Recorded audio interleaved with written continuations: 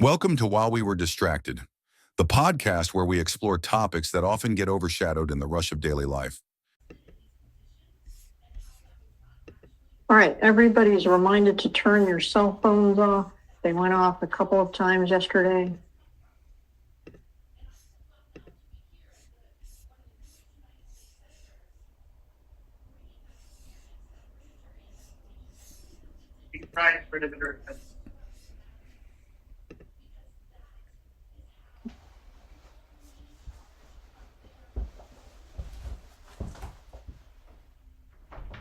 Formerly known as OpenAI Inc., broke their promise to use his contributions and resources to maintain OpenAI as a nonprofit and instead operated OpenAI as a for-profit venture. Plaintiff contends that these actions constituted breach of charitable trust and unjust enrichment. Plaintiff also alleges both of these claims against Altman, Brockman, and the OpenAI Foundation, and also alleges unjust enrichment against OpenAI Group PBC. I will sometimes refer to all those defendants together as the OpenAI defendants. OpenAI Group PBC has been substituted for the OpenAI for-profit entities for purposes of the unjust enrichment claim, so that if liability is established against any of the for-profit entities in this claim, OpenAI Group PBC shall bear that liability.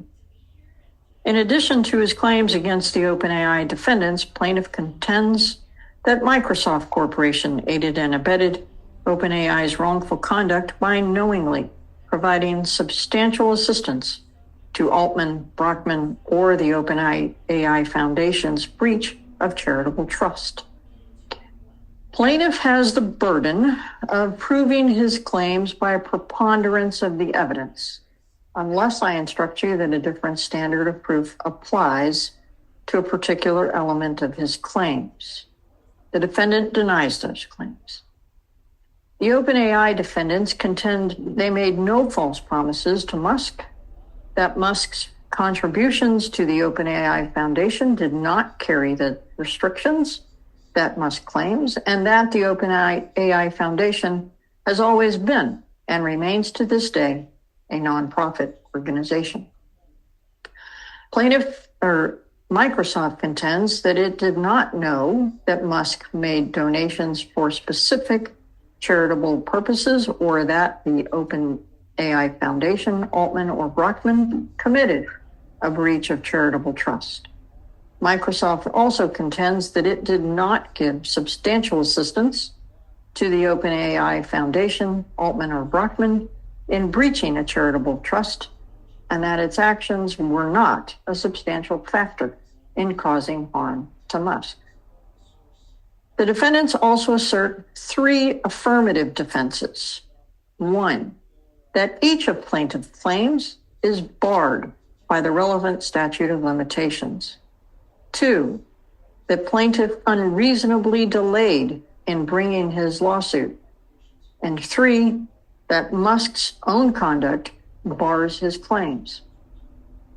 The defendants generally have the burden of proof on these affirmative defenses, but Musk has the burden of proof on a portion of the statute of limitations, as I will instruct later. Plaintiff denies the defendant's affirmative defenses. When a party has the burden of proving any claim or affirmative defense by a preponderance of the evidence, it means that you must be persuaded by the evidence that the claim or affirmative defense is more probably true than not true. You should base your decision on all of the evidence, regardless of which party presented it. When a party has the burden of proving any claim or defense by clear and convincing evidence, okay, I'm going to pause. Okay, let's try another one.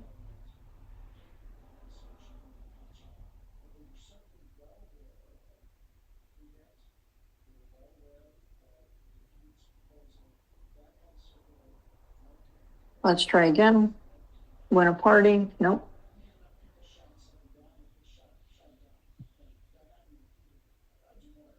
Test.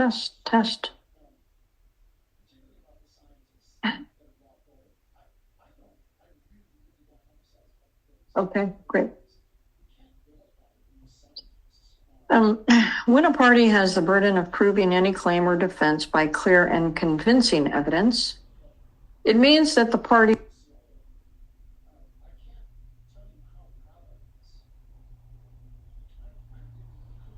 must present evidence that leaves you with a firm belief or conviction that it is highly probable that the factual contentions of the claim or defense are true. This is a higher standard of proof than proof by a preponderance of the evidence, but it does not require proof beyond a reasonable doubt. You should decide the case as to each defendant separately. Unless otherwise stated, the instructions apply to all parties. So again, what should you consider? The evidence that you are to consider in deciding what the facts are consists of the following. 1, the sworn testimony of any witness. 2, the exhibits that are and were admitted into evidence. Those will be in the jury room with you. 3, any facts to which the lawyers have agreed. And 4, any facts that I've instructed you to accept as proved. In reaching your verdict, you may consider only the testimony and exhibits received into evidence.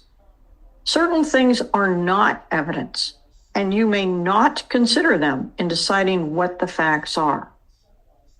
I will list them. 1, arguments and statements by lawyers are not evidence. The lawyers are not witnesses. What they said in their opening statements and will say in closing arguments and at other times is intended to help you interpret the evidence, but it is not evidence. If the facts as you remember them differ from the way the lawyers have stated them, your memory of them controls. Questions and objections by lawyers are not evidence.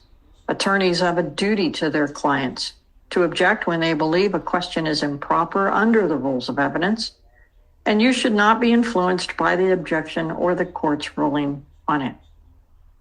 3, testimony that was excluded or stricken or that you were instructed to disregard is not evidence and must not be considered. 4, anything you may have seen or heard when court was not in session is not evidence.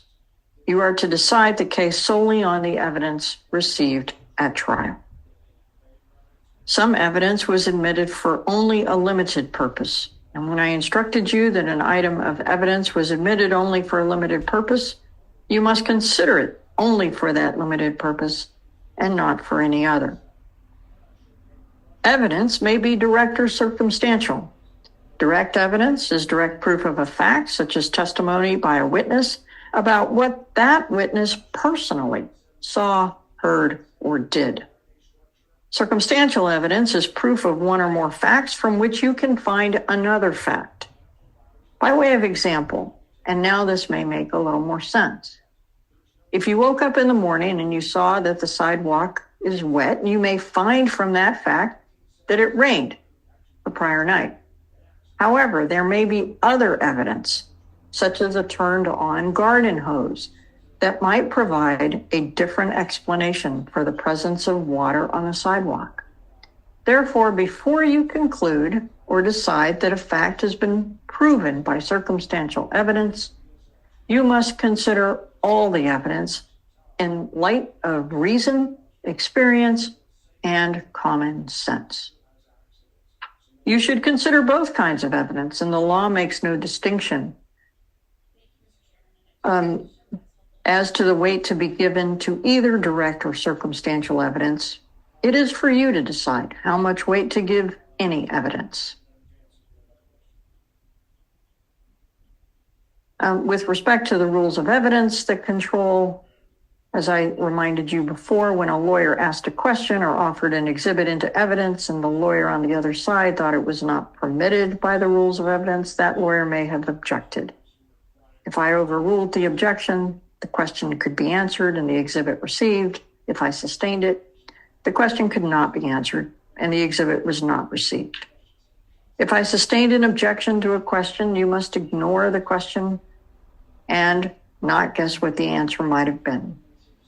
Again, if I ordered evidence stricken from the record, you're required to disregard that evidence, which means that you may not consider the stricken evidence for any purpose. In deciding the facts of this case, you may have to decide which testimony to believe and which testimony not to believe. You may believe everything a witness says, or part of it, or none of it. In considering the testimony of any witness, you may take into account the following. 1, the opportunity and ability of the witness to see, hear, or know the things to which they are testifying.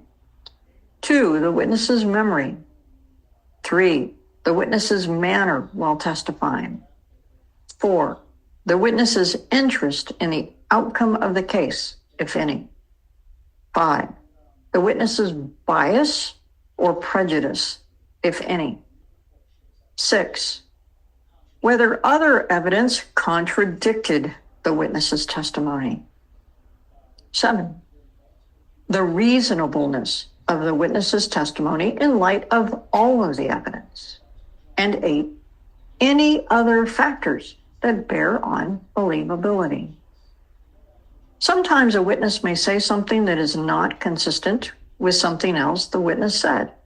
Sometimes different witnesses will give different versions of what happened. People often forget things or make mistakes in what they remember. Also, 2 people may see the same event, but remember it differently. You may consider these differences, but do not decide the testimony is untrue just because it differs from other testimony. However, if you decide that a witness has deliberately testified untruthfully about something important, you may choose not to believe anything that witness has said. On the other hand, if you think the witness testified untruthfully about some things but told the truth about others, you may accept the part that you think is true and ignore the rest. The weight of the evidence as to a fact does not necessarily depend on the number of witnesses who testify. What is important is how believable the witnesses are or were, and how much weight you think their testimony deserves. You have heard testimony from experts who testified about their opinions and reasons for those opinions. This opinion testimony is allowed because of the specialized knowledge, skill, experience, training, or education of these witnesses. Such opinion testimony should be judged like any other testimony. You may accept it or reject it, and give it as much weight as you think it deserves, considering the witness's specialized knowledge, skill, experience, training, or education, the reasons given for the opinion, and all the other evidence in the case. You have heard deposition testimony from one or more witnesses. A deposition is the sworn testimony of a witness taken before trial. The witness is placed under oath to tell the truth, and lawyers for each party may ask questions. The questions and answers are then recorded. When a person is unavailable to testify at trial, the deposition of that person may be used at trial. You should not give more or less weight to testimony merely because it is presented by deposition rather than live in court. Under the law, a corporation is considered to be a person. It can only act through its employees, agents, directors, and officers. Therefore, a corporation is responsible for the acts of its employees, agents, directors, and officers who performed within the scope of their authority. I will now explain the substantive law that applies to the claims brought in this particular action. Plaintiff asserts the following claims. The first claim, breach of charitable trust against Altman, Brockman, and the OpenAI Foundation. The second claim is restitution based upon unjust enrichment against Altman, Brockman, the OpenAI Foundation, and OpenAI Group PBC. And the third claim, aiding and abetting breach of charitable trust against Microsoft. Musk's first claim is for breach of charitable trust. Musk brings this claim against defendants Altman, Brockman, and the OpenAI Foundation. To establish this claim against any one of these defendants, Musk must prove both of the following. One, that in making one or more charitable contributions to a defendant, Musk created a charitable trust through that contribution or contributions with that defendant. And two, that the defendant then breached the terms of the charitable trust. As used above, a, quote, charitable trust, close quote, can be created when there is a proper manifestation by the plaintiff of an intent to create a trust with trust property and a charitable purpose. An outright donation to a charitable institution, expressly or impliedly to be used for general purposes, is charitable, but does not create a trust. As used above, the term, quote, trust property means property that was in existence and ascertainable at the time of the creation of the trust. Plaintiff's knowledge or skill, or plaintiff's contributions of knowledge, skill, or labor do not qualify as trust property. As used above, the term, quote, purpose, close quote, must be charitable and specific. Charitable trust purposes include A, the relief of poverty, B, the advancement of knowledge, C, the advancement of religion, D, the promotion of health, E, government or municipal purposes, and F, other purposes that are beneficial to the community. The purpose must also be specific.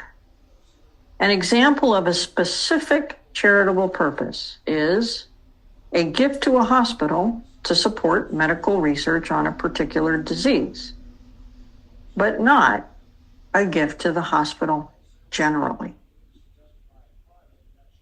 As used above, the term, quote, proper manifestation, close quote, means that the plaintiff must communicate that he intended to impose an enforceable obligation on the defendant to devote the trust property to those charitable purposes. In determining whether a charitable trust was created, a different standard of proof exists depending on whether the trust is oral or written.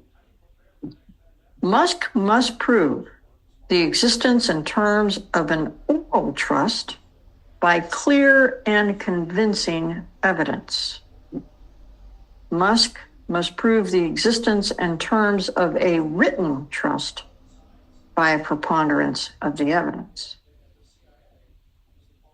If a trust is created and subsequently the whole of the trust property ceases to exist, the trust is terminated because the trustee or defendant no longer holds anything in trust. If you find that a charitable trust exists, you must next determine whether Altman, Brockman, or the OpenAI Foundation breached the terms of that charitable trust. A charitable trust is breached if Musk's charitable contributions are used for purposes different from the charitable purpose for which they were contributed. Next, plaintiff's second claim is for restitution based on unjust enrichment. Musk brings this claim against the defendants Altman, Brockman, the OpenAI Foundation, and the OpenAI Group, PBC. Musk claims that each defendant must restore to plaintiff that which the defendant received, but which should belong to plaintiff. Musk is entitled to restitution if he proves that a defendant knew or had reason to know, 1, that the defendant received a benefit, and 2, that the defendant unjustly retained the benefit at plaintiff's expense. As used above, the term benefit denotes any form of advantage. A person is enriched if that person receives a benefit at another's expense. In determining whether a benefit was unjustly retained, you may consider whether plaintiff showed that a defendant knew or had reason to know that the benefit was to be used for charitable purposes and then was not. Musk's third claim is for aiding and abetting the breach of charitable trust. Musk brings this claim against defendant Microsoft.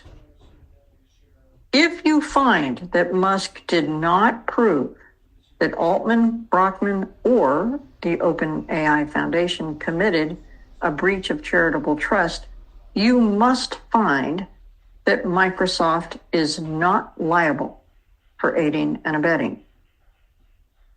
If you find that Musk did prove that Altman, Brockman, or the OpenAI Foundation is liable for breach of charitable trust, then you must determine whether Microsoft is responsible for aiding and abetting that breach. Microsoft is responsible as an aider and abetter if Musk proves all of the following. 1, that Microsoft had actual knowledge that Musk made his donations for specific charitable purposes, and that Altman, Brockman, or the OpenAI Foundation were committing or going to commit breach of a charitable trust by using the donations for different purposes. 2, that Microsoft gave substantial assistance or encouragement to Altman, Brockman, or the OpenAI Foundation in breaching the charitable trust created by Musk. And 3, that Microsoft's conduct was a substantial factor in causing harm to Musk. As used above, a substantial factor in causing harm is a factor that a reasonable person would consider to have contributed to the harm. It must be more than a remote or trivial factor. It does not have to be the only cause of harm. Actual knowledge, as used above, can be shown by direct or circumstantial evidence, which I've already defined. A vague suspicion of wrongdoing or a hunch is not actual knowledge. Actual knowledge is not the same as constructive knowledge. That is when a person or a party should have known a fact. Mere knowledge that Altman, Brockman, or the OpenAI Foundation were committing or going to commit a charitable trust and failure to prevent it does not constitute aiding and abetting, or do not constitute aiding and abetting. You will need to determine whether Musk's claims were filed within the time set by law. This defense is based on each statute of limitations. To succeed on this defense for any claim, defendants must prove by a preponderance of the evidence that the claimed harm occurred before the following dates. First, August 5th, 2021 for breach of charitable trust. Second, August 5th, 2022 for restitution based on unjust enrichment. And 3, November 14th, 2021 for aiding and abetting breach of charitable trust. If the defendants prove that Musk's claimed harm occurred before the applicable dates, the claim was still filed on time if Musk proves by preponderance of the evidence that before each relevant date, he did not discover and did not know of facts that would have caused a reasonable person to suspect that he had suffered the claimed harm, and could not have discovered those facts with reasonable diligence. The defendants also contend that Musk unreasonably delayed bringing this lawsuit. Here, the complaint was filed against the OpenAI defendants on August 5th, 2024, and against Microsoft on November 14th, 2024. To succeed on this defense, which we call latches, the defendants must prove all of the following by a preponderance of the evidence. 1, that Musk unreasonably delayed bringing this lawsuit. And 2, that the delay resulted in prejudice to the defendants. As used above, prejudice means something harmful. For example, prejudice can result from a defendant taking actions or suffering consequences that it would not have had the lawsuit been filed sooner. Prejudice can also result if there was evidence that would have been available had the lawsuit been filed sooner, but is no longer available. The defendants also contend that they should not be liable for Musk claims because of Musk's misconduct. To succeed on this defense, which we call unclean hands, the defendants must prove all of the following by a preponderance of the evidence. 1, that Musk engaged in conduct that was unconscionable. 2, that Musk's conduct was directly related to his claims. And 3, that Musk's conduct resulted in such prejudice to defendants that it would be unfair to hold them liable for Musk's claims. At this point, I'm going to stop.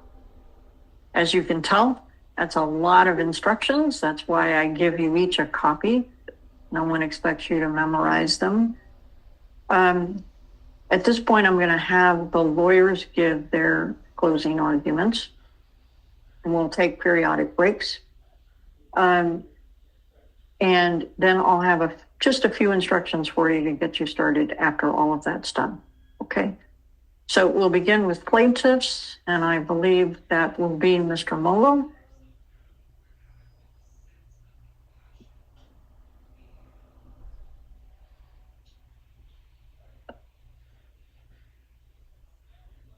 Thank you. Good morning. A nonprofit devoted to the safe development of artificial intelligence, open sourced as practical, for the benefit of humanity, and no one's supposed to profit by that. With an insider, a senior insider, who never provided any funding at all, who now has an equity stake worth $30 billion. A CEO who has engaged in transactions that are admittedly conflicted and involve big dollars from big companies. Another insider that we heard testimony who's got an equity stake worth at least $7 billion. We heard testimony just yesterday from a more junior person who has equity worth at least $20 million, and at least as I heard his testimony, I think he's cashed out another $20 million. I think that's what I heard. I mean, what could possibly be wrong with that? A lot, all right? Defendants don't think so. But we do, and common sense tells you that there's a lot wrong with that. I'm going to go through all of the evidence. This is my opportunity to do that. We'll pull up exhibits, talk about testimony and things like that. And first, I want to say thank you. You have been terrific. You guys have shown up every day, not just physically, but you were engaged. I mean, there was some interesting testimony, but there was also some dry testimony. And even with that, you were there. So, thank you on behalf of myself and on behalf of my team and on behalf of my client, Elon, who is not here, but he had to be trade mission and he was summoned to the last minute. So he's sorry that he could not be here, but I think as you saw from his testimony, this is something that he's tremendously passionate about. Excuse me, counsel, can you speak louder? We're having audio issues. Okay. Increase the volume. This is becoming a habit. Okay. And a jury service is something that is a right that every American has. And the fact that you've exercised it, right? You've been here, paid attention, and are giving yourself of service to us, something that we appreciate and we understand is very valuable. I think that next to military service, it's the most valuable service that an American citizen can perform. So thank you for that. We are very comfortable in trusting our fate in your hands. We have this opportunity to do it. It's something that obviously is as I mentioned earlier ago, something that Elon is tremendously passionate about. And it's a big issue. This is a really big issue. But having paid attention, we think that you're going to be just as serious about your deliberations, with no reason to doubt that. We're very, very comfortable with our fate in your hands. So let's talk about the evidence. And we're going to go through some of these things on slides and such, but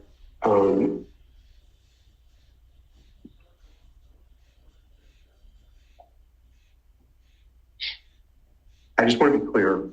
First, I want to talk about some jury instructions, and Judge Gonzalez-Rogers is the first, middle, last word on the law.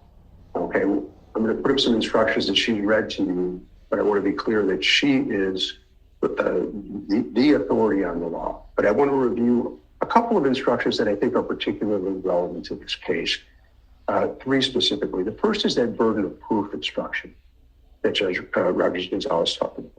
Gonzalez-Rogers talked about.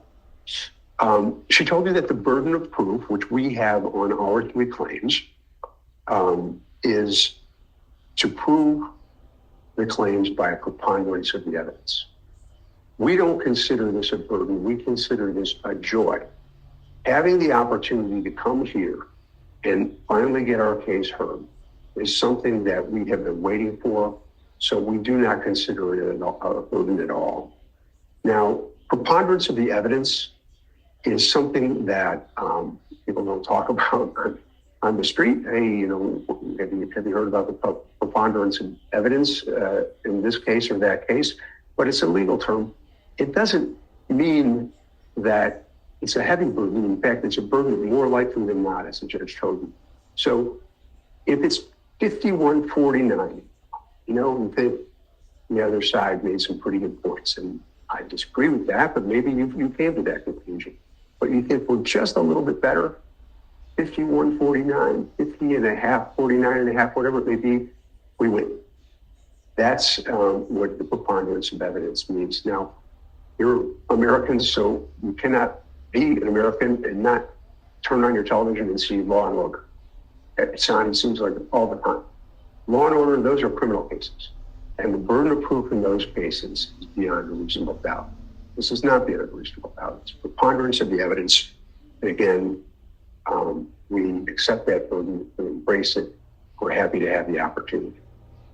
Second instruction I want to talk to you about is circumstantial evidence.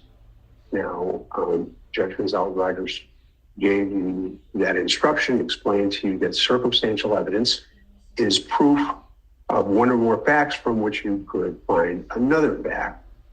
And she gave you an example of waking up in the morning and seeing the sidewalk light. I'm not going to go through the whole example, but it's a very important instruction because you can equally weigh circumstantial evidence and non-circumstantial evidence. It's not because it's circumstantial evidence, it's less persuasive to you. So be aware of that as part of the legal instructions. The third instruction I want to talk about is assessing the credibility of witness. Now, you were told, given an instruction that in considering the credibility of any witness, you can take different factors into account. And there's 8 of them listed in the instruction. The first one I want to call out that's highlighted is the witness's manner while testifying. And not surprisingly, you saw people testify in different ways during the course of the trial. But the one that I want to call out specifically to you is Greg Brock. You might remember that we cross-examined him, and he gave long, rambling answers, or tried to give long, rambling answers. I went back and looked at the transcript, and I counted it up. 17 times during the course of his testimony, I had to ask him to please answer the question that I asked and not give the speech that he was trying to give. And contrast that with the demeanor that Greg Brockman displayed when his lawyer was questioning and what that difference was like. So I'd like you to just keep that in mind. And keep that in mind for all the witnesses. Keep it in mind for the witnesses that we call. Keep it in mind for the other side's witnesses. But I want to call out specifically Greg Brockman's testimony in that way. The other factor I want to call out is the 8th factor, which is any other factor that bears on believability. And what that says is that you can use your common sense. You are all people who have experience making judgments about the credibility of people all the time. All of us do it every day in our lives. But here you're doing it as your job. But you can use your common sense, and I'd invite you to do that. Keep that in mind. I'd like you to keep it in mind when you consider the testimony of Sam Altman in particular. In addition to his manner of testifying, the actual answers he gave to that first 10 minutes or so of questioning that I did with him was pretty extraordinary. As you recall, I asked him the question, are you completely trustworthy? And his answer was, I believe so. And then I said, but don't you know whether you're completely trustworthy or not? And his response was, I'll just amend my answer to say yes. And I asked him another 1 or 2 questions, and I asked him then, have you misled people with whom you do business? Pretty important question for this case, right? And he said, I believe I'm an honest and trustworthy person, not an answer to my question. So I said, that wasn't my question. What do you believe? My question was, have you misled people with whom you do business? His answer was, I don't think so. I do not think so. If you were a truthful person, wouldn't you say, I'm absolutely trustworthy? And wouldn't you say, I do not mislead people with whom I do business? Who answers questions that way? I confronted Sam Altman with the fact that 5 witnesses in this trial, all people that he's known for years and worked with, called him a liar under oath. Liar is a very powerful word in a courtroom. Called him a liar under oath. And that was Ilya Sutskever, Mira Murati, Helen Toner, Tasha McCauley, and Elon Musk. 5 witnesses called him a liar under oath. Now, even though Mr. Altman's been in this courtroom for much of the trial, he says, justified in response to my question, that this case is important to him. He said, in response to Ilya Sutskever calling him a liar at the trial, his answer was, I've not had a chance to listen to his testimony yet. And then I asked him about Mira Murati and her testimony that called him dishonest. He said, I'm not familiar with that testimony. Then I asked him about Helen Toner. And I said, Helen Toner is accusing you of lying about OpenAI safety process. Not just lying, but lying about OpenAI safety process. His response, I didn't get to hear her testimony either. Tasha McCauley, I told him that, she testified he created a toxic culture of lying at OpenAI. His response, I did not hear her testimony. If you're a truthful person, wouldn't you say, of course I'm following the testimony in this case. This case, I have been accused in this case of having stolen a chair. Wouldn't you say that? Wouldn't you say that, of course I'm paying attention to the testimony? You saw me here when I could be here. There were other obligations that kept me away, but for certain I'm keeping abreast of what's going on. My lawyers are telling me what's going on. But those were the answers I got instead. What does your common sense tell you? I asked him about Dario Amodei, the founder of Anthropic, which is a competing competing AI. And he accused Mr. Altman of lying about important things, including things about safety, when Mr. Amodei worked at OpenAI. And I confronted Mr. Altman with that, and he said, I'm not sure if that's true. Dario has accused me of many things. Now, if you were a truthful person, wouldn't you say those accusations are unequivocally false? When I asked him about employees at Loop, which was a company that he started that wasn't all that successful, but got sold to a fund before he went back to work at Y Combinator, I said, there's a group of employees that tried to have you thrown out as CEO due to deceptive behavior. His response was, I do not believe that's accurate. He lied to the United States Senate when he said he had no equity in OpenAI, lied under oath. He didn't disclose his interest in Y Combinator, which also owns equity in OpenAI. He did disclose that ownership here when his lawyer questioned him. I could go on, but we need to get to the evidence and the other evidence, not just this evidence about how someone answered questions and what their credibility it's like. But I just want to make sure that you understand that Sam Altman's credibility is directly at issue in this case. He's the defendant's main witness. The defendants absolutely need you to believe Sam Altman. If you cannot trust him, if you don't believe him, they cannot win. It's that simple. I just ask you to use your common sense when you consider what he said and the rest of the evidence. You should imagine that you're on a hike and you come upon one of those wooden bridges that you see on a trail, and it's over a gorge. There's a river that's 100 feet below. And it looks a little scary, but a woman standing by the entry to the bridge says, don't worry, the bridge is built on Sam Altman's version of the truth.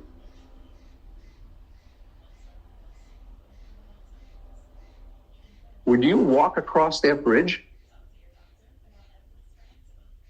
I don't think many people would. So all the court instructions are important, and you'll hear them all again. You'll get to take them back with you, and you should follow them to a T, do everything the judge tells you to do. But I just wanted to highlight those and bring up the point about credibility. Now, you're going to render a verdict on 3 claims in this lawsuit that we brought, okay? The claims are, and the judge has told me this already, breach of charitable trust, unjust enrichment, and aiding and abetting. I'm going to go through the evidence on all 3. The first is the claim for breach of charitable trust, and that claim is that Altman, Brockman, and OpenAI breached a charitable trust because Elon made contributions for a specific charitable purpose, and they used those contributions for a different charitable purpose and in fact enriched themselves. The second claim is unjust enrichment, and the claim is that Altman, Brockman, and OpenAI were unjustly enriched because they received the benefit and they unjustly retained that benefit at Elon's expense. And the unjustness arises from the same evidence as the first claim, which is the breach of the charitable trust. The third claim is for aiding and abetting, and that's against Microsoft. Claim is Microsoft knew that Elon made donations for specific charitable purposes and knew that Altman, Brockman, and OpenAI were committing or were about to commit a breach of the charitable trust. And that Microsoft gave what's called substantial assistance to the other defendants. Each of these claims has several elements, and we'll take you through the evidence on each. You'll see that our proof far exceeds the preponderance of the evidence in proving these claims. Now, on the breach of charitable trust, there's really 2 claims. The first is the element of the creation of a charitable trust. And as Judge Gonzalez-Rogers instructed you, a charitable trust is created when someone provides property is money, okay, with a demonstrated intent, they have to have an intent, that it create a trust, so you go to work for the charity, for a specific charitable purpose. So you can't just say, I'm going to give money for education. You have to say, I'm going to give money for anthropology studies for people from Louisiana, whatever it may be, something that's more specific. This one is easy. It is very easy. Elon donated $38 million to OpenAI. And it's undisputed that he was the original source of those funds. The $38 million, you might remember there was testimony relatively early in the trial, just after Elon, from a man named Jared Burchell, who runs what is called his family office. He sort of manages his finances. And there was a chart that was put up that traces all of these contributions. So that point, was easily proven. Elon testified about that. You saw the financial records. So those donations were trust property that created the trust. That's the property that creates the trust. And the evidence proves that Elon donated those funds with a specific charitable purpose. It wasn't just a general charitable purpose. The evidence is clear that that purpose was the creation of a nonprofit that would create safe AI that would be open source. And by open source, there was some gamesmanship, I think, going on with some of the questions the witness. You never heard Elon advocate that anyone, anytime, could have any bit of technology or information. It was what could be reasonably or practically, open source, but not. The idea was it wouldn't be all within the power of one organization or maybe a couple of organizations in the way that, frankly, it is now with Microsoft. But, and that the organization needs to be a focus on a specific purpose of wide distribution. Again, it's sort of a corollary to the idea of it not being all with one person, for the good of the world, to benefit mankind, rather than enriching any one specific person. He told you about how the dangers of AI concerned him, and you heard testimony from Professor Stuart Russell about that. It was relatively brief, but I thought quite impactful. He talked to you about the dangers that are there, and not the cataclysmic dangers that some people have in their brains thinking about things, but things that will happen just through, and when I say just, massive unemployment. When people lose their jobs, what happens to society when people lose their jobs? They don't have a place to go. Many people don't have an identity. Their identity is so focused on what they do professionally. Those are dangers from AI, as well as the other dangers you talked about, the notions of viruses and other things like that. And that's something that Elon told you has been on his mind since he was, a younger person. You might say to yourself, well, who would walk around thinking about that? Well, who the heck walks around thinking about the things that Elon Musk thinks about? I mean, the guy, has had this incredible career of inventing and taking things forward. But it was clear that was on his mind. And we talked about it. He talked about it. He lobbied the government for regulation. We showed you a picture of him meeting with President Obama in 2015. And nothing was being done. And then he talked to you about the dinner conversation or the party that he attended with Larry Page. Larry Page is one of the founders of Google. Google is, at the time, in 2014-15, the leader, in AI. They acquired a lab called DeepMinds that was in England. And this was a debate. They were at a party. And Page, to see the testimony, he says, well, I mean, my perspective on OpenAI in a nutshell is really the reason that OpenAI exists. Mr. Mueller, you're speaking pretty fast. Okay, I'm sorry. The reason OpenAI exists is because Larry Page called me a speciesist, word I never heard before. And that's fundamentally it. He, for being pro-humanity, Larry clearly does not care enough about AI safety. So there's got to be some kind of counterbalance to Google, some organization that does care about AI safety.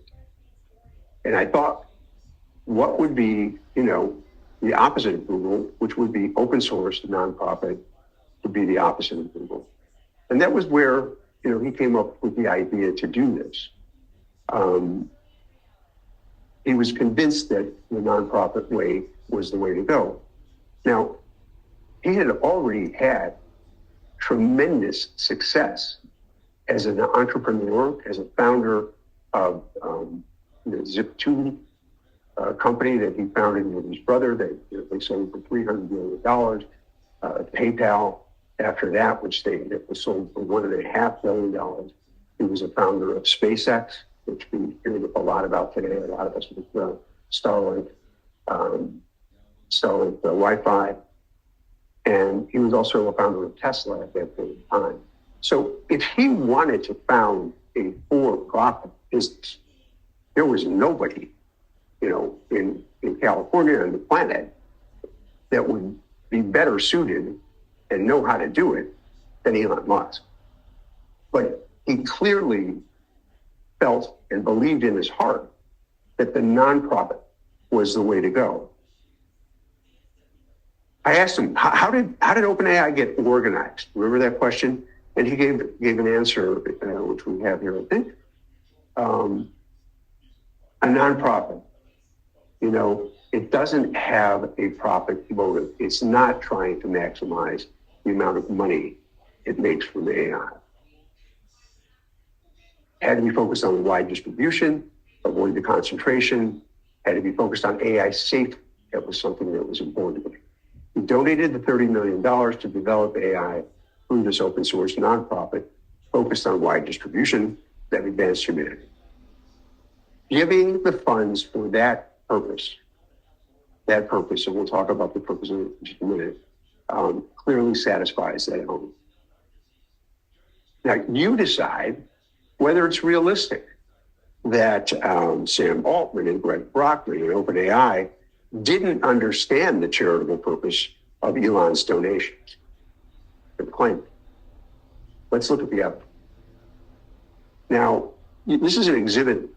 It's not in the form that you've seen as an excerpt of it, but you've seen this several times. And this was a very, very early email between Sam Altman and Elon Musk. And Altman, with whatever his motives were at the time, reaching out to Elon, has been thinking a lot about whether it's possible to stop humanity from developing AI.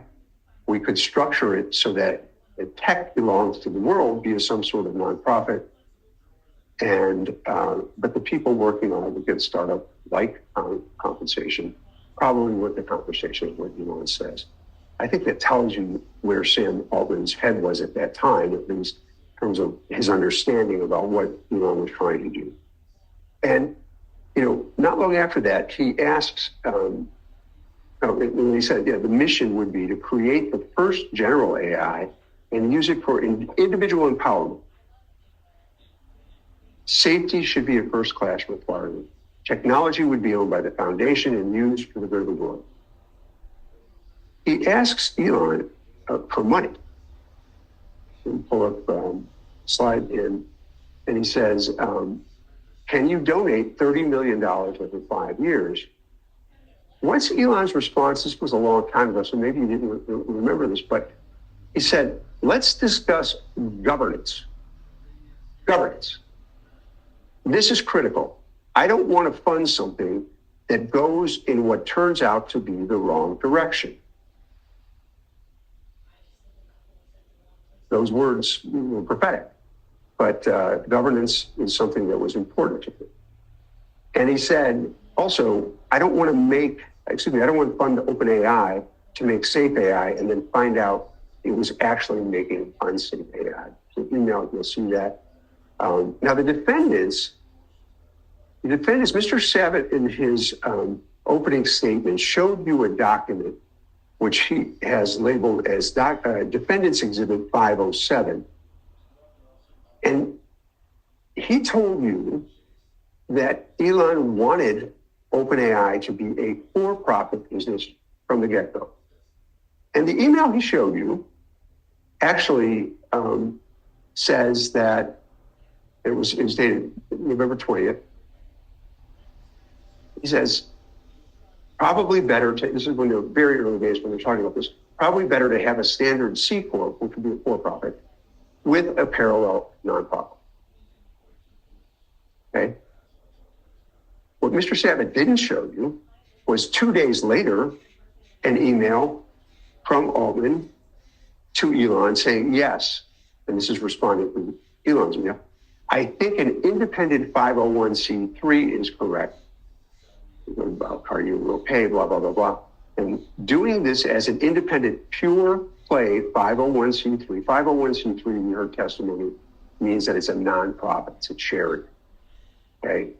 But with the crystal clear focus on the positive advent of strong AI distributing widely to humanity does seem to make the most sense. So I don't know why the defendants got up here and said that, because you don't take my word for it, there's documentary evidence. You don't take Elon's word for it. Documentary evidence shows that nonprofit was his vision for this from the very beginning. And then how did the thing progress from there? Altman, Elon, and Brockman worked closely on an initial blog post that would announce OpenAI to the world. Okay, I'm just talking about the documentary evidence, not what they were doing. They're obviously working to create this nonprofit. But here's what the document shows.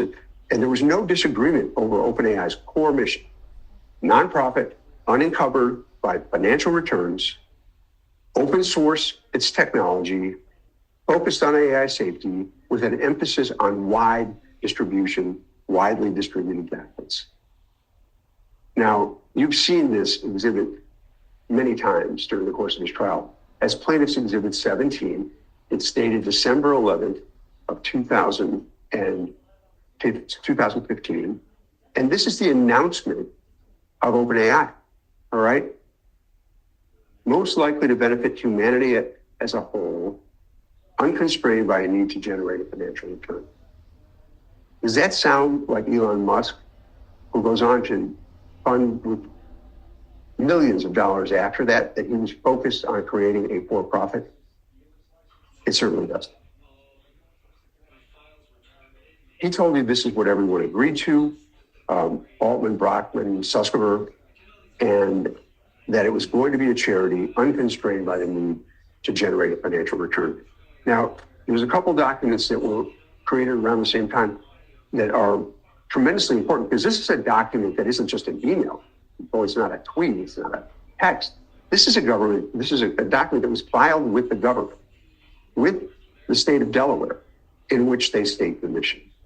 And again, this states that it's a nonprofit corporation organized exclusively for charitable and educational purposes within the meaning of 501c3. Goes on to say the specific purpose of this corporation is to provide funding for research, development, and distribution of technology related to artificial intelligence to benefit the public, open source technology for the public benefit when applicable. Remember how I said they keep saying, he was in favor of just anybody could have it. Public benefit, the open source technology for the public benefit when applicable. It is qualified. And then the corporation is not organized for the for the private gain of any person. And it was filed with the government. Didn't quite work out that way, but that is what happened. Now, when the charity was registered with the state of California, the official filing there used very similar language, and I'm not going to repeat it here, but you saw that as well. So again, they may show you tweets, they may show you an email, they may say somebody said something. This is evidence, and not just evidence, documentary evidence that is filed with the government. Elon testified that he donated his money specifically for a charity that did not benefit any individual person. This was his testimony. When I asked him, would you have donated your money, your time, and energy and relationships in OpenAI? This were not the mission. And I repeat the mission, and he says, but it was all. And I repeat the mission, but then he says, what was spelled out in the Delaware Certificate of Incorporation. And his response was, excuse me, but it was a lot. And it was specifically meant to be for a charity that did not benefit a charity that does not benefit any individual person. Quite clear. Mr.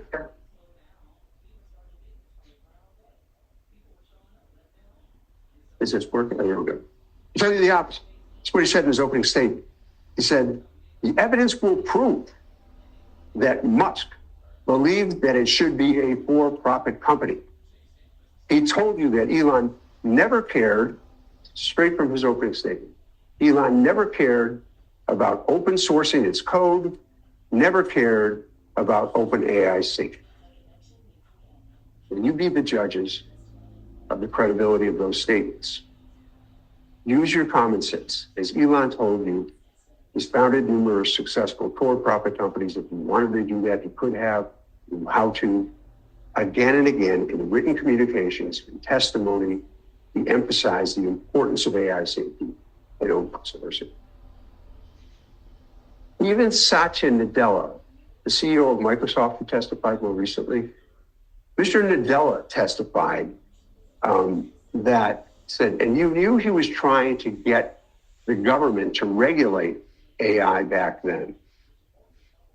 Satya Nadella's testimony, I knew that he was concerned about AI safety, and he also, I think, had deep concerns on AI being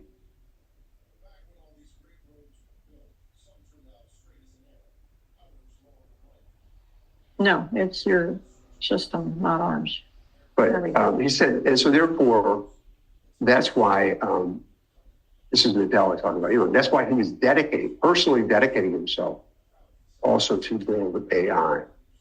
Now, the defendants argued that in 2017 and 18, remember in the opening statement, I put up that slide that had the cloud and people were brainstorming, and you're supposed to show brainstorms, I don't know if it did or not, but it had different ideas that people were talking about. They say when that period was going on, that Elon wanted to convert OpenAI to a complete for-profit enterprise, do away with shares. Okay, that's a false statement too. The defense counsel tried to turn an earnest brainstorming session into proof that Elon wanted to abandon the nonprofit, and nothing could have been further from it. He was not opposed to creating a for-profit subsidiary, affiliate, whatever word you want to apply to it, to fund the nonprofit. This gets back to the example that you saw Professor Shizer give, right? About the museum store funding the museum. And he was very clear about that because they clearly did need money. They needed compute, the computing power in order to continue to develop artificial intelligence. They needed to hire people. And so he was a realist. He understood that that would be the case. But he made very clear in his own testimony, and as you heard from, he said, yes, a for-profit is effectively a subsidiary of the nonprofit. The profits of the for-profit go to the nonprofit, then you still have an intact nonprofit. It's just that the for-profit is supporting the nonprofit. That makes a lot of sense. And even the defendant's expert yesterday said that something like the 100 largest, I can't remember she said 100 largest foundations or something like that, that there's a 90 some or something like that, had some kind of a for-profit affiliate. It makes perfect sense. What you can't do is have the for-profit take over the nonprofit. You can't have guys with $3 billion or $30 billion, excuse me, I didn't understand it, $30 billion, never donated a nickel, and claim that they're entitled to that. You can't have people self-dealing, doing transactions to enrich themselves. That's not a nonprofit. It's not a for-profit supporting a nonprofit. Elon was very clear. He supported it. Shivon Zilis, do you remember Shivon Zilis who testified? She's mother to 4 kids and Elon and father. By the way, when we talk about witness demeanor, when I was talking about witness demeanor a few moments ago, and you saw the way that Elon was very emotional. I mean, I don't want to say anything other than that. I mean, he clearly was. But when you look at Brockman, you look at Altman and how they testified, even Mr. Nadella, Shivon Zilis was like the most even-keeled, even-tempered witness during the course of the trial. She came here, she told her truth under oath, and told you what she knew. No agenda. And she testified, she participated in some of those brainstorming sessions, and her testimony was that she agreed with Elon. She said that the purpose of that for-profit structure was to allow for an equity component to recruit individuals and to be able to fundraise, but still be subservient to the nonprofit and the mission. And that is the key. That is the key. The Ilya Sutskever testified. He testified for a short period of time. He testified that Elon had insisted that OpenAI needed to maintain the moral high ground in keeping the nonprofit. And you also saw Greg Brockman's journal. And as you recall, in some of those journal entries, he reported conversations, contemporaneous conversations maybe later that day, or maybe even as they occurred. I'm not even sure about that, but he clearly reported them contemporaneously. And in his own notes, you'll remember I confronted him with this, he said, Elon wanted OpenAI to remain essentially a philanthropic endeavor. He would not shut down the nonprofit.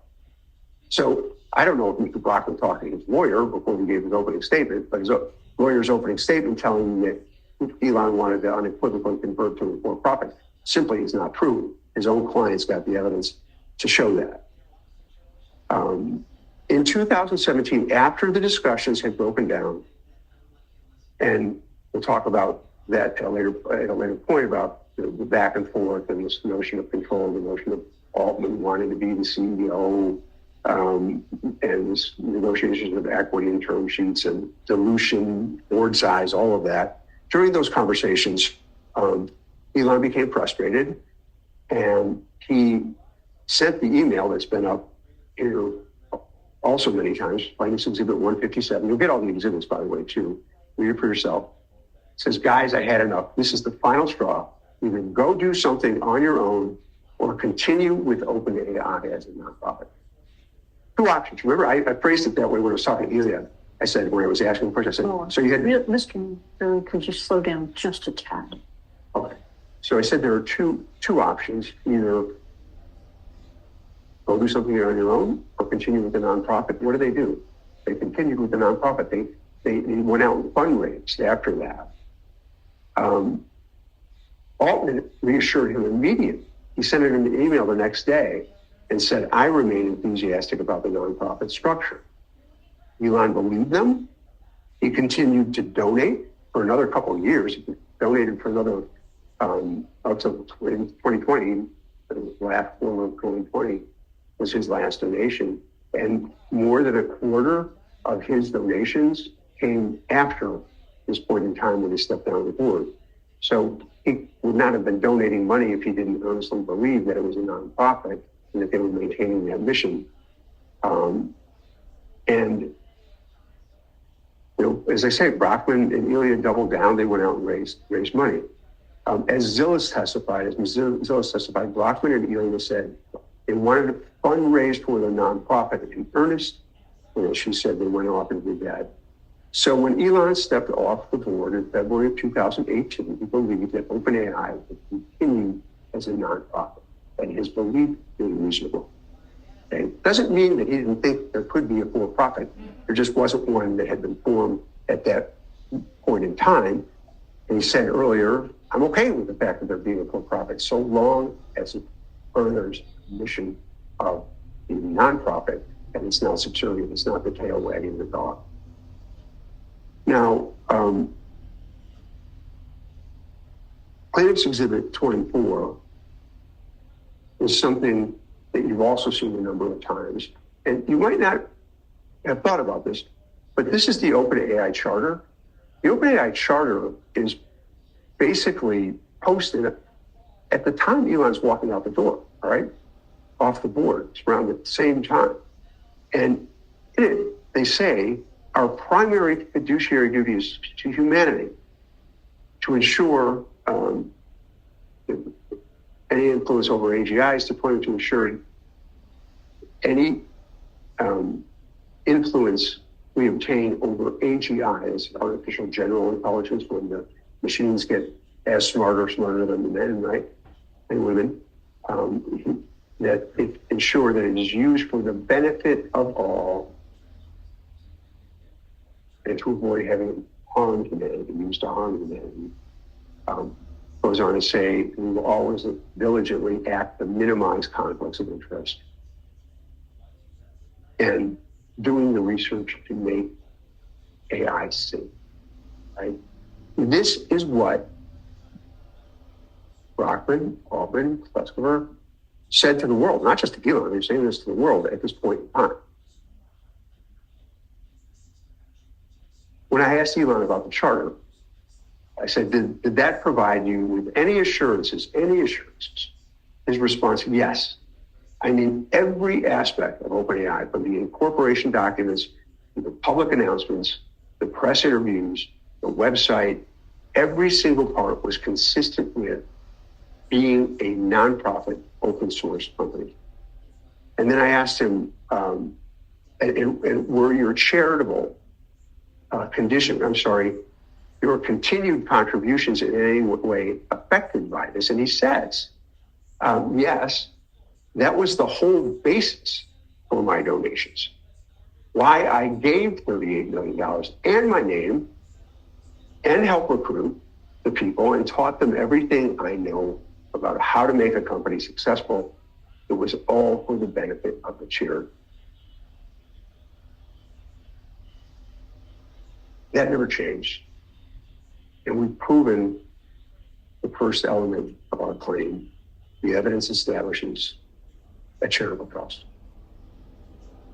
Now, the second element for the breach of charitable trust claim is kind of simple. On the one hand, is there a charitable trust? Secondly, has it been breached? Okay. Second element is we've got to show that Elon's charitable contributions were used for purposes different from the charitable purposes for which they were contributed. And by used, that doesn't mean like he gave them a check and then went into the cash register and took out $100 and went to go buy ice cream. That's not what it means. I mean, when he provided, you heard testimony, what was called effectively seed funding, which is a term that people in finance use, that when you're starting companies, those first dollars that go into the company are like seeds, so the company grows. And the seed funding is always the most risky funding if you don't know whether it's going to grow. And so that's why people who do provide seed funding, people that in this part of the world they call venture capitalists, they get gigantic returns on their funding if the company's successful, because they could lose it all. That could happen. And you even heard Satya Nadella, in his documents too, say that he felt that even though they were much later, even though they were 4 years after OpenAI was founded, that Microsoft had put in big money and that they should get an outsized return. So when you think about this, we're not asking, but when you think about this, the value of Elon's contribution and what they meant, that early money meant a great deal. So we've got to show the charitable contributions were used for a purpose different than the charitable purpose they were given, but the charitable contributions grew OpenAI to the point where the defendants could do these things that they're doing now they shouldn't do. So let's start about what you heard about how nonprofits are supposed to operate. You heard testimony last week from Professor David Shizer from Columbia University. And yesterday, I know there were a lot of witnesses on and off the stand. There were a couple people that came and testified, and they're taking shots at David Shizer, I guess is the way to put it. They didn't, I don't know if this came across in the cross-examination, but it was said, they did not prepare their own independent analysis. They were here critiquing David Shizer. That's really what they were doing. And their analysis was flawed for many reasons. We could talk about that too. But I have to say that of all the people that testified, it would be very difficult for anyone to truly challenge the sincerity, the knowledge, and the genuine desire to help of David Shizer testified. And he explained a lot of things. I learned a lot of things from his testimony. And he testified that a for-profit company's goal is to make money for its owners. That makes perfect sense, right? But a nonprofit's goal has to be to do good, do something charitable for the world, and to advance its mission, whatever its mission is. That's what a nonprofit's supposed to do. Hence that idea that if they form a for-profit subsidiary, right, it's got to advance the mission of the nonprofit. And Satya Nadella even said that. You remember I asked him, he had to think for a minute. I said, you're on nonprofit boards or on a nonprofit board? Yes. And I said, University of Chicago, right? And he's a trustee of the University of Chicago. And he said the same thing. He said, a nonprofit trustee, board member, has a duty to the nonprofit mission, which is different from what a for-profit executive or board member would have. And I also asked him, the for-profit affiliate cannot just enrich insiders, and he agreed with that. It wasn't exactly those words, but that was at some point I had asked him about that too. Now, you heard testimony that after Elon left OpenAI, the board, that it created this for-profit affiliate with fixed cap profits. You heard that term a lot, what you call fixed cap. And that structure is important for the nonprofit because it allows it to protect that charitable mission. It allows the money that it's generating to go back into the mission rather than go to an investor. So for each of these investments that Microsoft made, And one was in 2019 for $1 billion, and 2021 was for $2 billion. For each of those investments, Microsoft got the right to a fixed cap return, and they received certain limited rights to OpenAI's intellectual property. And that's the gem, the crown jewels of a company, or in this case, a nonprofit research lab that's in the business of doing something like creating it, right? It's that intellectual property, it's the know-how, the technology, the patents, the IP, all of that, because that's what's really valuable. Neither of those investments in 2019 or in 2021, neither of those investments were a breach of the charitable trust because of the important constraints that were there. The cap nature that was the cap that actually meant something, the limited rights that were granted, and the importance of governance rights that OpenAI still had. But in 2023, the $10 billion investment,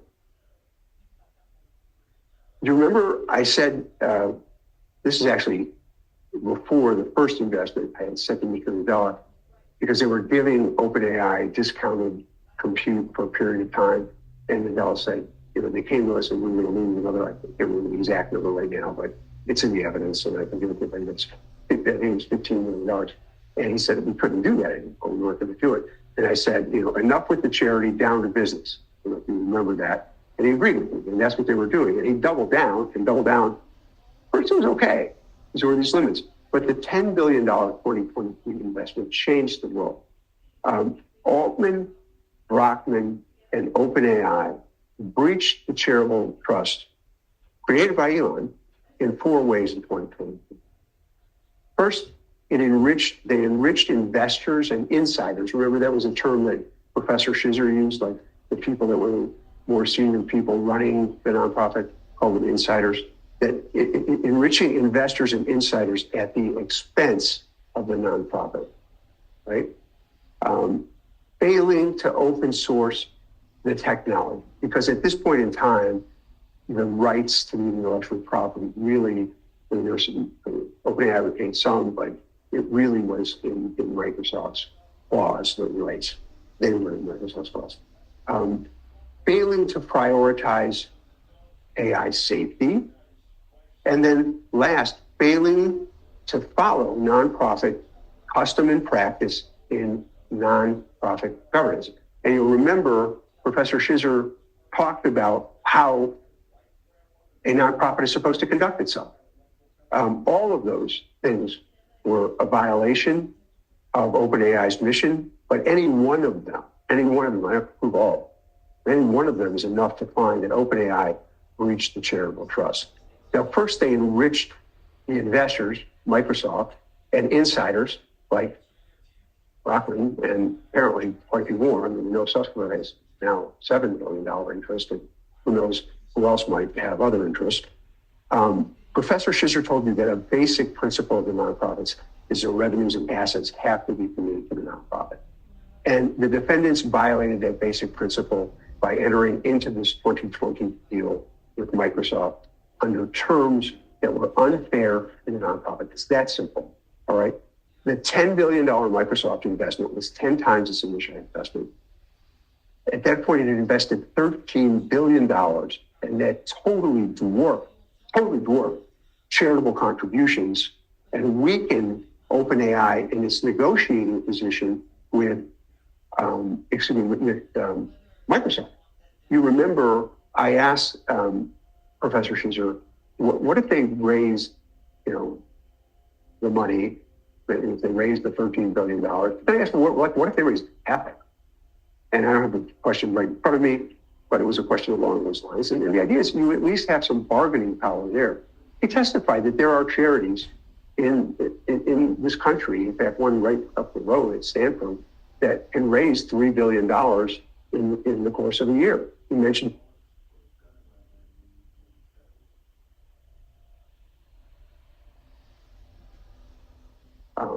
there we go. He mentioned one that was, as he put it, essentially soup kitchen. I think it was called Feed America. And he said that they raised over $4 billion a year. Now you might say, well, gee, Brockman and Altman, how are they going to raise that money? Well, I have to tell you, Stuart Russell's message was so powerful, right?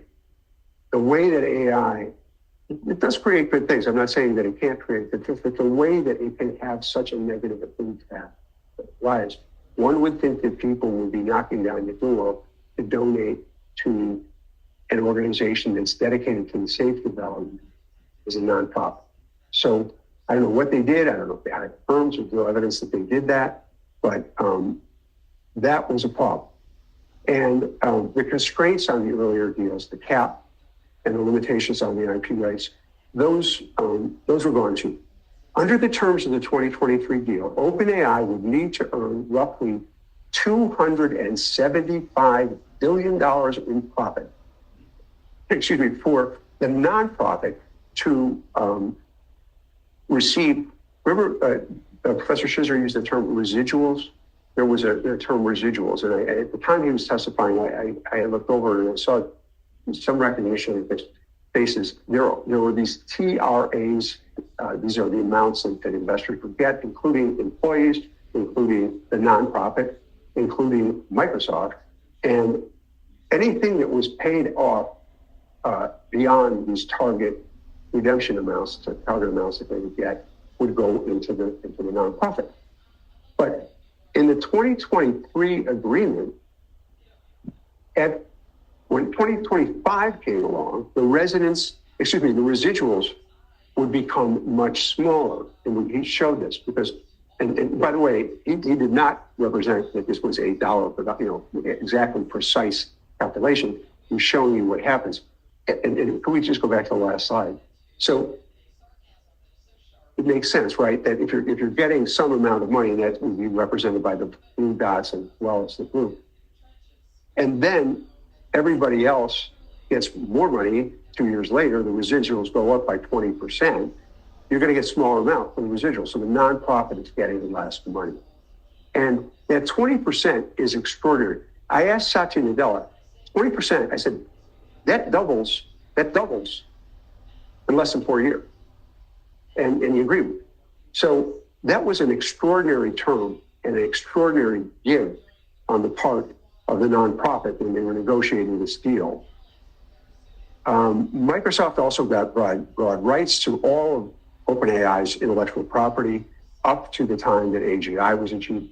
It got the right under this agreement to put 20 engineers and eventually up to 10% of OpenAI's engineering population to help Microsoft commercialize that intellectual property and earn revenue. And this is the trend that you're seeing at this point in time, right? That they are commercializing OpenAI. It's no longer a research lab doing the safe AI. I mean, when Sam Altman testified, he said, "Oh, these are, researchers, and they need a safe environment to do their work, and you can't manage them like a business." Well, Microsoft, we'll talk about it in a couple of minutes, was throwing out at them, hey, you got to meet this $100 million revenue goal if you want to get another investment for us. They were pushing them for the early release of a paid version of ChatGPT. But in any event, meanwhile, the nonprofit raised $0 in 2022. And at that time, OpenAI negotiated a deal with Microsoft. What leverage do we have? Now, the nonprofit received $5 million in donations in 2023, and that's 0.05% of Microsoft's $10 billion investment in the OpenAI for-profit. The 2023 deal in which Microsoft and all of the OpenAI dependents at the expense of the nonprofit. Let's talk about that enrichment. What was the enrichment? As I mentioned, Greg Brockman never invested a nickel. Not only did he never invest, he told people he was going to invest to try to raise money, as we saw, and prominent people he did that with, and never invested in it. And now has a stake for $30 billion. By the way, I thought it was interesting when I asked Sam Altman, he said, Fred Altman's never given that $100,000. He told us, of course, he was good with $1 billion, but he ended up with 30 billion. Not that $1 billion would have been appropriate. But, and I saw him, I said, doesn't that bother you? And the guy's never given any money. He's now got 52. Not really, Greg made many contributions. I'm paraphrasing. Greg made many contributions to OpenAI. I mean, the arrogance, the lack of sensitivity, the failure to account for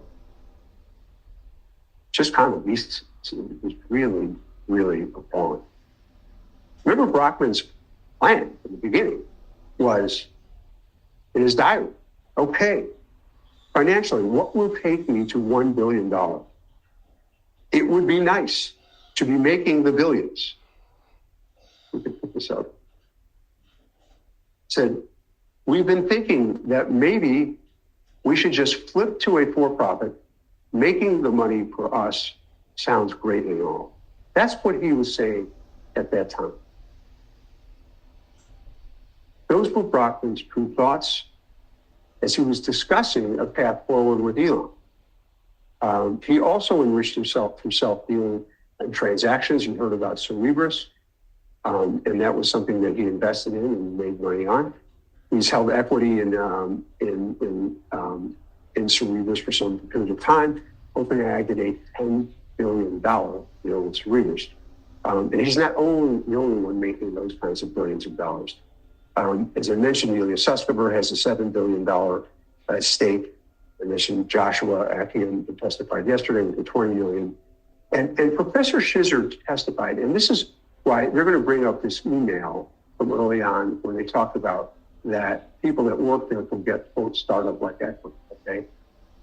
Nothing wrong with people making money. There's nothing wrong with people making money working for a nonprofit, especially if they're doing work that's challenging work that's going to require people from the marketplace to come.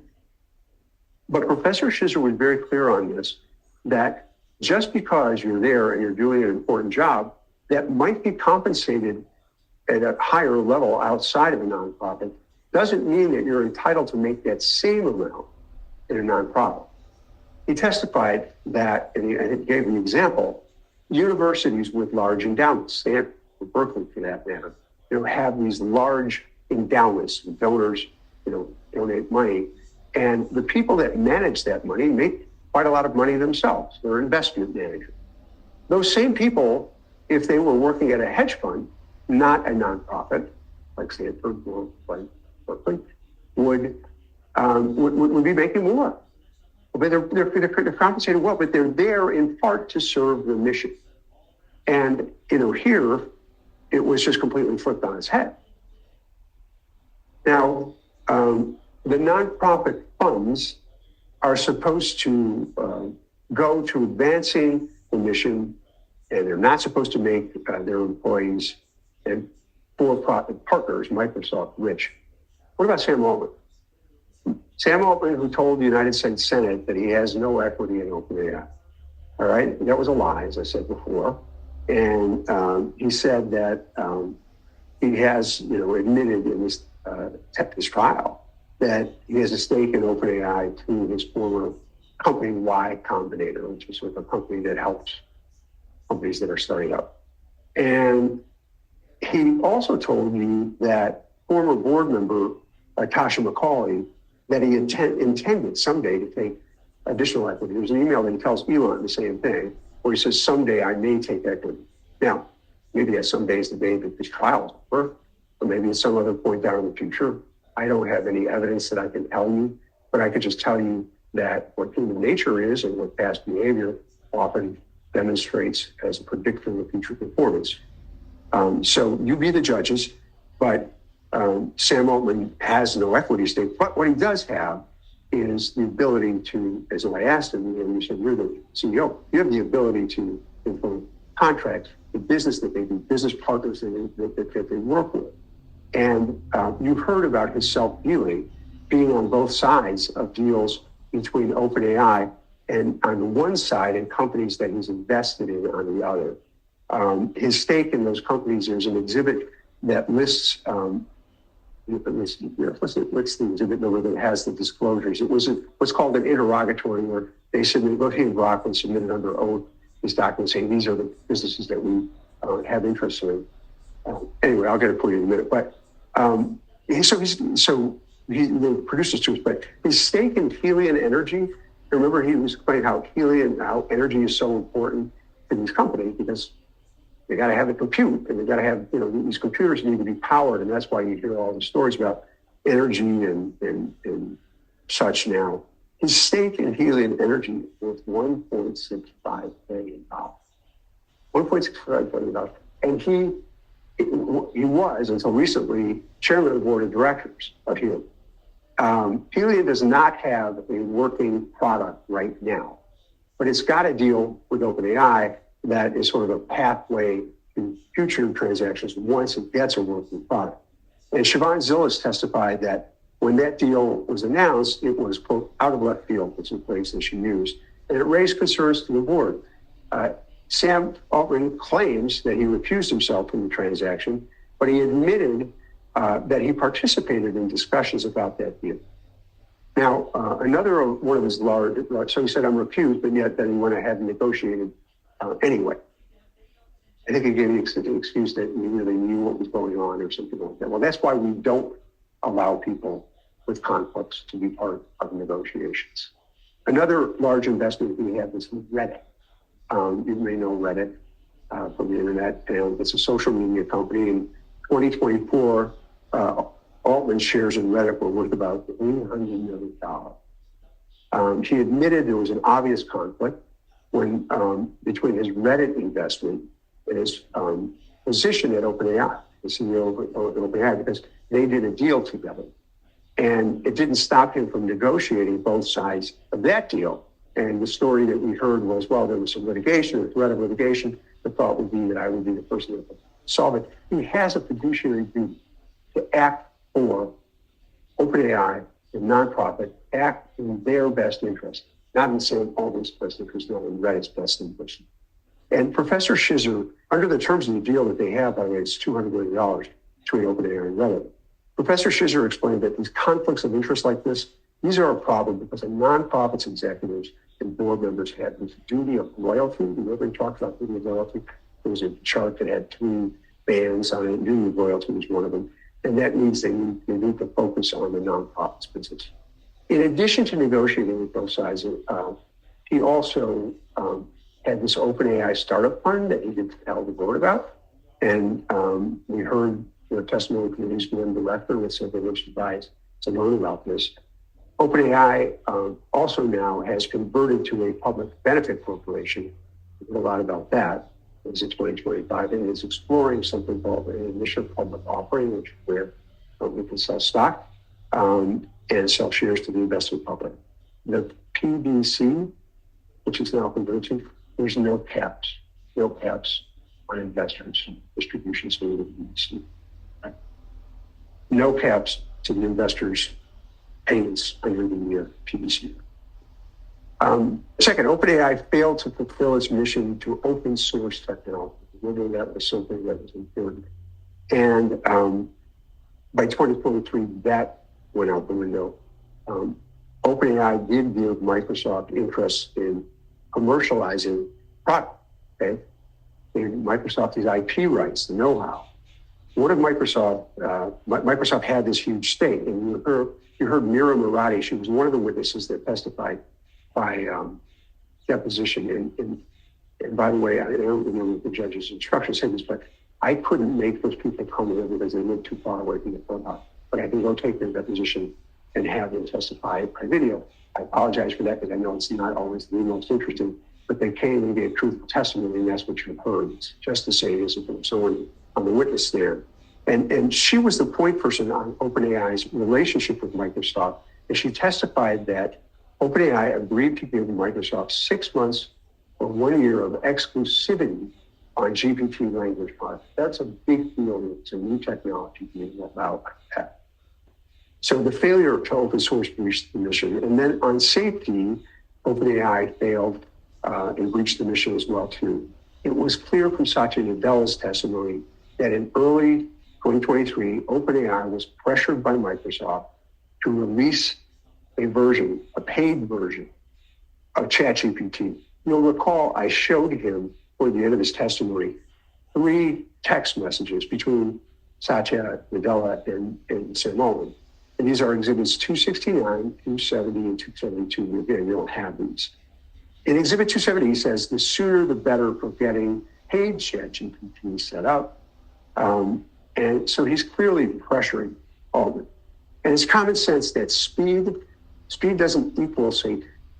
As Professor Shizer explained, there's often a tension between profit maximization in a for-profit subsidiary and adherence to the mission, loyalty to the mission, service to the mission. We saw how it played out here in the testimony of Helen Toner and Tasha McCauley. Those were 2 other witnesses who testified by video. You might remember they were both directors of the company. And they testified that Sam Altman lied to them, and both Toner and McCauley testified that it was related to pushing for commercialization that led to the concerns then for safety. Concerns for safety. You also have testimony from Rosie Campbell. Remember, that was a woman who came and testified toward the end of our case. And she testified that safety took a backseat at the end of her tenure in 2023 and 2024. And that OpenAI put up a whole bunch of witnesses then at the end of the trial to say that, oh, everything's fine today. Well, that's not good enough, right? It's not good enough.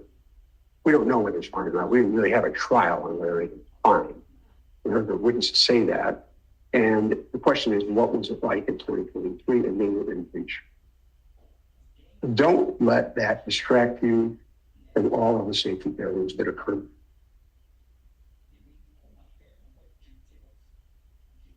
Recall all of those witnesses who testified. There were several, including Satya Nadella at Microsoft, including the current chairman of the nonprofit, that Taylor. They testified on cross-examination. Now, when listened by their side, testified on cross-examination that the OpenAI nonprofit was a shell for many years. In November, Michael Wetter, who testified yesterday, was deposed. He was a sworn statement taken under oath here, where lawyers get the question. He was deposed as the corporate representative of Microsoft. And he knew, as well as the corporate representative of, I misspoke. The corporate representative of OpenAI was deposed in November, testifying, and you saw the testimony of the petition. No full-time employees. So they're jumping up and down saying, oh, this is the richest nonprofit. It's this great thing. We're doing these wonderful works. They had no full-time employees. They only hired full-time employees about a month before this trial started. Maybe it was 6 weeks. What does that tell you? What kind of people do that? What is their priority? They claim, oh, it's the mission. They say, oh, well, we didn't have it, but we're going. I think it was all that I asked. I'm not sure, but I did ask the question. Couldn't you borrow against the asset? If you have this asset, and for whatever reason you can't sell it, or not an opportunity to sell it, it's worth all this money. Couldn't you borrow some money so you could actually do the work? And what are they doing? They're doing work that's making grants. They're not developing, AI safely for the good of mankind and, making it open source for fact. Well, they're not doing that. Yeah, it has money.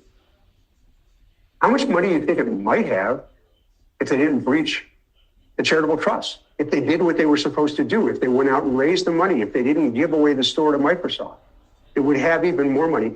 And hearing Stuart Russell talk about the risk of AI, God, I wish they would have done that. God, I wish they would have done that. I wish they would have had a nonprofit with billions and billions and billions of more dollars, because the risk is so high to us. But instead, they're going to trumpet the fact that, oh, we have $200 billion. If you go and rob a bank and you take $1 million from the bank, It's not a defense to say, oh, I left, $100 million in the bank. I only took, a million. And that's essentially what they're saying. So I think that whole argument and the testimony you heard is nothing more than a farce. You might recall that Sam Altman's podcast interview that I played. They had governance in place. The nonprofit board, right, is supposed to oversee the for-profit. It was interesting because that's still the case in this governance situation you have. Remember when I asked him the question, you sit on the nonprofit board governs a for-profit board, and that nonprofit board is supposed to, provide this safety. And I asked him, you're the CEO of both places and you're the board of both places. Would you fire yourself? Okay. Sounds like a silly question, but it's not a silly question. It's a very pertinent, important question. Because that nonprofit board is supposed to oversee the profit board. And of course he wouldn't file himself. He dissembled like he has in other instances, trying to dissemble. When he didn't really answer my question. We went back and forth a couple of times, but there's no governance there that's meaningful. And you know how we know too? Because that's what the nonprofit board had in 2023, right? The ability to hire and fire the CEO. And what did they do? They fired the CEO, but then they rehired him. And they fired him for lying. And not only for lying, but lying about safety issues. Safety issues. Is that governance? He admitted in that tape that I played that these were his words, not mine. Although the board had the legal authority to fire me, in practice, it didn't quite work. And that is its own kind of governance failure. He admitted that. I don't know if he thought that would someday be played in court. Maybe it was an honest thought. Now, Professor Shizer explained that management, and in particular the CEO, has to be honest and forthright and forthcoming and candid with the board.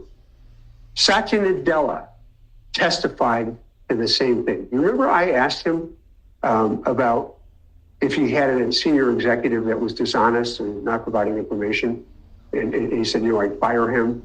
And I asked him a question that was along these lines. I'm not going to remember it word for word, but it was like, and he'd get him out of the building that day, and he agreed with me. He was very fast on his answer. I'd fire him. And you heard the same thing from Brett Taylor, the current chair of the nonprofit, and then Zyko Coulter, who was the safety guy. Three of them all said that because it's common sense. It's common sense. Of course you would fire somebody. What did they do? They had a CEO who was not providing information, who was deceiving them on safety. They fired him and they brought him back. So having that right today is meaningless. It really is. It's not about the contract. It's not about what is in that document. It's about how it's carried out. And we saw how they carried out. We saw what they think of. We saw what they care about. They're motivated. And they're motivated by money. Microsoft and Altman profit. So in about 8 minutes, it will have been 2 hours for the jury. So you should stop at a convenient spot. Okay. Why don't we stop right now then, if it's okay? I mean, I have a little bit more that I want to do, but if we can stop now to take a break. Is that right? Stand in recess with the jury for 15 minutes. Okay. Please rise for the jury.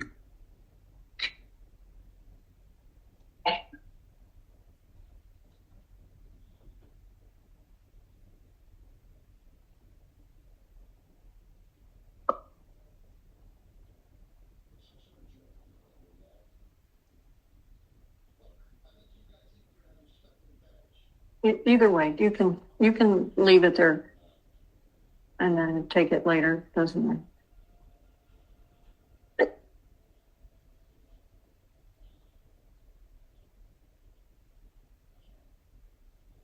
Just so I can manage time, Mr. Molo, what do you have? How much time do you have? This, Oh, less. all right. Well, then we shouldn't have broke. And then we should have finished your piece to then take a break. No, I just didn't. I didn't. You've given me a lot of paper. And so I thought perhaps you had another 45 minutes. All right. So we'll just have a couple minute transition. All right, go ahead. Transcript page 59 at 9:50 a.m. Mr. Molo told the jury that, page 59, 9:50 a.m. Mr. Molo told the jury that we are not asking for money. I've heard that. And I'm troubled by that. I think that's not true. I think it's not legally possible. And I thought it was off limits. And I wanted to call to the court's attention insofar as we think it's prejudicial and unfair. I understand what you just said. You said that you told the jury that you were not asking for money. And Oh, I did say something along those lines, you yes. said that explicitly. Yes, yes. And that is actually not true. Well, we're not asking them for money. You are asking them. You are asking for money in this lawsuit. Otherwise, I will not be having an evidentiary hearing on Monday for billions of dollars of disgorgement. We're not asking money for ourselves. No, you and I have a disagreement about what and whether you can do. You need to Okay. retract that statement, Okay. or you need to drop your claim for billions of dollars and drop your claims for all the other phase 2 litigation. Okay. So you'll clean it up. But it is a cleanup. I mean, that's what I mean, I just want you to know that was where that came from with me. So I appreciate it. I will take care of it. But, Your Honor, I don't want to belabor this, but it's not a minor issue. It's something we spent a long time on. And the claim for restitution is exactly a claim for money. And So what? in addition, we'd like the ability to at least address this issue briefly in our argument as well, by way of response. I said one sentence. It was. What did you say about the bank robbery? One sentence could be a lot. I don't think that one was, but I disagree. You slipped it in nicely. I will say, can I take that as a compliment? I don't know. I mean, It wasn't an attempt to slip anything in. I was in the precisely moment. contrary to something that we've talked about. Sure. I'm sorry. I will say that, I'm sorry. I was in the moment. I said what I said. I will correct it. I will correct. we'll hear the correction and then I'll let you know. Thank you, Your Honor. All right, we've got 11 minutes. May I have lead counsels come up, please, for the certifications? I need lead counsels to sign. On the exhibits, I need partners to sign this, not associates.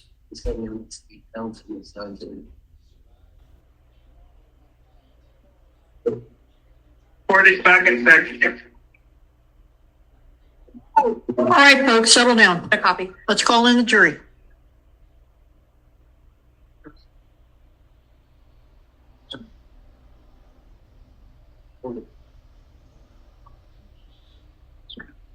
Hey, what I was going to suggest that I say, I hope this is okay, because that's why I'm previewing it with you, is that I made a statement that that we're not asking for money, that the verdict form will not ask you for money, but that money is implicated in the case.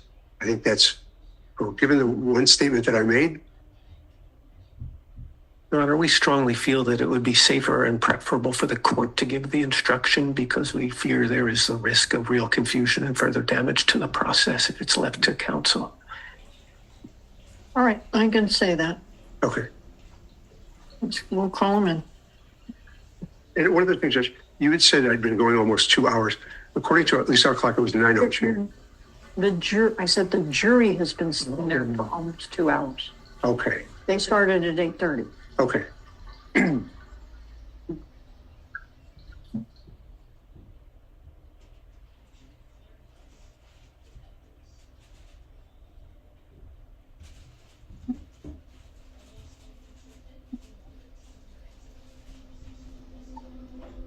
1, 2, 3. 1, 2, 3. 1, 2, 3. Well, I just, he seems to be off. Yeah.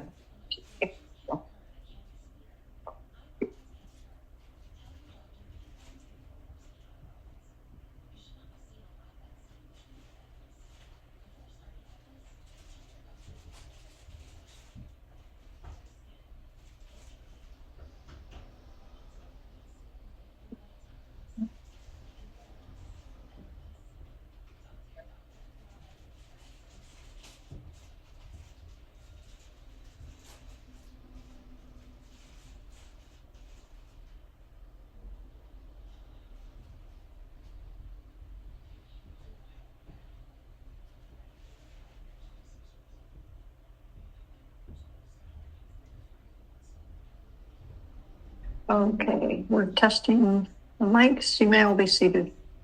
Testing, testing.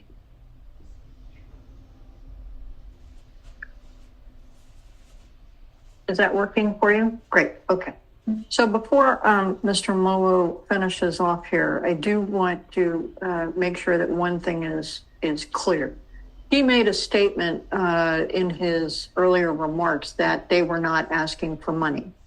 The verdict form will not have a line for money, but money is in fact implicated in this case. Okay, so just want to make sure everybody's clear about that.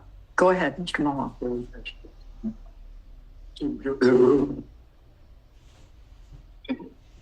Right there, Mr. Molo, can you move that mic over to the side so we don't have feedback? Thank you. Proceed when you're ready. You'll see the verdict form when you get the verdict form. So when you get the instructions. So basically, we've covered the idea of the evidence related to the breach of charitable trust claim. 2023 is when it happens, as I mentioned, enriching investors and insiders, closing off technology, failing to prioritize safety, and failing to follow proper nonprofit procedures, consistent with what they should have done. So let me talk about the other two claims, and I'm not going to do for a long time because there's some overlap. The second claim is the unjust enrichment claim, and that's against the same OpenAI defendants. The first element of that claim, there's two elements as well. First element is receipt of a benefit, and a benefit includes any advantage. So it can be money, but it need not be just money. This includes the $38 million that Elon gave OpenAI. Elon provided the majority of OpenAI's seed funding, as I said, and that's certainly a benefit. So just the financial contributions are enough, but he provided, and you heard testimony about this from multiple witnesses throughout the trial, he provided much more than that. He gave his name and reputation. He recruited key people. He leveraged his connections, like we heard with Satya Nadella and with Jensen Huang, to get computers, and he provided strategic guidance and taught the co-founders, as he put it, everything that he knew. You heard about the reputation. You heard about the recruiting. His industry connections. Obviously, he was a very, very prominent person in 2015 in the tech world. And so I'm not going to go over all of that again. You know what those what those incidents were, what they involved, and what he did. He also,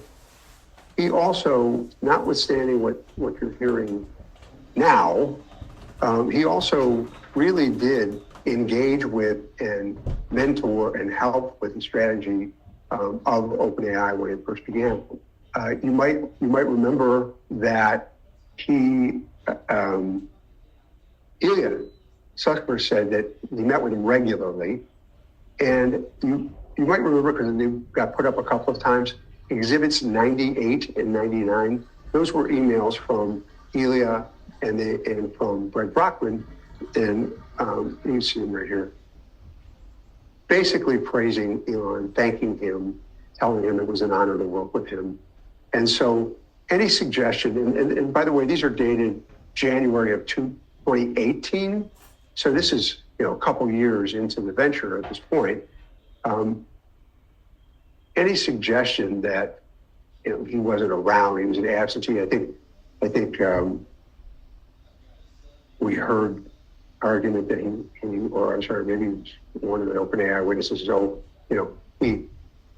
he came by once in a while or met with people, that's not true. I mean, Elias Sussberg is one of the premier artificial intelligence scientists in the world. I mean, there's no question about it. It was a big get for them to get him to come for approval. And for him to write an email like this really says something. So he did a lot. And the second element is the unjust retention of that benefit. In considering whether a benefit is unjustly retained, you can consider whether the defendants knew or had reason to know that the benefit was to be used for charitable purposes and that it wasn't. Okay? And that's exactly what happened here. The defendants had every reason to know that Elon's contributions were charity. It's a nonprofit. And, we looked at the emails where Elon insisted on the nonprofit structure. They are on these emails. We saw how Elon told his co-founders that he did not want to fund OpenAI if it was going in the wrong direction. He insisted that they commit to the nonprofit. So I don't think there's much doubt about that. And they were enriching not only themselves, but obviously their commercial partner, Microsoft. So they've unjustly retained those benefits. Heard about, again, Brockman's ownership worth $30 billion. Altman is getting the benefits that he's getting from his role at OpenAI. The third final claim that we're bringing is aiding and abetting against Microsoft, and to establish that Microsoft aided and abetted OpenAI, Altman and Brockman in a breach, OpenAI, Altman and Brockman's breach of charitable trust. We have to prove that Microsoft had knowledge that Elon made his donations for specific charitable purposes, and that OpenAI defendants were going to breach the charitable trust by using Elon's donations for another purpose, that Microsoft gave substantial assistance or encouragement to the OpenAI defendants in breaching the charitable trust created by Elon, and that Microsoft's conduct was a substantial factor, in harming Elon. So knowledge.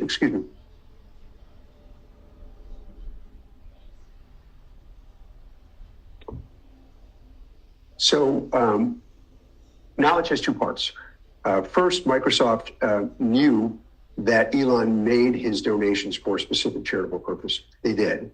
And second, Microsoft knew that the OpenAI defendants were going to breach the charitable trust by using Elon's donations for another purpose. Microsoft was aware of what OpenAI was doing every step of the way.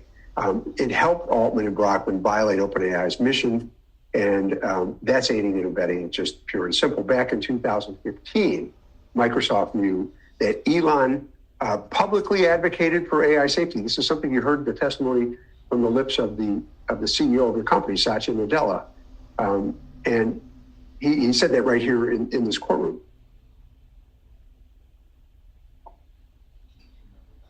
His testimony was his quote, "I knew that he was concerned about AI safety, and he also, I think, had deep concerns on AI being cornered by one company. And so therefore, that's why he was, personally dedicating himself to build AI." And the day after OpenAI launched, Nadella emailed the link about the announcement. Remember that we saw early in this? He emailed that to a bunch of senior executives at Microsoft. And the announcement clearly says, let me just put it really quick.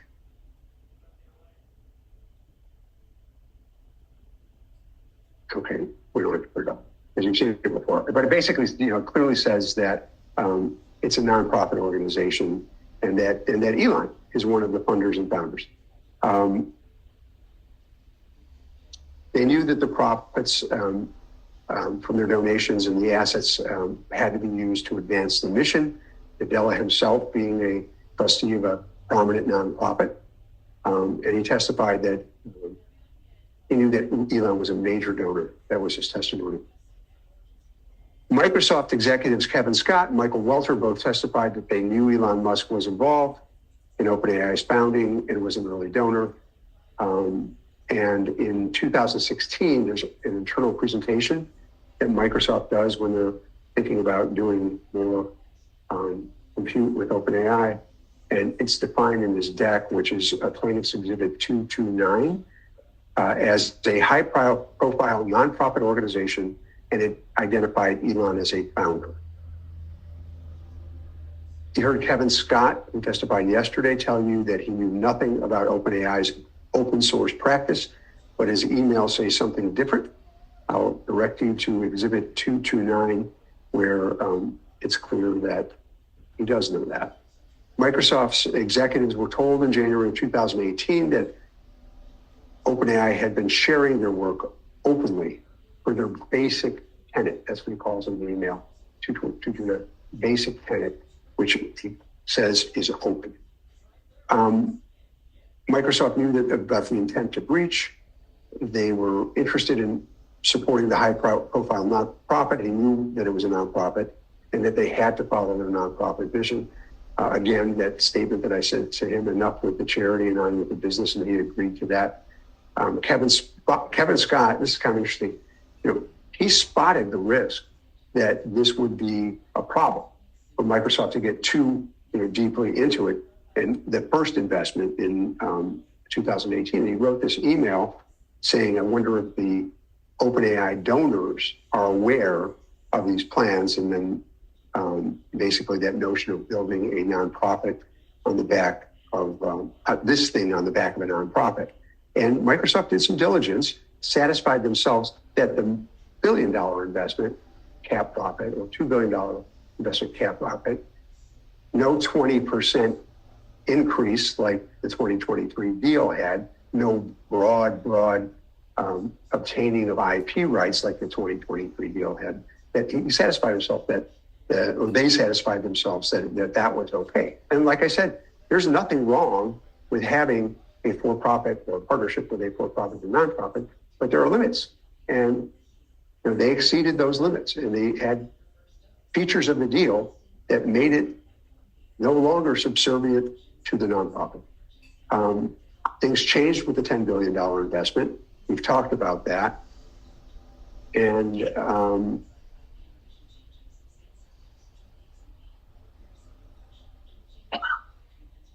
in their diligence, they reviewed the Delaware certificate that I showed you before and put up a number of times, where it says no part of the income or assets of the corporation shall ever inure to the benefit of any private person. Private person includes Microsoft. Person in the corporation. And they also reviewed the IRS documents, and they also indicated that they intended to make research freely available. So it's all there. It's all in the documents that you will have for your deliberations. Substantial assistance. Remember at the end of Satya Nadella's testimony, I asked him some questions about, had Microsoft done a $13 billion deal the year before that, he said no. I don't know if he used the word never, but he said no, certainly. And he called it a really big deal, or really significant in his testimony. So this was a big $13 billion. And he was saying, well, we took a risk.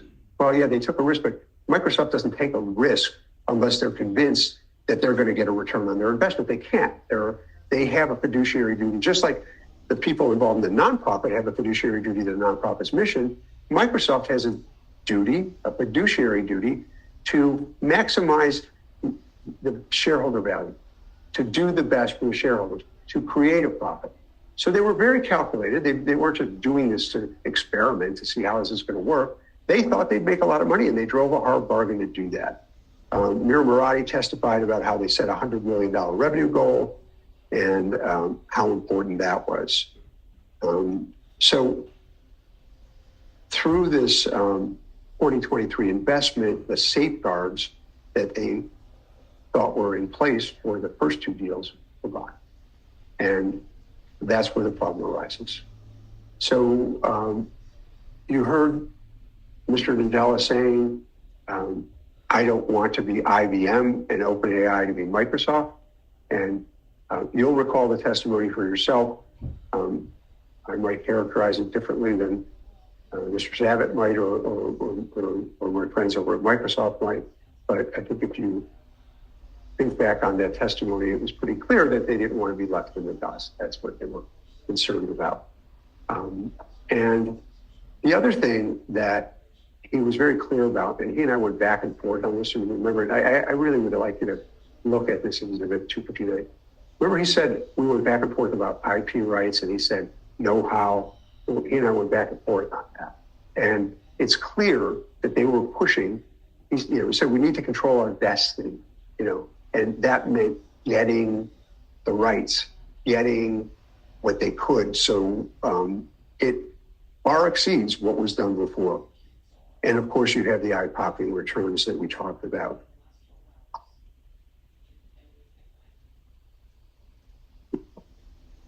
And the other thing they did is when they fired Sam Altman, we talked about how that was a governance failure for OpenAI. Microsoft is not held to that same standard because they don't have that same duty as the OpenAI directors in terms of the governance of OpenAI, the nonprofit. But they certainly help them, not just through their commercial terms, but you heard about what happened the weekend that Sam Altman was fired. Talked to Satya Nadella and Kevin Scott almost right away, was on the phone with them all weekend, offered jobs to Altman and Brockman. Over the course of the weekend, offered, with the help of Mir Murati and some others, jobs to other OpenAI employees. They were basically saying, we'll take you all at the cost of about $25 billion. That's a big expense. And it came as a year that Microsoft had just laid off a bunch of people the year before. So this was a real commitment that they were making because they didn't want to see OpenAI disintegrate. They didn't want to see the people get hired by Google or get hired by any other company that would be developing AI. It's a big deal, very big deal. And in the end, you remember too, I showed him the text message chain between he and Altman about directors. There were actually Kevin Scott was on it, and Brett Taylor was on for part of it, and they were offering names for the nonprofit. And you heard Professor Shizer talk about that. There's one where he says no, strong no, and they also produced certain names, offered up certain names. And in the end, when Altman decides, this is what I'm willing to do, how about this board that he proposes? One of the people was Larry Summers, that Nadella didn't know. And Nadella said, can I call him tonight? And Altman said, yes. So the for-profit partner, the commercial partner in the for-profit entity, was exercising control over the nonprofit. I mean, giving Microsoft the right to approve or disapprove a director. Now, we heard testimony from we heard questions from Microsoft's lawyer where he said, oh, don't people call you all the time for advice on who should be on a board or would this person make a good director? That may be true. They may. Okay. That's not what this was. That's not what this was. This was exercising, control through participating in that decision. And that is not something that they can do. So that is substantial assistance in the breach. Doing it in the first place was a breach on the part of the OpenAI defendants, and Microsoft provided that substantial assistance. And it was a substantial factor. The substantial factor in harming Elon was $13 billion investment, expanding the TRAs, the commercialization, aggressive action after OpenAI board fired the CEO for lying, and then control over OpenAI's IP. So without Microsoft and its enormous resources that it brought to bear in the situation and its active engagement, it wasn't like it wrote a check and said, go take care of things. Active engagement of people at the very highest levels of the company, the CEO, the chief technology officer, the chief financial officer. They deployed extensive resources, and without them, Altman and Blackman could not have looted the nonprofit's assets as they have and built it on the back of this, quote, nonprofit thing, as it was called in that earlier email. So the evidence showing Microsoft's substantial role is absolutely clear, and that's evidence that proves all three of our claims. All three of our claims. Far beyond a preponderance of the evidence. Far beyond a preponderance of the evidence. All we need to prove is by a preponderance of the evidence. But that evidence gets you much, much farther. They raise a technical defense called the statute of limitations, right? They're claiming, we brought the suit too late, that Elon brought the suit too late. The evidence was very clear that Elon learned of the 2023 Microsoft deal in October 22nd of 2022. How do I know that specific date? Because there's a text message from Elon to Sam Altman, and it contains an article that talks about the deal. The deal hadn't closed yet. It was closing in 2023, but it describes the deal, and Elon is saying to him in this text message, this is the article, which is plaintiff's exhibit 295. He actually sends the article to Altman. And in it, OpenAI is valued then at 20 billion. It's valued at much more now. And it says in advanced talks with Microsoft. And Elon was upset. He sent the text message, and you saw that. And this is where he said, seems like a bait and switch. This is a bait and switch. And he expressed his concern about Microsoft. Says, for sure what Rice, and Altman's response was, I agree this feels bad. We offered you equity when we established the cap profit, which you didn't want at the time, but we are still very happy to do that at any time. But what was Elon's reaction? He said, get out of here. I'm not going to do that. I mean, and he didn't. Again, if he wanted to do this as a for-profit, he could have done it. He didn't need to do it this way with Sam Altman, basically stealing a charity. And Altman's response wasn't, gee, I'm sorry about this, or I thought you knew, or anything like that. Nothing like that. His response was, we're happy to give you equity. Elon called it a bribe. You call it whatever you want. But that's what he called it. So that defense goes nowhere. They're going to try to wave around emails or term sheet or whatever it is that they're going to try to put up and try and convince you that somehow or another Elon knew that what happened in 2023, he knew that somehow before. The breach occurs later. It occurs here, 2023, in the ways that I described to you. So that statute of limitations defense is not supported by the evidence. Quite simply, don't let them try to trick you with the proof that it is. I have an opportunity, since I'm the plaintiff, to get to speak with you today. And I tell by the looks on your faces, you're all super excited. That's going to happen. But so I'm going to sit down. Yes. Thank you. A few other things when I get back, and including some of the things that they're going to time. All right. Thanks very much. Really appreciate time to do it. Okay, we're going to go ahead and stand and stretch while Mr. Sabat gets ready. One in the, and if you want, stretch.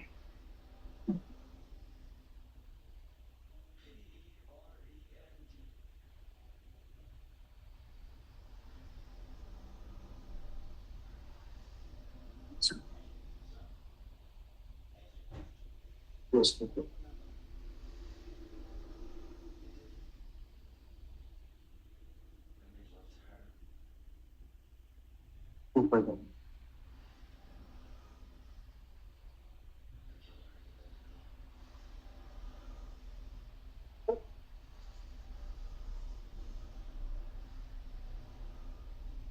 Miss Eddie, is this a Is this a different one? You all gave me one earlier? That's it's your size. That's right. You like that? That's right. Charlie.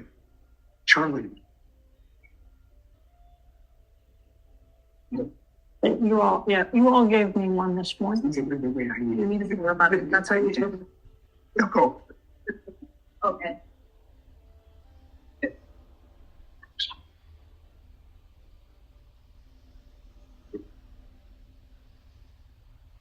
What did we see?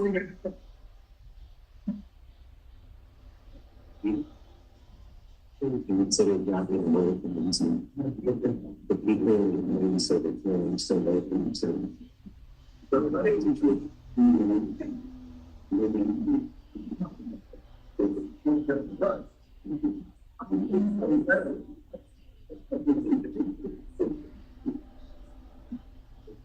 I thought it was Mr. Savage.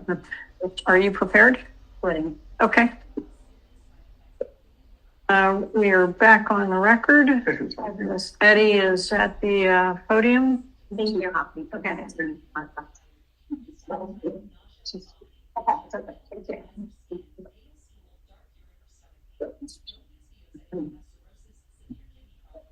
Proceed as soon as you're ready. Can people hear me at the microphone? Okay.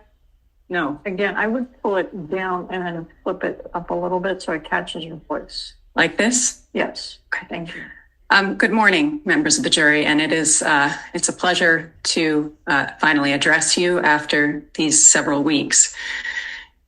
Elon Musk has tried to persuade you that his years... Hold on, we're getting some feedback. Liz. Try to lower the volume. Owen, can you push that mic down? I don't know what the... It's off already. Okay. Is this still echoing? All right, let's try again. Go ahead. Okay. Can people hear me? All right. Mr. Musk, he has tried to persuade you that his years ago donations to OpenAI came with specific strings attached, that these strings were strong enough to last forever, to tie OpenAI up in knots as it tries to pursue its mission, and that these strings gave Mr. Musk perpetual rights over OpenAI. But Mr. Musk has come nowhere close to making that case. Even the people who work for him, even the mother of his children, can't back his story. No one in this case, other than Elon Musk, has testified to commitments or promises that OpenAI or Sam Altman or Greg Brockman made to Mr. Musk. No documents corroborate Mr. Musk's story. And that's because no commitments or promises were made. No restrictions were placed on Mr. Musk's donations. There are no real claims here, members of the jury. And ask yourself, if what Elon Musk really believed was that AGI had to be pursued within a nonprofit open source company, don't you think he'd have launched his own competitor AI company as a nonprofit open source company? That is not what he did. He launched it as a for-profit, as he does every other company that he's launched. But common sense and the law and the evidence don't feature all that prominently in Mr. Musk's case, because a lot of what you've heard from plaintiff in opening and throughout this trial and now in closing is sound bites and irrelevant false accusations. Mr. Musk accuses defendants of stealing a charity. The truth is that through the work of Greg Brockman, Sam Altman, Ilya Sutskever, the many other people who have poured their hearts and souls into OpenAI since Elon Musk abandoned it in 2018, The OpenAI Foundation is now probably the best resourced nonprofit in the world. It has roughly $200 billion in assets. It operates under the oversight of not one, but two state attorneys general in deploying these assets to help make AGI turn out well for humanity. And the nonprofit still controls the for-profit, which is now, as you heard, a PBC. Mr. Musk says, Mr. Molo says that Sam Altman can't be trusted. And the truth is, as we will talk about, Mr. Musk is the one whose testimony is contradicted by every other witness and by all the documents. And the evidence shows that 90%, an astounding 90% of OpenAI employees demanded that Mr. Altman be reinstated after the people who removed him couldn't give a coherent explanation for why they decided he lacked candor. Now, Mr. Molo spent a lot of time attacking Mr. Altman's credibility in his closing, based in part on Mr. Molo's own questions that he posed to the witness. And questions, as you heard from Judge Gonzalez-Rogers, are not evidence. Mr. Molo has his questions, he has his characterizations. You need to exercise your own judgment about who's telling the truth here. Mr. Musk, the witness who no document, no other witness corroborates, or Mr. Altman, whom every other important witness in the case corroborates and whom all the documents corroborate. You make that judgment. Now, our project in this is going to be a joint project. Mr. Sabat and I are both going to address you. Our project will be to focus on the facts and on the law, and to set aside the false accusations having nothing to do with the rights that Elon Musk now claims he has over OpenAI. Because Mr. Musk's counsel has told you for about 2 hours what you should think, we're now going to show you what the evidence demonstrates. We'll examine together how the pieces of the jigsaw puzzle come together. We do have a lot of ground to cover, and we'll walk through with you just how the evidence that you've seen and heard over the past few weeks, not just from the defendants, but from Mr. Musk's own witnesses, how all that evidence defeats Mr. Musk's claims. And we will not be able to cover every piece of evidence. There's honestly too much of it, but we will try to hit the highlights for you here. Then we will turn to the affirmative defenses, the reasons why Mr. Musk couldn't bring a claim even if he had one. And here we're going to start with the statute of limitations, which is actually the first issue that you'll need to address when you go back to the jury room. So you'll want to keep the timeline in mind here as we talk through the evidence. Mr. Musk left OpenAI in 2018. His last contribution of any kind was in 2020.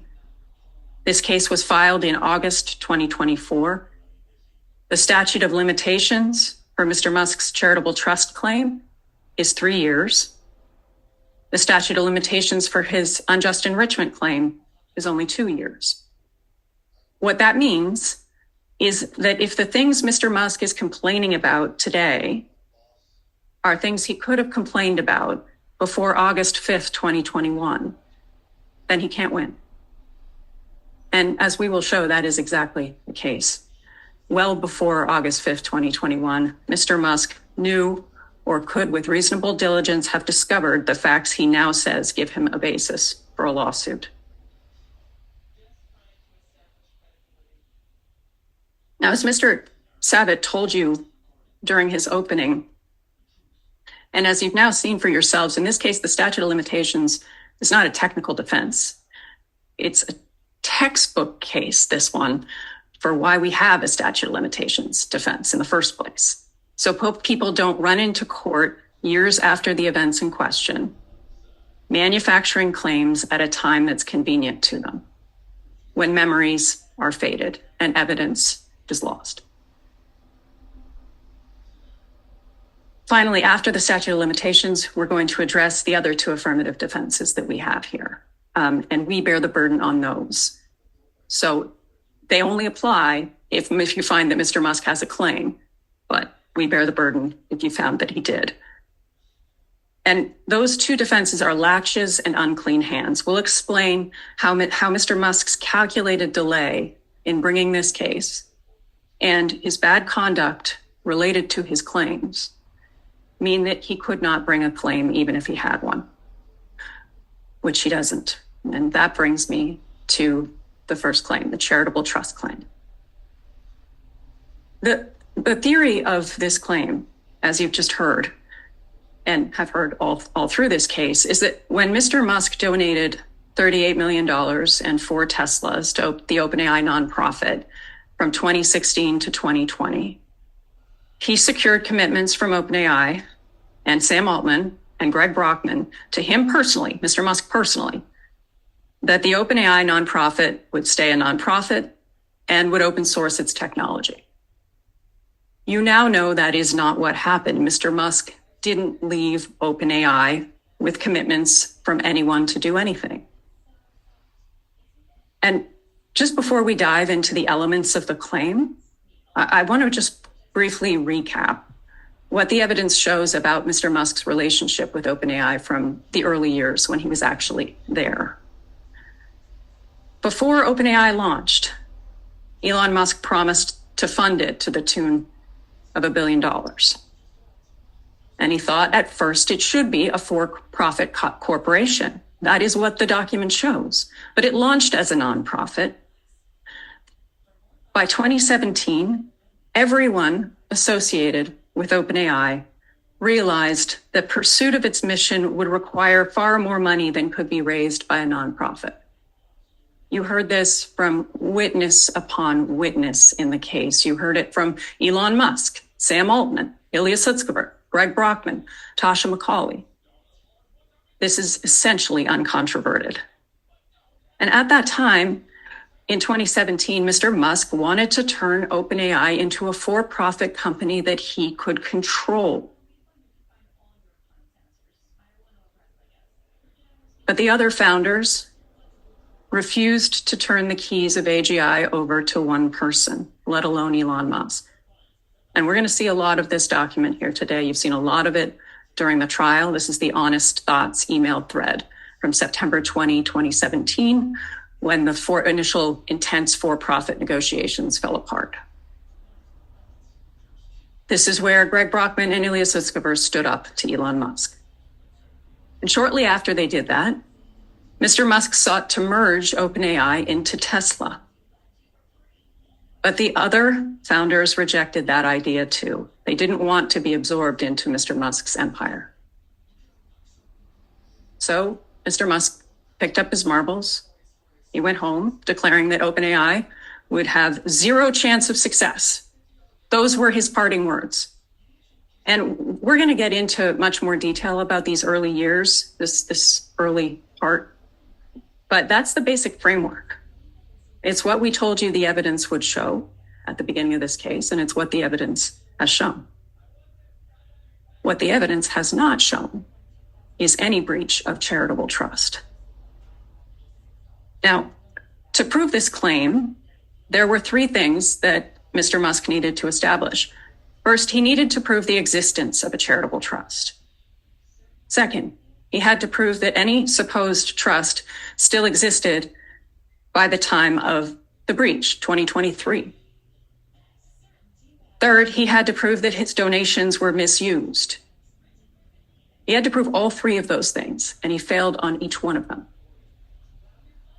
So first, let's start with the existence of the trust. Remember Judge Gonzalez-Rogers' instructions. To have a charitable trust, it's not enough to make an outright donation to a nonprofit to be used for general purposes. Instead, you need to have a donation for a purpose that's both charitable and specific. If you donate money to a hospital, that's charitable, but it doesn't give you a charitable trust. If you donate to a hospital specifically to support medical research on a particular disease, that might give you a charitable trust. It might, but only if you also properly manifested an intent to create the trust, which means you need to have communicated it, communicated an intention to impose an enforceable obligation. So that's what Mr. Musk needed to prove the existence of a charitable trust. He didn't meet that test. First of all the documents and all the testimony show that he gave money to OpenAI for general purposes, general charitable purposes, to advance OpenAI's mission, not for some specific charitable purpose. So let's just review his contributions. One thing Mr. Musk gave to the OpenAI nonprofit was about $12 million from 2016 to 2020 to help cover rent and building expenses. This was the money that Mr. Musk, you heard, contributed so that OpenAI could turn around and cover Mr. Musk's lease payments on the building that housed OpenAI and Neuralink. And these rent and building payments, they do not meet the test for a charitable trust. Some of them are specific insofar as they are earmarked for rent, but that's not a specific charitable purpose, right? That's a specific charitable purpose is something like donating to a hospital to support medical research on a particular disease. It's not rent or salaries or office supplies. Those are for general use by the nonprofit. Next, Mr. Musk gave the four Teslas in 2017. And he took tax deductions for those as charitable donations to the nonprofit. You heard that what they were really for. Musk gave them as bonuses to 4 employees, including Greg Brockman and Ilya Sutskever, right as the conversation about pivoting to a for-profit OpenAI began. And as the negotiations over the new OpenAI for-profit heated up a bit, Mr. Musk rushed the production of those cars to soften up Brockman and Sutskever so that they would accept the terms that he wanted. And you remember this text message, this exchange from Dr. Sutskever, at least we're getting our Teslas. Will a Model 3 make you willing to accept massively unfavorable terms? And you'll recall Greg Brockman testified that's the day that Elon Musk proposed 62.5% of the new for-profit would belong to him. But let's say for a moment that the Teslas count as charitable donations to OpenAI. They still don't meet the charitable trust test because, as with the rent payments, there was no specific charitable purpose here. They were to specific employees, not specific charitable purposes. So to the extent the Tesla gifts were charitable at all, they were for general purposes. So that leaves the $25 million in quarterly donations that Mr. Musk gave the OpenAI nonprofit starting in. Final payment gets actually gone through in June 2017. You saw that from Mr. Dudney. These don't meet the charitable trust test either. They were all given for OpenAI's general purposes and not for restricted purposes.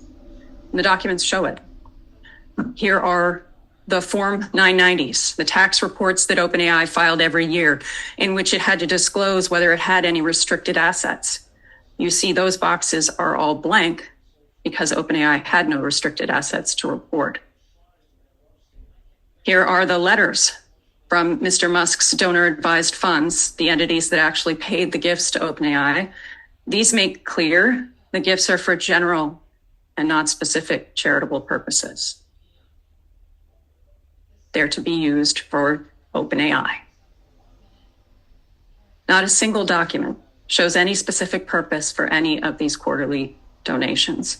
And Mr. Musk's own witnesses confirm that there were none. Jared Burchell, the head of Mr. Musk's family office and the man in charge of his charitable giving, testified Mr. Musk never told him of any specific purposes. If not the man in charge of his charitable contributions, then who? The answer is no one. There were no specific charitable purposes here, no special commitments to Mr. Musk about how his money would be used. Every one of Mr. Musk's co-founders told you that. Greg Brockman said it, Sam Altman said it, Dr. Sutskever said it too. Here's his testimony. It was here a moment ago. He said, do you recall ever conditioning donations to OpenAI on the organization remaining a nonprofit? Answer, I have no such knowledge. Even Musk's own witnesses said it, not just Jared Birchall, but his own senior advisors. Here's Shivon Zilis. So you don't recall any restriction placed on Mr. Musk's donations that required OpenAI to remain nonprofit and open source, do you? Answer, I don't. And Sam Teller, too, the witness who appeared by deposition, I think, yesterday. As far as you know, did Mr. Musk impose any conditions on the use of his donations to OpenAI? I don't know. Did Mr. Musk ever tell you there were any conditions on his donations to OpenAI? I don't remember. All these witnesses say the same thing. No specific commitments were made to Mr. Musk.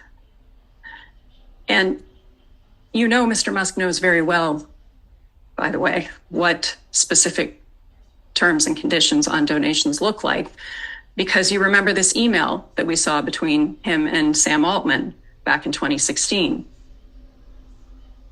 asking to see the exact terms and conditions, because gifts are only as good as the T&C, the terms and conditions. Mr. Musk did not get terms and conditions on his own donations. He gave them for OpenAI's general purposes without restriction. And really, this is where the claim should end.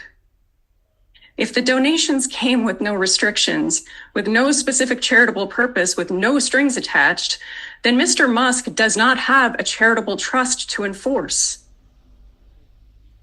Now, Mr. Molo spent a lot of this trial and a lot of his closing argument focused not on specific charitable purposes, but on OpenAI's general purposes and mission. He asked witness after witness about the original certificate of incorporation for the nonprofit. He asked about that blog post introducing OpenAI, which launched the company. He asked about the charter that OpenAI published in 2018 on its website after Mr. Musk left the company. Mr. Molo also showed you emails from before OpenAI was founded that are talking about what the mission will be and how it'll be structured. And remember, Mr. Molo asked you in opening as the very first question that you should ask yourselves and answer. Did OpenAI have a charitable mission to operate as a nonprofit, to develop safe AI, open source for the good of humanity? That was his question. That is the wrong question. And these are the wrong documents that he's focused on. Because even if OpenAI had somehow violated its general charitable purposes, and we will get to that, it did not.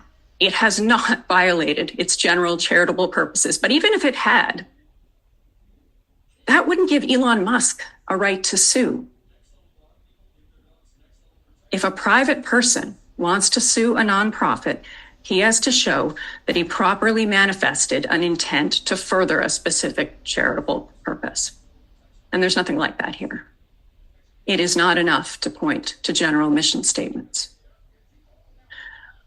So where does that leave Mr. Musk? Well,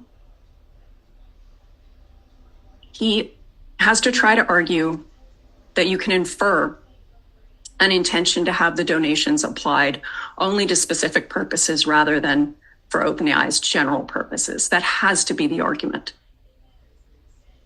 And the restrictions, it seems, can be implied not from any contract, not from specific things written down, but from discussions and interactions generally. And to be clear, this is coming from a man who told you he's so literal, you never need to read between the lines with him. This is what Mr. Musk says about himself, that if he wants to say something, he says it clearly. You don't have that in this case. You have an argument about what can be implied from course of dealings.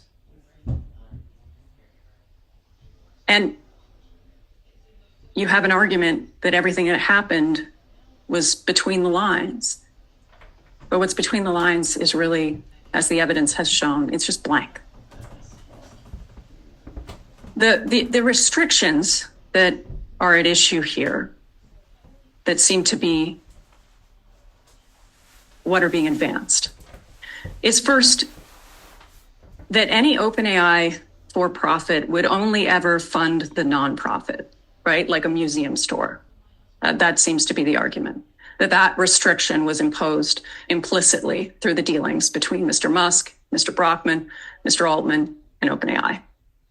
And second, that OpenAI would open source all of its technology absent safety concerns. Or as we heard today, I think for the first time, if it's practical and reasonable to open source. So that's the new restriction. As we will review, the evidence does not remotely show either of these things. And I'm not just talking, by the way, about the direct evidence, the circumstantial evidence. There's nothing here. And keep in mind, as we're talking about these implied restrictions, Mr. Musk has to show again that he communicated that he intended to impose an enforceable obligation to devote the trust property to the specific purposes he's now claiming. The specific purposes cannot just be in his head. And if the purposes aren't spelled out in writing, then Musk has to prove the existence of the terms of an oral trust by clear and convincing evidence. So keep those instructions in mind as we're reviewing the documents and the witness testimony from the early years of OpenAI. But under any standard, Mr. Musk comes nowhere near proving these restrictions he says were somehow mapped onto his donations. Let's start with the first alleged implied restriction, which again supposedly limits the size and kind of for-profit that OpenAI can have. And you may have noticed that I'm struggling a bit to articulate quite what this restriction is supposed to be because it has been a moving target throughout this trial. Early in the trial, Mr. Musk suggested the only for-profit that OpenAI could create was a small adjunct to the nonprofit. In fact, Mr. Musk said it twice in the space of a minute. But no document anywhere uses that term. No one had ever heard about this small adjunct before this trial. Greg Brockman testified about that. I literally never heard those words really until the beginning of this trial. Ilya Sutskever said the same. Do you ever hear him say that any for-profit must be a small adjunct to the nonprofit? No. And the phrase, in fact, is such a novelty that when we used it in questioning Mr. Brockman, you'll remember Mr. Molo stood up and accused us of making up the term. The judge had to instruct you that, in fact, that wasn't the case. Overruled. That, in fact, this phrase came from Mr. Musk. It's the theory of his case.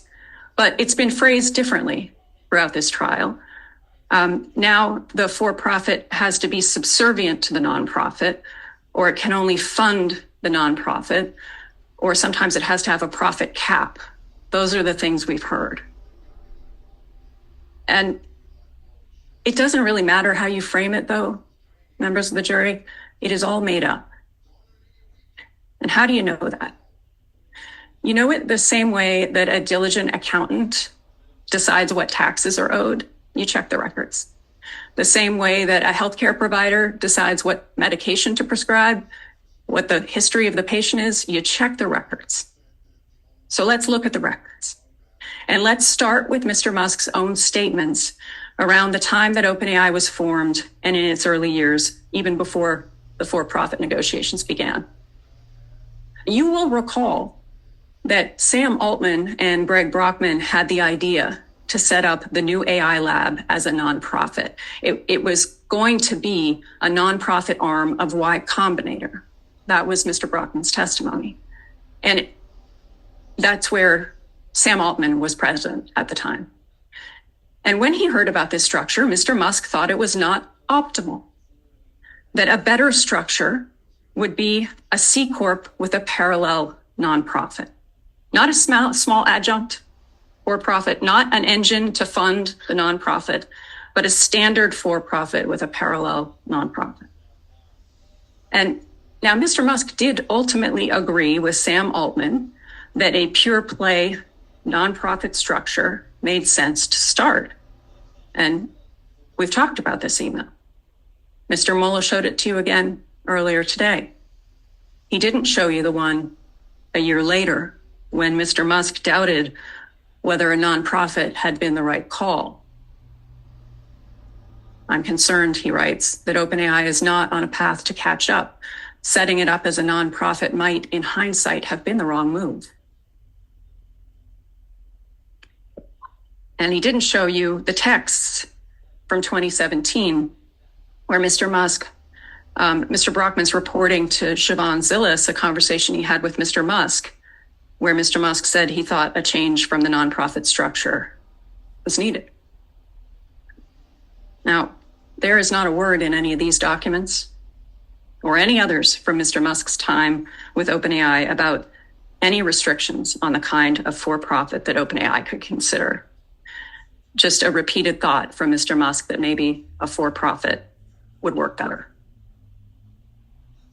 And let's look at what the records do show about a potential for-profit.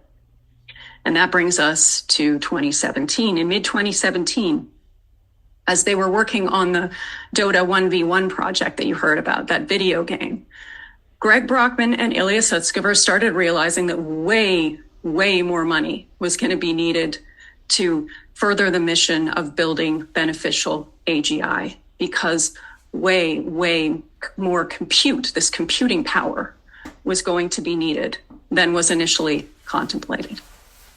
And everyone, including Mr. Musk, agreed that donations to a nonprofit would not suffice to fund the mission.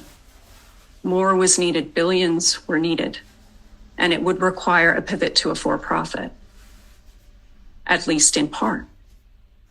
And here's Mr. Musk in July 2017 suggesting it's time to change course. He says, maybe another reason to change course. We saw this email after, in connection with him circulating that article about China's advances in AI. And he writes to his co-founders. He also writes, I have a tentative game plan. And you heard testimony from Mr. Brockman about what that tentative game plan turned out to be. He met up with Mr. Musk after this email to discuss the plan. And the idea that Mr. Musk shared was they would change to a for-profit once OpenAI had a big win. Then they did have that big win. About 3 weeks later, OpenAI's Dota 2 technology beat the world's best human at the 1v1 version of the game. And the win was a huge milestone for OpenAI. The next day, Brockman, Sutskever, Shivon Zilis, they were all at the tournament, the Dota tournament in Seattle. They flew back to the Bay Area for a meeting at the haunted mansion that Mr. Musk had just bought. And for Mr. Musk, the Dota win was the triggering event. This was the triggering event. You heard what was discussed at the meeting on August 12, 2017. Now, Mr. Musk claimed he couldn't remember. But as he apparently did not realize until this trial, Shivon Zilis was taking notes. And those notes tell you what you need to know. Switch to for-profit in next couple of weeks. Whoa, fast. A little further down, keep a subset of people at OpenAI nonprofit. The bulk of the people were going to go to the for-profit.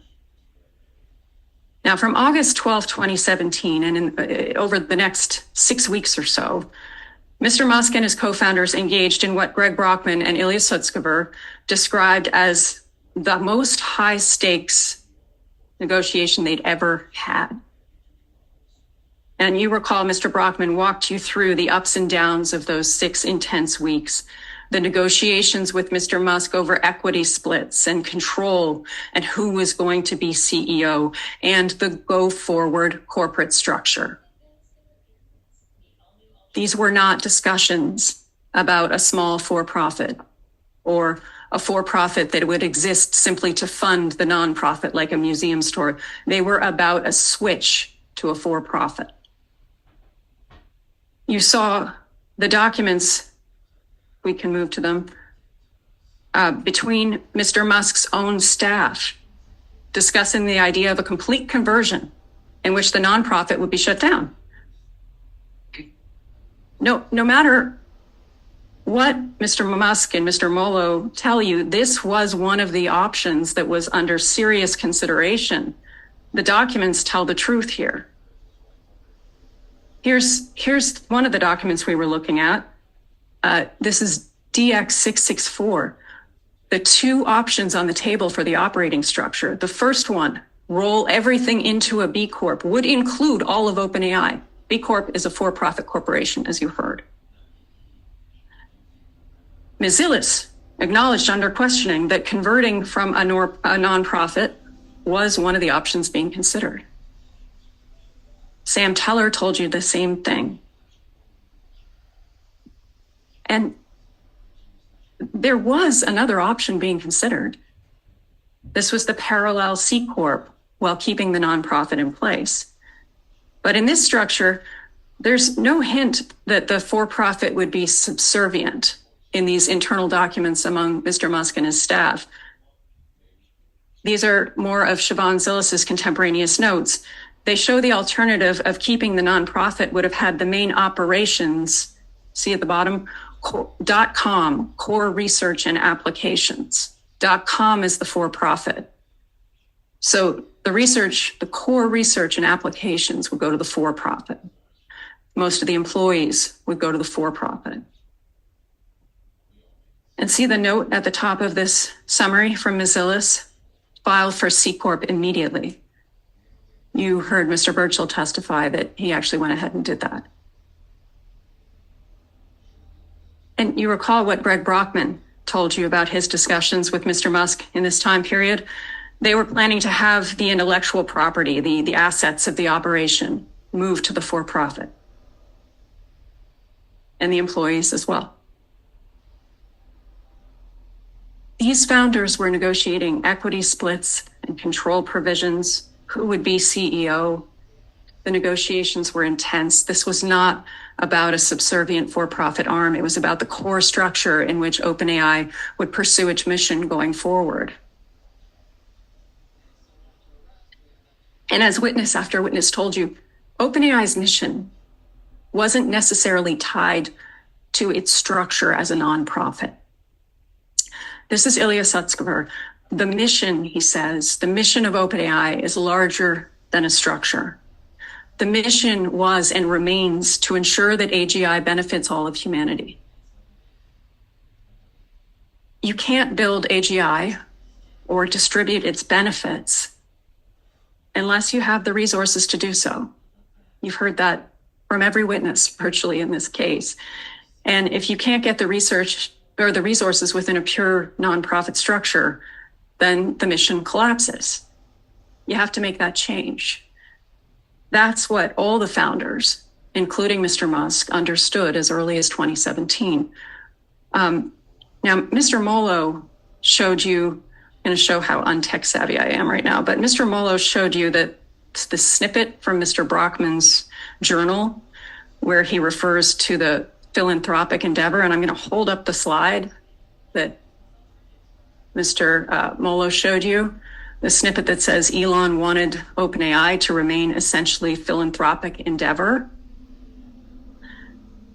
You heard Mr. Brockman, this is a snippet from one of Mr. Brockman's journal entries, and you heard Mr. Brockman describe that conversation with Mr. Musk. He was taking notes, right, of what Mr. Musk said. And Mr. Brockman explained that what Mr. Molo's selective quoting the language from the journal was distorting, which was the philanthropic endeavor was about the remaining nonprofit. So it was in this parallel structure. He was talking about philanthropic endeavor, not the for-profit that they were creating. And if you read back in the jury room, this is PX 154, the actual entry. you'll see it reads to something which is essentially philanthropic endeavor and is B Corp or C Corp or something. That's the part that was left off this slide.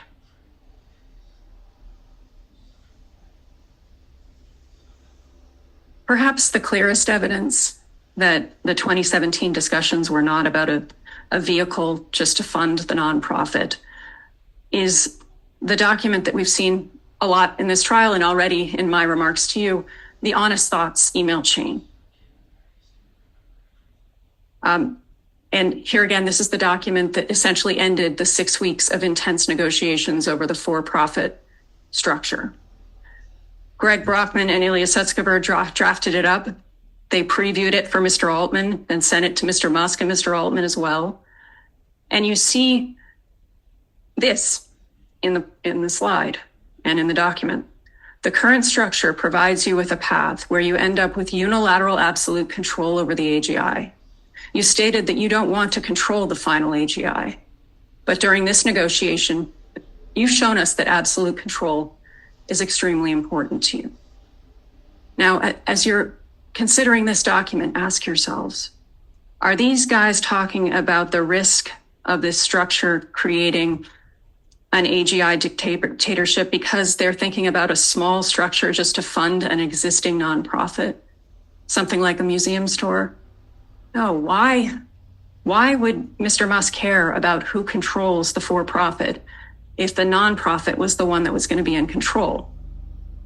Why would the configuration of the for-profit matter if the for-profit itself was just going to be a small adjunct to an existing nonprofit? Why the fear about unilateral control by Elon Musk? And why would any of this matter if what we were talking about was a museum store? And the answer is that it wouldn't. That's not what they were discussing. What they were discussing was a structure that would house the operations for building beneficial AGI and deciding how that AGI was used.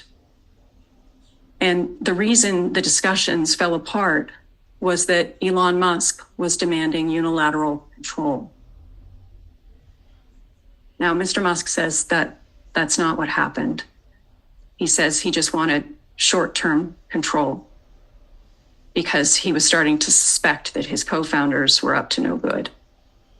But the evidence here again crushes that argument and that testimony.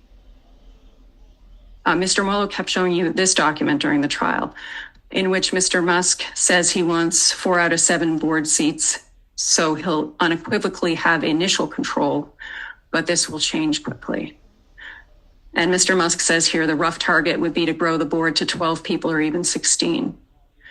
But let's pause for a moment on this document and consider it in the context of the other evidence, including the Honest Thoughts email chain that we were just looking at. You can see from the face of this that Mr. Musk is offering nothing other than his word about the eventual dilution of his control. He'll have a majority of the board, an unequivocal initial control, which means he'll be the one deciding whether and when new board members come on. And you heard from all 3 of Mr. Musk's co-founders that Mr. Musk provided no guarantee, no certainty that this control would diminish as he had suggested. You heard the testimony that Mr. Musk discussed his children inheriting the company, inheriting control of the company. He wanted dominion over AGI. That's why this was such a high stakes conversation. Mr. Musk wanted total control. Maybe he'd give it up over time, or maybe not. But it was up to him, and that was the problem. There is not a scrap of evidence, moreover, to support Mr. Musk's testimony that the reason he wanted control was because he doubted his co-founders' good intentions. Just look at Mr. Musk's own words at the time before it became convenient to spin this different story. They're at the end of this email, the same email that we were looking at, PX 156. As a closing note, he writes, I've been really impressed with the quality of discussion with you guys on the equity and board stuff. I have a really good feeling about this.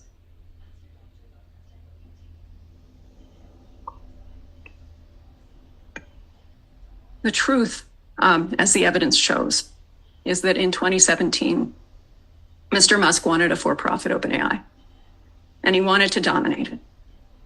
The idea that he was pushing for a nonprofit in control or for a small adjunct, a subservient for-profit, that is all made up. Here is another piece that is made up. The notion that anyone, much less Mr. Musk, even discussed profit caps in 2017. No one did. That was not part of the discussion with Mr. Musk about the new for-profit, and it certainly was never something that Elon Musk said should be required. Greg Brockman, you heard testify. The first time he discussed the idea of profit cap was with Josh Akyem in January 2018. And you remember Mr. Akyem recalled that as well. January 2018 is after the intense negotiations with Musk over creating a new for-profit structure had already ended.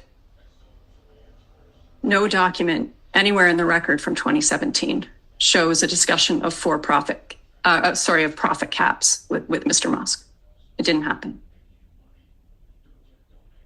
And let me address another thing made up for this litigation. This is the notion that the only for-profit that Mr. Musk would support and accept was one, again, where the profits from the for-profit would all flow to the nonprofit. That makes no sense. If all the company's profits are flowing to a nonprofit, then the company is not a for-profit, it's a nonprofit. That's what a nonprofit is. And you heard Professor Hemmel talk about this museum store example. That's how a museum store typically operates. It sells souvenirs, proceeds from those sales go to fund the nonprofit's operations. The store is not a for-profit. It doesn't have investors. It doesn't have them because investors, by definition, use their money to make returns, to make profits. If all the profits are going to the nonprofit entity and not to the investors, then an investor can't make a return and they won't participate, period. And in all events, a company that would flow its profits to the nonprofit wasn't what was being contemplated by Mr. Musk in his discussions with his co-founders in 2017. Musk was looking to divide up the ownership of the new for-profit into a pie that gave the biggest slice to him, smaller slices to the other co-founders, and a last slice to the existing employees. And look at how they discussed the equity in this for-profit. Where in this document, these documents with Mr. Musk's internal team, is the nonprofits piece supposed to fit in? Where do you see any profits flowing to the nonprofit, much less all or most of them? Nowhere, because there was no plan to fund the nonprofit through this for-profit structure. You heard Mr. Brockman's testimony on this. The plan, as Elon Musk presented it, was if the nonprofit was going to stay, it would continue to be funded flat at the level that it was, supported by donations. That's how the nonprofit was going to stay. It wasn't going to be funded by the for-profit. Mr. Molo a few times has pointed you to this document during the trial about revenues with excess cash flowing to reserves. And I mention this because it's important to look at the date. This is from November 2015, before OpenAI is even founded, and way before it became clear that much more capital was needed and that a for-profit pivot was required. Some sort of for-profit element would be needed. That document was not about a for-profit enterprise. It's about the nonprofit generating revenue. And it's roughly 2 years before the 2017 for-profit negotiations. And by 2017, Mr. Musk himself was seriously considering and even actually formed a for-profit that was going to effectively replace the nonprofit as the main event. This is back in 2017. And You saw the certificate. The B Corp got formed at Mr. Musk's instruction. At no point during any of this did Mr. Musk say, hey, wait, we can't do this. It would violate a commitment you made to me. So now we've looked at the records from the 2017 for-profit negotiations. No discussion of a small adjunct for-profit or subservient for-profit, a for-profit to fund the nonprofit, or of any caps of any kind. No possible basis from which to infer a restriction about what an OpenAI for-profit should or could be in the future. The record gets even worse for Mr. Musk when you move later into 2017 and into early 2018, because as the nonprofit is running out of cash, what is he doing? He's pushing to absorb the whole operation into a for-profit company. Remember, Mr. Musk froze his $5 million quarterly funding in August 2017, right in the middle of the negotiations. He did so even though he pledged at the outset to give $1 billion. And by late 2017, he saw his opportunity, which was to try to pull the talent from OpenAI into Tesla and build AGI there. The documents tell the truth on this. What they show is that Mr. Musk was planning to build a direct competitor to OpenAI, all while he was still the co-chair of OpenAI. He knew that OpenAI couldn't raise what it needed to build AGI from donations alone, and his co-founders had given him clear signal they were not going to grant control to him over a new for-profit. So he started laying plans, and they also gave him, by the way, clear signals, as you heard from Greg Brockman, they were not going to give him new control over the nonprofit either. So he was losing his bid for control. He started laying plans for Tesla AI, an AGI lab within a for-profit car company that he controlled. Mr. Musk, you'll recall, denied trying to pursue AGI at Tesla. And why did he deny that? He denied it because it shows two things. One that hurts his case, and one that hurts his ego and his case. The thing that hurts Mr. Musk's case is that his push to merge OpenAI into Tesla shows he never cared about the nonprofit structure or about open sourcing. What he cared about was winning. Musk thought the best chance of winning, of beating Google DeepMind, was to go build AGI within Tesla, where he could do it in secret, funded by shareholders who wouldn't be clued into what he was doing. Remember, Mr. Brockman testified about those conversations. You heard Josh Achim tell you about that last address that Musk gave to all OpenAI employees in February 2018, as he's leaving the company to go pursue AGI at Tesla. It was all about the race. It was the opposite of open source and nonprofit. The nonprofit would disappear at most. OpenAI would become a B Corp subsidiary of Tesla. You saw those text messages from Shivon Zilis to Sam Altman. You think through a B Corp subsidiary of Tesla, she says, that's a for-profit subsidiary of another for-profit.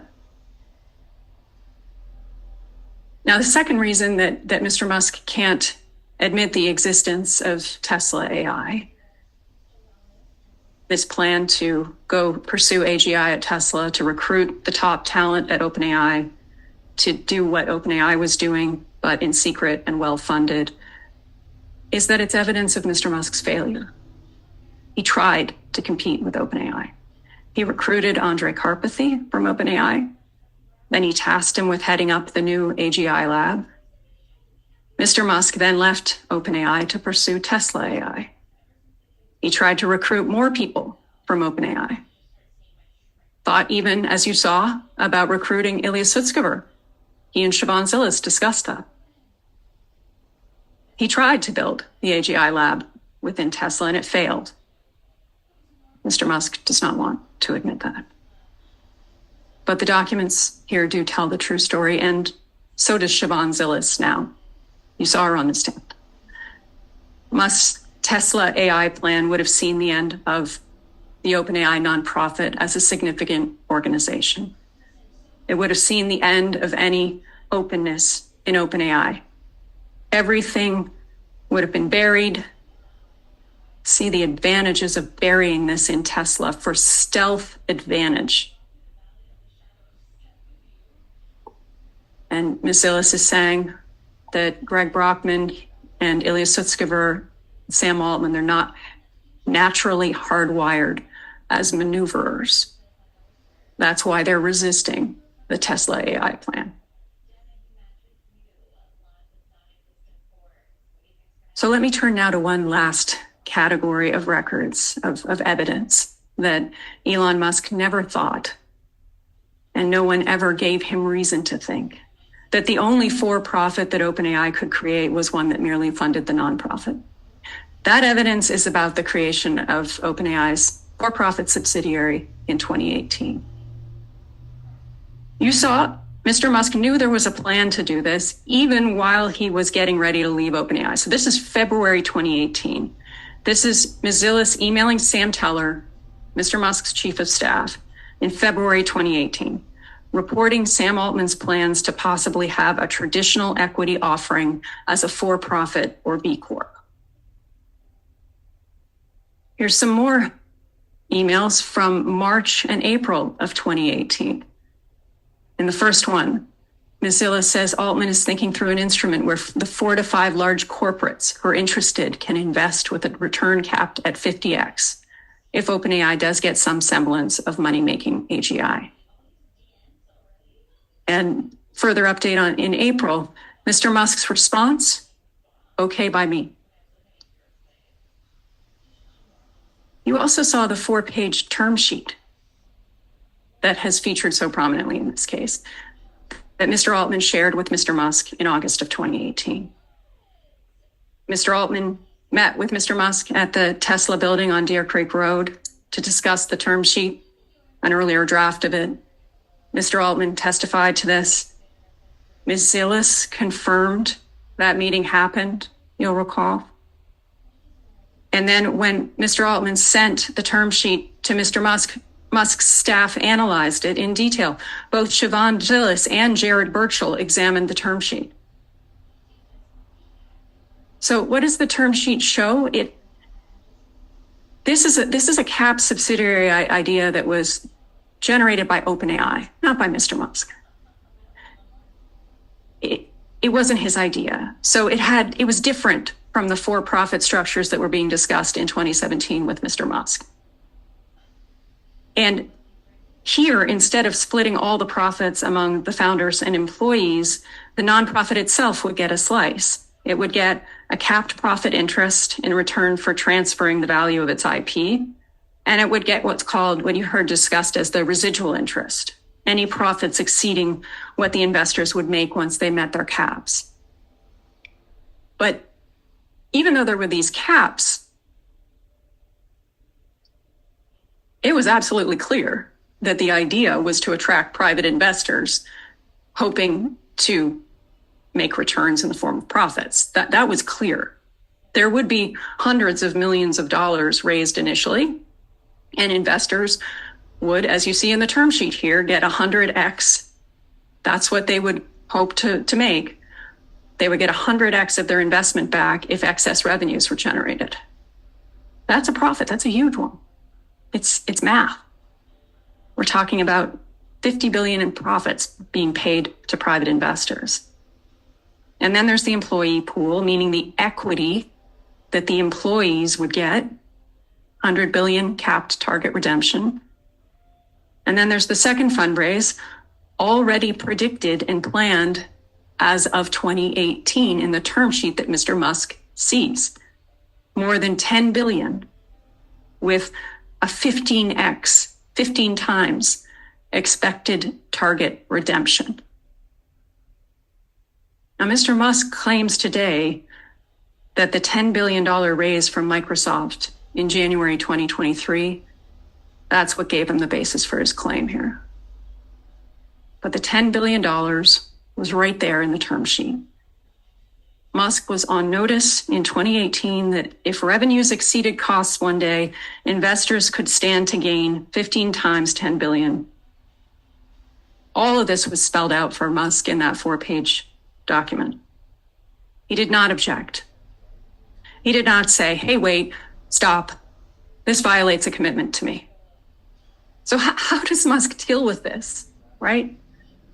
Having received this term sheet at the time, having had 2 witnesses testify they reviewed the term sheet with him, and having failed to raise any complaint, how can Musk possibly maintain now that OpenAI wasn't allowed to create a structure that would eventually raise $10 billion from Microsoft in 2023? He can't. He just tries to get you to believe that he stuck his head in the sand, that he was duped or something.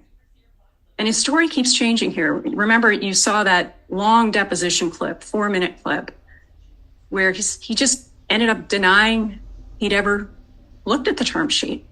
That's what he did in his deposition, denied it completely. Then you heard him at trial say he did read it, but only the purple box. He didn't read the fine print of this 4-page term sheet. And his story now is that he took his quick review. He took that review and then took from it that the profits would flow to the nonprofit and investors would not be investing, but rather donating. And I'll pause on this for just a minute because it is worth a linger. Here you have one of the most sophisticated businessmen in the history of the world asking you to believe he got a 4-page term sheet for a for-profit entity, that he read only the colorful bit at the top and somehow read it to mean that no investors would hope to make any profits, that he didn't read the 4 pages because that's fine print. It is as implausible as it sounds. A 4-page, this is a high-level summary. It's entitled, you'll see it, summary term sheet. That's not fine print, it's a summary. And if you care even a bit, you read it. The idea that this document is about donations and not investments is also ludicrous. Even Mr. Musk wobbled a bit on that one. Remember, we asked him, so you think Mr. Nadella and Microsoft were giving a $3 billion charitable donation to OpenAI? Is that your testimony? Musk's answer, no, but part of it may have been. Jared Birchall only had to glance at the term sheet in 2018 to know that the for-profit was an investment vehicle. Here's his email from the time. He reviews the term sheet and he says, pretty plain vanilla for-profit structure. So kind of hard to push a narrative that doesn't involve investors being very focused on ROI. ROI is return on investment, as Mr. Birchall acknowledged on the stand. And a return on investment, of course, is profit. A profit to investors and not to the nonprofit. Musk knew full well this was an investment vehicle, and he even considered investing in it himself. But then he decided not to, and to instead be supportive in spirit. This is Ms. Zilis' notes from the time. Just for awareness, Elon does not need to do the Reid call. That's the call with Reid Hoffman to discuss possibly investing in this structure. Doesn't need to do the Reid call because he's decided to be supportive in spirit of OpenAI, but not participate in the new instrument. How could she have written that if he didn't consider the term sheet?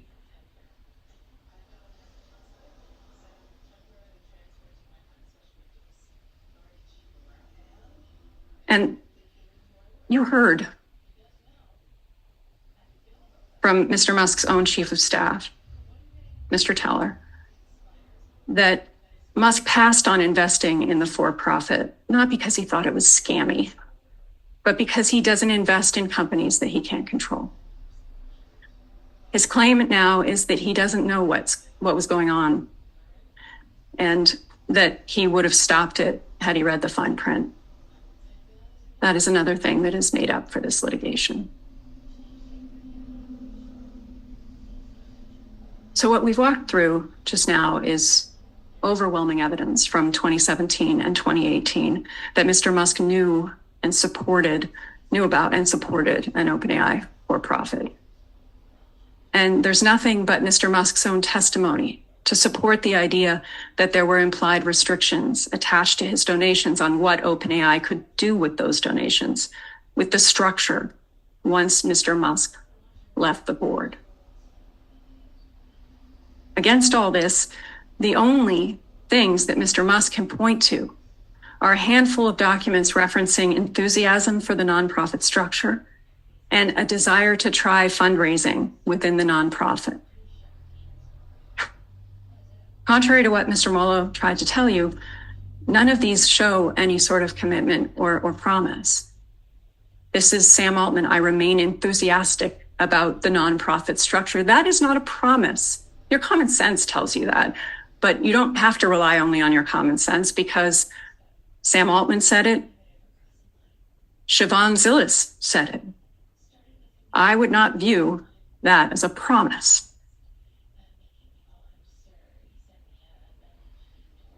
And it was true. Sam Altman was enthusiastic about the nonprofit structure when he wrote that. He thought maybe they could raise the needed funds within the nonprofit structure at that point if they really made a big push. But it didn't work out. You heard that from Greg Brockman. Let's look at the email now from Shivon Zilis around the same day. This is after the for-profit negotiations, right after that honest thoughts email exchange. She writes that Mr. Brockman and Dr. Sutskever were good with continuing with the nonprofit. They would like to continue with the nonprofit structure. Here again, that is not a commitment.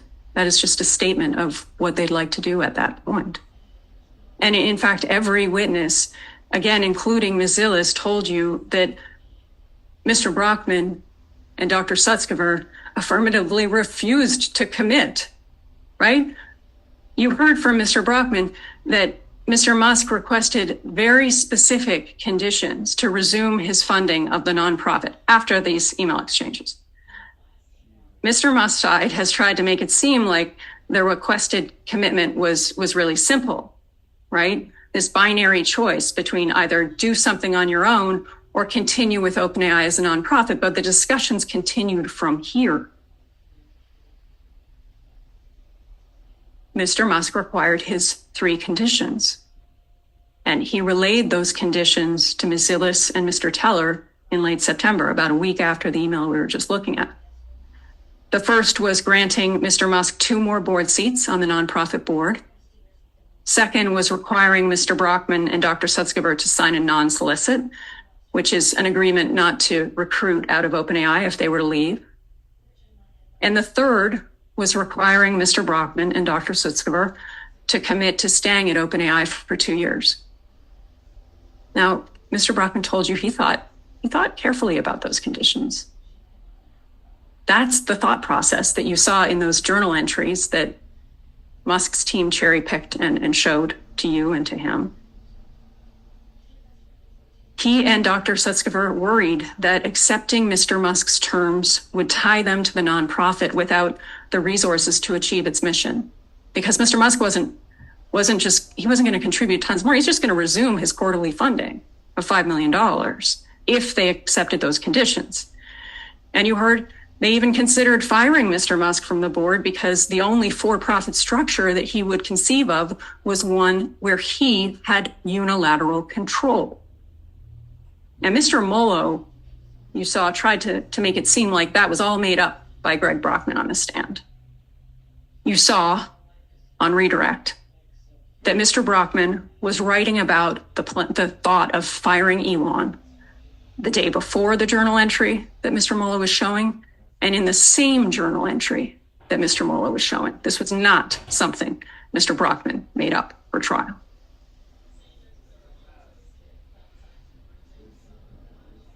They didn't do it though, right? Mr. Brockman and Dr. Sutskever did not fire Elon Musk from the board. They decided to try to make the nonprofit work with Mr. Musk not accepting his conditions, but trying to make it work. They thought it would be morally bankrupt to get Musk to resume his quarterly contributions to the nonprofit if they gave their word. And then they went off to start a for-profit if those resumed donations turned out to have been insufficient to advance the mission. They thought that would be morally bankrupt, so they didn't do it. They didn't agree to the conditions. No one made a commitment to Mr. Musk. And in the weeks before Mr. Musk's departure, Mr. Brockman and Dr. Sutskever continued to share their uncertainty about OpenAI's future. Here's a document that you saw, I think with Shivon Zilis, that proves Mr. Musk's claim that the founders committed to the nonprofit is just false. Mr. Molo, I don't think showed you this document. It's Shivon Zilis' notes from the time reporting on what Greg, Ilya, and Altman were telling her. They're still not sure whether they'll stay a nonprofit and focus on donations. Figure out a structure for equity fundraise or a private version of a token offering you guys had discussed before. This is February 11th, 2018. There was just no commitment made to Mr. Musk about OpenAI's corporate structure. There was never any specific purpose tied to his contributions, certainly not one related to OpenAI keeping the nonprofit the main event. It's all made up. And let's look at the testimony. None of the other founders backed up Musk's story. Sam Altman, Greg Brockman, Ilya Sutskever. None of the other witnesses, even Mr. Musk's own witnesses, say they were unaware of any promises made to him by OpenAI. So that is the first restriction. There was none. You can't imply it. The record defeats it. Nor was there any condition or commitment related to open sourcing. And none of Mr. Musk's donations were given for the specific purpose of open sourcing. You didn't see anything saying that. And this we can cover a lot more briefly. You heard Dr. Sutskever say there was no promise made to Mr. Musk on open sourcing. Did you ever make such a promise to Mr. Musk? Definitely not. I mean, on the contrary, early on, I told him that OpenAI is not going to open source everything. Even OpenAI's documents, all the documents from the time, the General Certificate of Incorporation, the original one from 2015, says only that the OpenAI nonprofit will open source its technology when applicable. And it was clear from the outset, we saw this email from January of 2016, that the open did not mean open sourcing. This is Ilya Sutskever writing to Elon Musk and his other co-founders. It didn't mean open sourcing. The open in OpenAI means that everyone should benefit from the fruits of AI after it's built, but it's totally okay to not share the science. Elon Musk's response, yep. There's also Greg Brockman's email from 2016, just a few months later, to Elon Musk. I plan to say that I can't see why we would do that. Our mission, which means criticize Google for not open sourcing, our mission is to maximally benefit the world. And we don't have a problem with people keeping things proprietary. It's fine to make money off this stuff. And we may even generate revenue ourselves one day. Musk's response, whoa, that's really interesting. Who called from Google? And you heard the Dota technology that powered that big win in August of 2017. That wasn't open sourced. Mr. Musk was still at the company at the time. He didn't complain about it. And Mr. Brockman told you the reasoning for not open sourcing that. It wasn't about safety, that particular decision. It was about strategic reasons. So OpenAI's technological progress didn't accelerate the progress of competitors. In early 2020, OpenAI amended its certificate of incorporation to remove the reference to open sourcing altogether. It's a public document. A few months later, it released a blog post explaining why it was sharing its technology through an API instead of through open sourcing. Another public document from 2020. There was never any commitment to open source of any kind made to Mr. Musk. And none of Mr. Musk's contributions to OpenAI were earmarked for the specific purpose of open sourcing. There is zero evidence of that. Now, because his donations were not made for any specific charitable purpose, Musk has not proved that he had a charitable trust. Hasn't proved he ever had one. He hasn't come close to proving that. But even if he could prove that he had a trust at some point, his claim still fails, and that's because his money had already been spent by the time of the supposed wrongdoing, so any charitable trust had expired.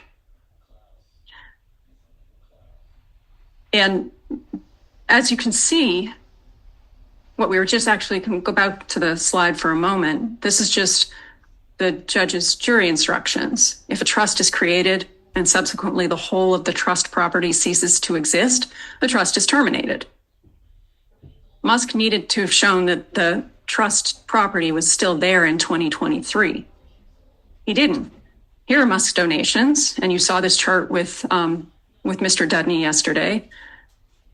The quarterly contributions ended in June 2017. And you heard from Mr. Dudney, the forensic accountant, that they were all used up no later than November 2017. Mr. Dudney explained after reviewing OpenAI's financial documents that the money was spent on exactly what you'd expect: compute, employees, facilities. It was spent in the pursuit of OpenAI's general mission. And the rent contributions, meanwhile, were all used up by September 2020, when the last rent payment was made. Everything that Mr. Musk donated was spent by September 2020. That's 3 years before 2023. There was no trust in existence by the time of this supposed breach.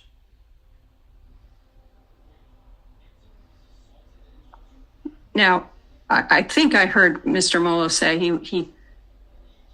he's suggesting that the money that Mr. Musk gave from 2017 to 2020 helped OpenAI develop technology that formed the basis for its IP later on. There was some suggestion of that. But that theory does not work.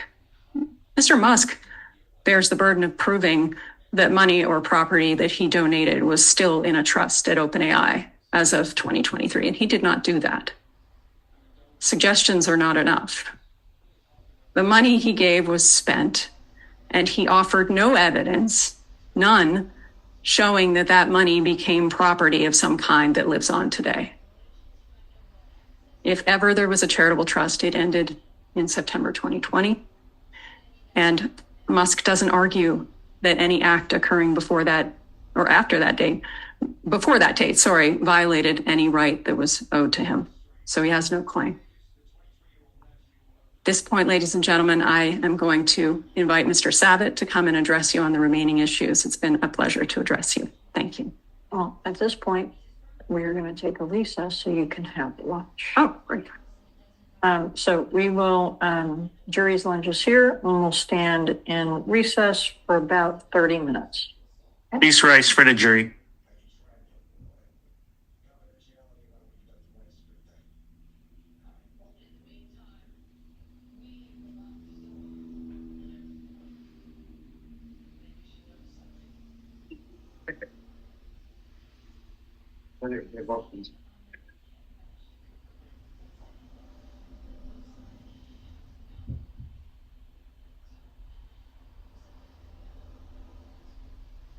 Okay, so Mr. Savitt, what's your anticipation? in terms of time?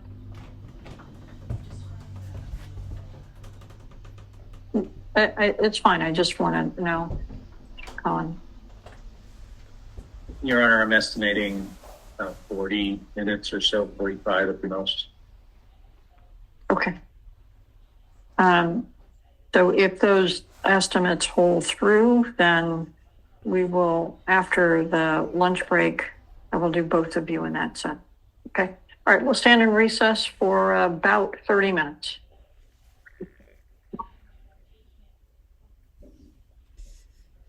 Your Honor, there's one issue we wanted to raise arising out of Ms. Eddy's presentation. We can do it now, or we can do it at the end of the recess. That's okay. Ms. Eddy, we've got an issue from plaintiffs. We're back on the record. The record will reflect that the jury is not here. Sure.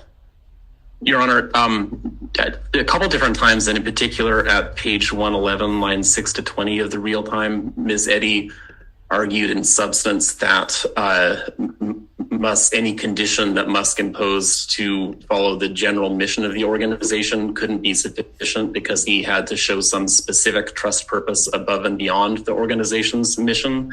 And our concern is that that's contrary the organization's general mission. And our concern is that that's contrary to what this court ruled in your summary judgment order. In particular, I'm looking at docket 390, page 17, where Your Honor said, the argument that a settler must attach specific additional conditions to a trust where a charitable donation already aligns with the mission of an organization is not supported by case law. And so we think this has given the jury a misunderstanding or a misleading impression of Your Honor's instructions, and wanted to request a supplemental instruction just to clarify the point Your Honor made in the summary judgment ruling.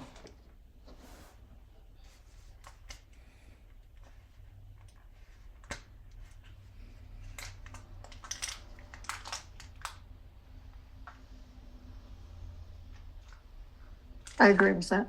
Overruled. Thank you, Your Honor. Excuse me, everyone. We'll need to clear the courtroom. Thank you.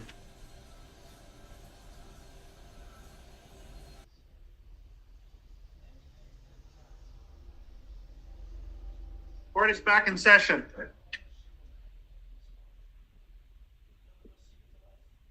Okay, let's call the jury in.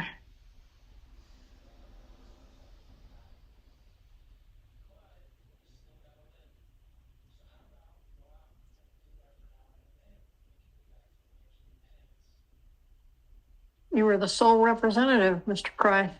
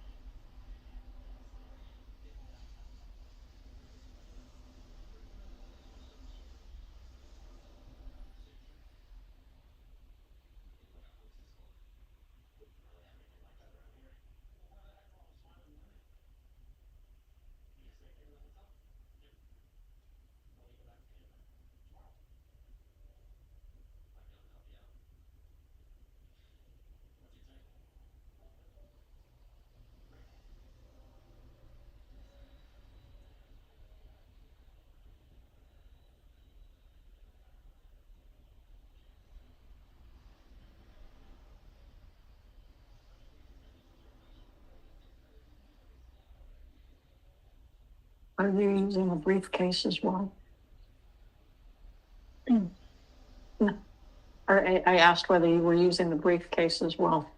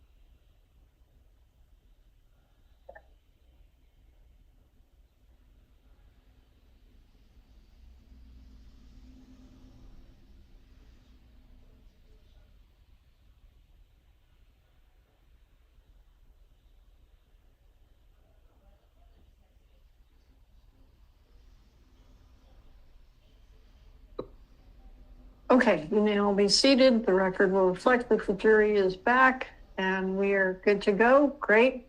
Mr. Savitt?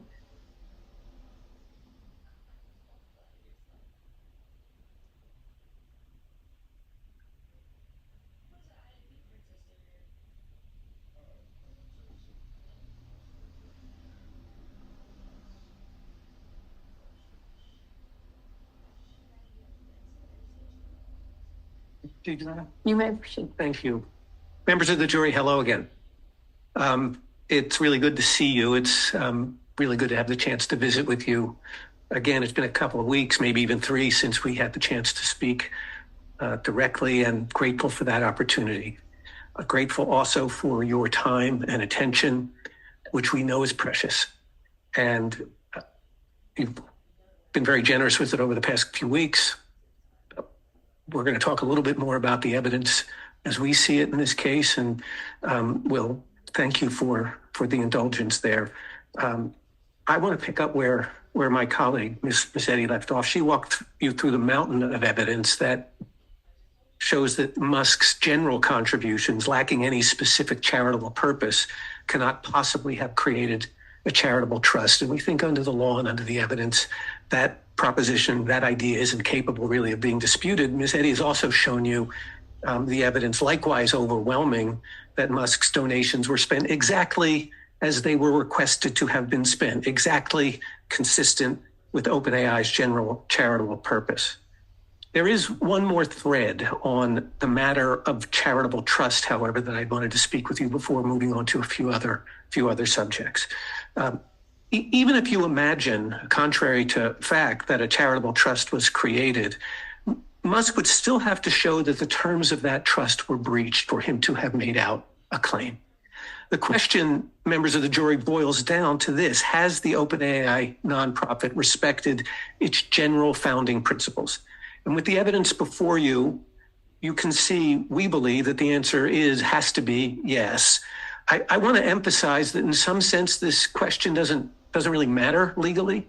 As we've seen, Mr. Musk only can have a claim if specific commitments were made to him about the uses of his donations, showing that they were different than OpenAI's general commitments, which we submit they weren't for the reasons that Ms. Eddy has discussed with you.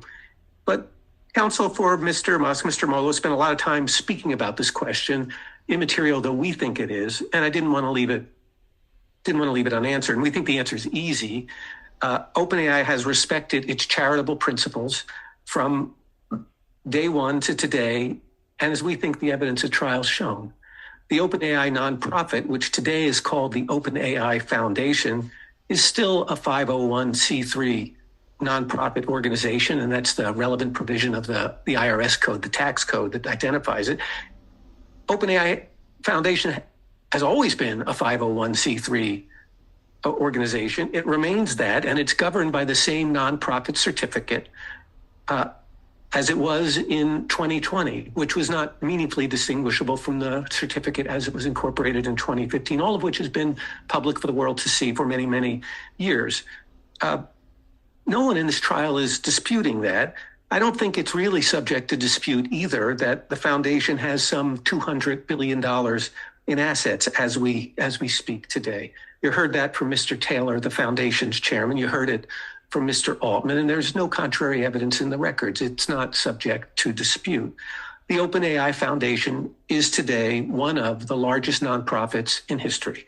It is funding initiatives aimed at fostering AI resilience, which is making sure that the economy is resilient in light of the coming of artificial intelligence, and focusing on curing diseases and trying to make life and work better for healthcare professionals in the healthcare industry. No private person has received any part of the nonprofit's net revenues. None of the foundation's assets have been transferred to anyone for anything other than fair value, ever. I want to talk for a moment about the document that's now on your screen. It's a report of an accounting firm, a financial evaluation firm called Hemming Morse.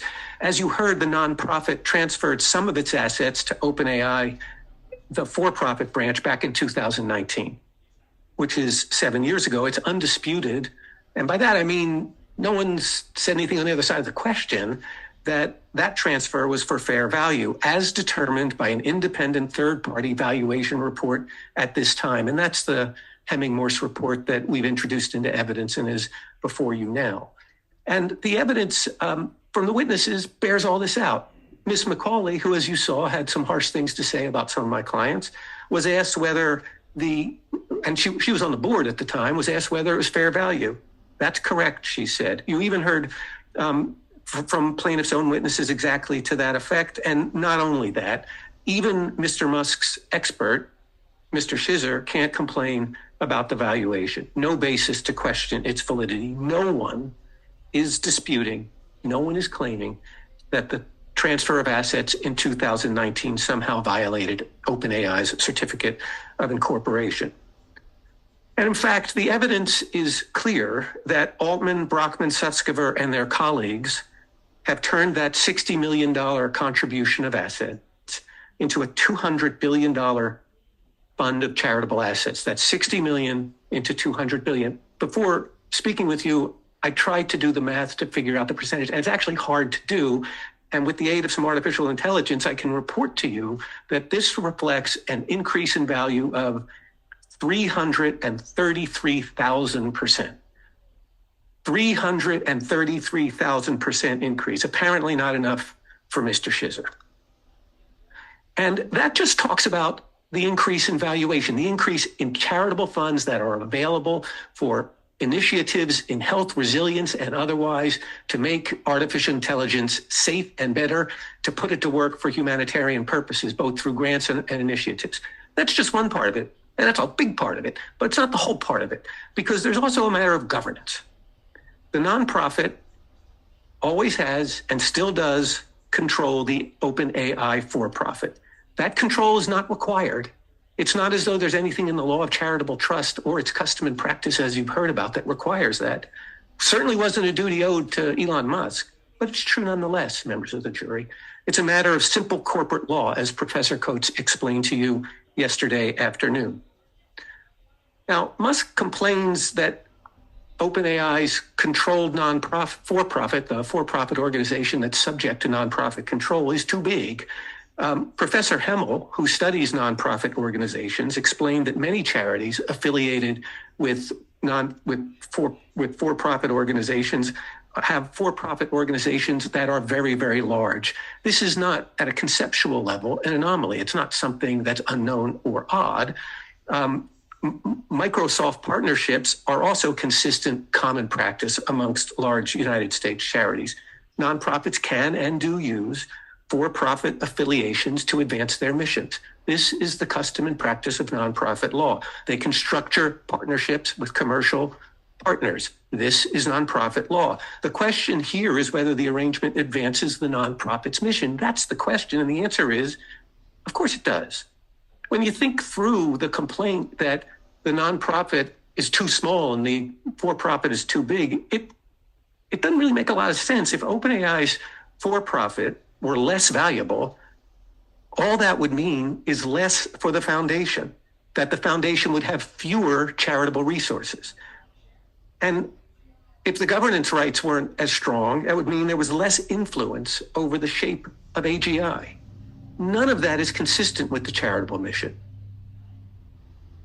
All of it is entirely in line with the charitable mission. And yet what Mr. Musk seems to want to achieve is a scenario where the foundation has fewer assets and is exercising less control over leading edge artificial intelligence. It makes no sense from a mission perspective. Importantly, moreover, you've heard that the nonprofit's current structure, as Mr. Taylor testified, was shaped in consultation with the attorneys general of Delaware and California, who were actively involved in discussions about how to structure the organization in 2025.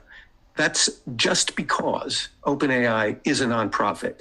And no other AI company can say that. No other AI company is organized with a nonprofit in control. No other AI company answers to government regulators like the attorneys general, certainly not Mr. Musk's XAI. And counsel, Mr. Molo, touts Mr. Musk's concern with the social impact of artificial intelligence, the whole point of the Resilience Project, which will now be the beneficiary of billions of dollars of action and resources, is precisely to mitigate the economic effects, the adverse economic effects of artificial intelligence, and to ensure positive impacts in artificial intelligence. This isn't going to be easy, and it's not going to be without its challenges, but someone has to devote the resources to try and get it right. That's what OpenAI is doing, not XAI. Mr. Musk looks at all this, nevertheless, and shouts, "They stole a charity." And that's sort of all he does, is shout they stole a charity. But that has things exactly backwards, members of the jury. For years, the main value the nonprofit had was in its residual interest in the old capped profit structure. You heard Mr. Shizer complain about how uncertain that interest was. He said it made things hard for the nonprofit. It wasn't going to be able to get its hands on resources quickly, and that's true. And it's also true that for several years, the nonprofit's main job was overseeing the for-profit. That remains an important part of the nonprofit function. It didn't have its resources readily available to conduct its own initiatives. This is the slide that Professor Shizer looked through with you a little more than a week ago. But Professor Coates explained the actual economics, because this isn't the actual economics. The actual economics are this. Professor Shizer imagined an exceedingly small piece of this very large pie. In fact, the actual share is enormous, $200 billion plus enormous. That is not stealing from a charity. That is creating untold value for a charity. That's creating a 333,000 times rate of return for a charity. Now, since the October 2025 recapitalization, about which you've heard a bit, the foundation, the nonprofit, has been with the good fortune of owning a very big chunk of the PBC. And it finally has access to the resources it needs to fund the initiatives that we've talked about. I just want to say it again, because the sum available to this organization is enormous, $200 billion plus. And I know that in questions to witnesses and in the argument with you this morning, Mr. Molo has suggested that the foundation only started hiring people recently, that it only began to do the work that it's doing because of this lawsuit. There is zero truth to that. And putting aside what's been said by a lawyer, which is the judge has explained to you isn't evidence, there is no evidence of that. There's only one explanation in the evidence, and it's the accurate one, which is that the recapitalization transaction, the restructuring, consummated in October 2025, unlocked the value that the OpenAI Foundation could put to work, and that it immediately set about to putting those resources to work. It is true that there has been a rapid acceleration in the foundation's work. The only reason for that is that it now has the resources to do it. The evidence on that question, members of the jury, is one way. There's nothing from which one can draw an alternative inference.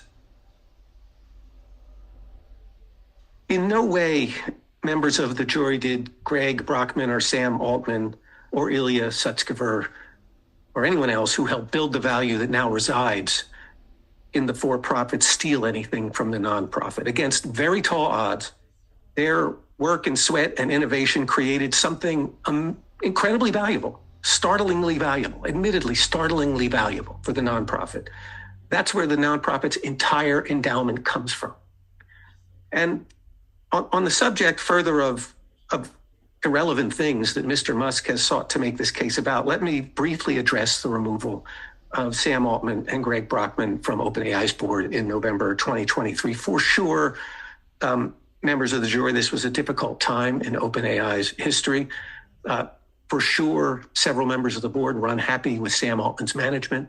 Some, for sure, accused him of being less than candid, principally in the sense of having said two different things on the same topic. But let's keep an eye on the ball of how things shook out. Over 90% of OpenAI's employees, including plaintiff's own witness, Rosie Campbell, including Dr. Sutskever, signed a petition to have Mr. Altman and Mr. Brockman reinstated. These are the people who worked most closely with these executives day in and day out over the course of years and years. They wanted them back, both of them. Dr. Sutskever, one of the members of the old OpenAI board, signed that petition, and he voted to have Altman and Brockman return. You heard Dr. Sutskever testify that the old board had acted rashly, without adequate inquiry, without a succession plan in place, without adequate investigation, on the strength of poor legal advice, so as to have created chaos at the company. That was from Dr. Sutskever. Ms. McCauley and Ms. Toner, two of the other directors who'd done the removals, they agreed that bringing Altman back was critical for the future of the company. Adam D'Angelo, the fourth vote, well, he stayed on the board. He's still on the board. He voted to reinstate Mr. Altman. He voted to reinstate him as both a board member and a CEO. The new board members, Mr. Taylor, the chair from whom you've heard, and Larry Summers, they joined the board. They were both contacted first by the outgoing board, not by Altman. Summers was put on the board over Microsoft's objection. And importantly, as the outgoing board demanded, a thorough independent review was conducted into just what happened in November 2023. And after that review was completed, Mr. Altman was reinstated to the board of directors. Sam Altman and Greg Brockman and OpenAI in general have had to sort out what happened in something that was a big blow up, a lot of chaos. And they had to sort out what to do to try to make things better going forward. In place now is a more robust, more mature governance structure that reflects the growth of the company. Brockman and Altman and the management team and this board, which, as you saw, is populated with exceedingly accomplished individuals from all walks of life relevant to this project, have tried, and they're trying, and we think the evidence is they're succeeding. Now, you may be asking yourself, what does all of this have to do with Mr. Musk's claim that in 2015 and 2017, he was made some promise that was broken? This all happened in 2023, and the answer to that question is nothing. Musk's last rent donation was made in 2020, and we'll talk a bit about that. That was 3 years before all of this. His last quarterly donation was in the middle of 2017, as you now know. It was more than 6 years before all of this. The alleged promises that were made were in the remote past. Mr. Musk is raising this issue to divert your attention from the facts that matter for his claim. But since Mr. Musk has made so much of November 2023, ask yourself this: if Mr. Altman wasn't committed to OpenAI and its mission, which is what Mr. Musk claims, why did he come back to OpenAI after being fired? He didn't have to do that. You heard that he had a job offer at Microsoft. You know, because you heard that he could have gone there and made an enormous amount of money. He could have gone there with most of his team. He could have pursued AI there. He wouldn't have had to think about the mission again. But he came back to OpenAI. This is the proof of it. Here was a guy who had a choice, a clear field to walk away, to get into an organization that was going to pay him enormously. He'd run the show, and he would not be constrained by the mission. He said no. He went back to OpenAI because he cared about the team and he cared about the mission. He re-upped in circumstances where he didn't have any obligation because he'd just been kicked out. He'd just been kicked out on his ear.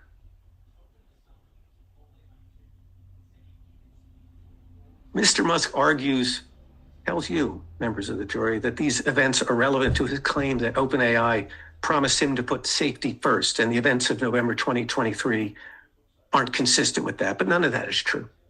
OpenAI is and has been committed to safety. That's not some special obligation that's owed to Elon Musk. It's fundamental to the mission of the organization. And the events of November 2023, they were not about safety, members of the jury.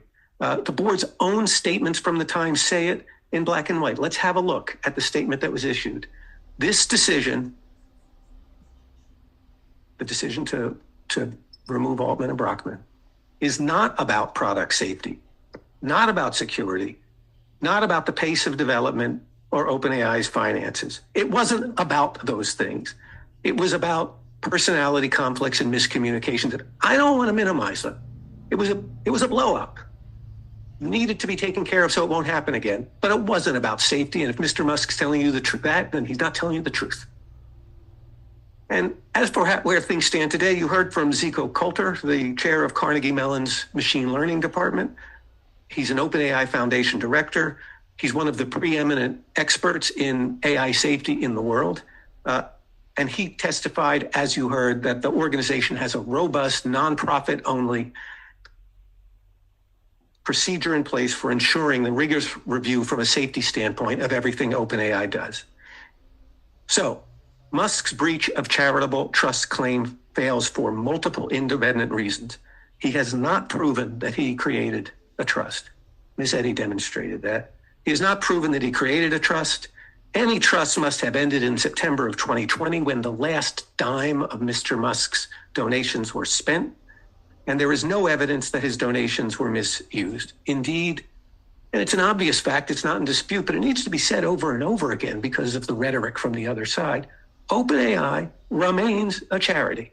OpenAI remains governed by a charity. The charity is now bigger and stronger and more empowered from a governance perspective than ever.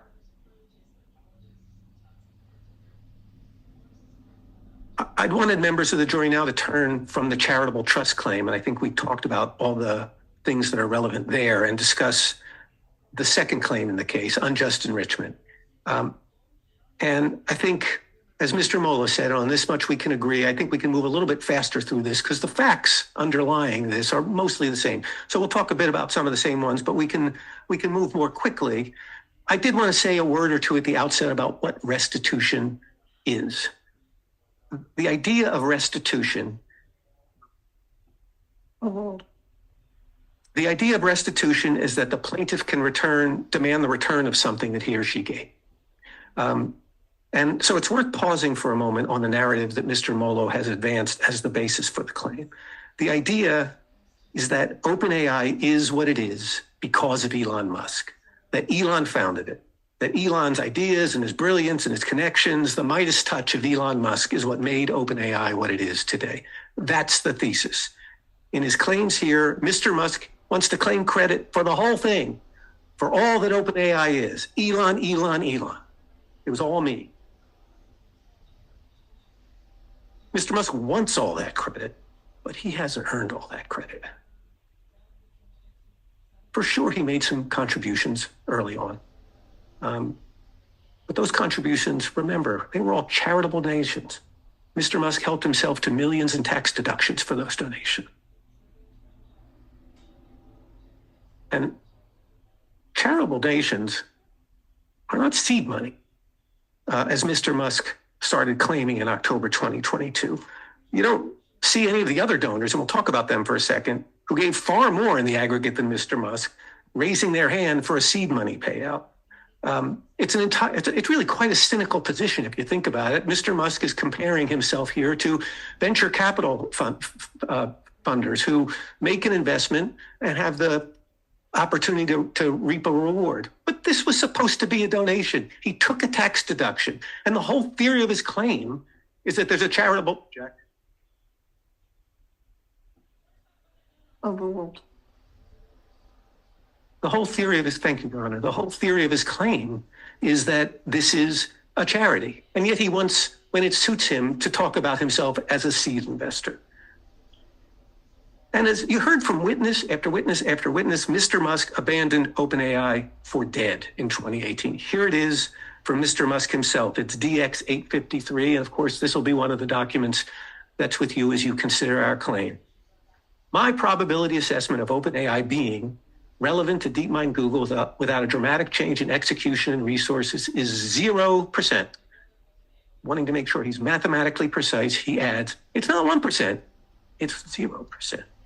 He thought that's what OpenAI's chances of success were. But then after Mr. Musk left, slamming his door on the way out, seeking to poach employees on the way out, seeking to build his own AGI operation at Tesla on the way out, after he slammed the door behind him, an unexpected thing happened.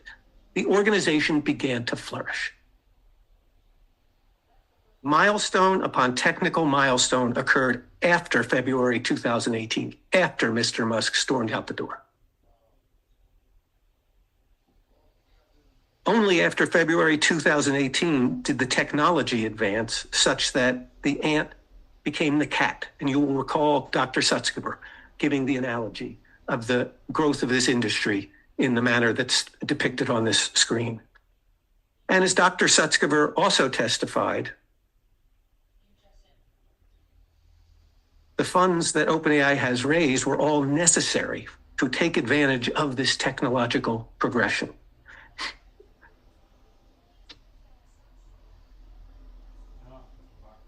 I want to talk a little bit about this slide with you members of the jury. For the $38 million that Elon Musk donated way back in the day, others contributed nearly $100 million.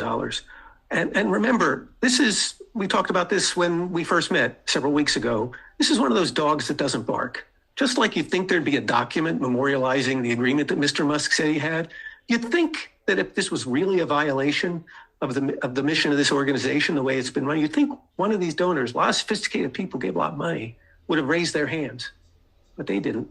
Not a single one of these other donors has ever complained that OpenAI has failed to respect its mission. Not a single one of these other donors has brought a lawsuit against OpenAI. Only Mr. Musk has, only the competitor. That's the only one who's that's the only one of these donors who's perceived this unwritten, unspoken promise that was allegedly made. And then investors put in $150 billion in investment capital, not donations now, in investment capital, all needed to power the mission. And so members of the jury have this in view. Those investors, they still haven't had a cent of return from that. So keep that in mind. None of those investments have been paid out none of those investments have been paid out by OpenAI because it's not profitable. Now, Mr. Molo, in his conversation with you this morning, conjured some imaginary world in which OpenAI could have developed without the Microsoft investment, some imaginary world in which donations equivalent to what Microsoft gave could have been solicited and brought in and meet the demands of the project. A couple of things on this. You heard Mr. Altman talk about beating the bushes, and he raised $50 million in 2018. That's a lot of money. It's a lot of work, but it's nowhere near what was required. Remember also that there was supposed to be a big anchor donor, Mr. Musk, $1 billion. Well, that didn't happen. And there is literally no evidence that anything like the amount necessary to sustain this organization could have been raised by donations. The best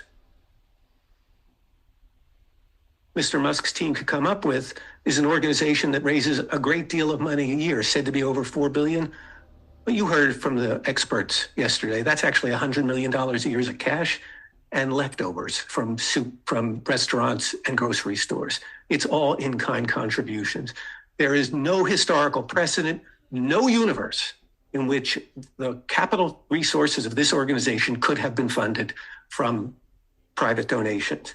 So yeah, for sure. Mr. Musk came by every week or so, he gave some advice, and then he quit 2 years in.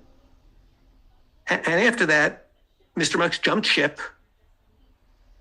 And he tried to take some with him, but a lot of people stayed, hundreds stayed, and then thousands were there. And there are researchers and engineers who have poured their life into this organization. And it is they, members of the jury, not Elon Musk, who have created something enormously and surprisingly valuable.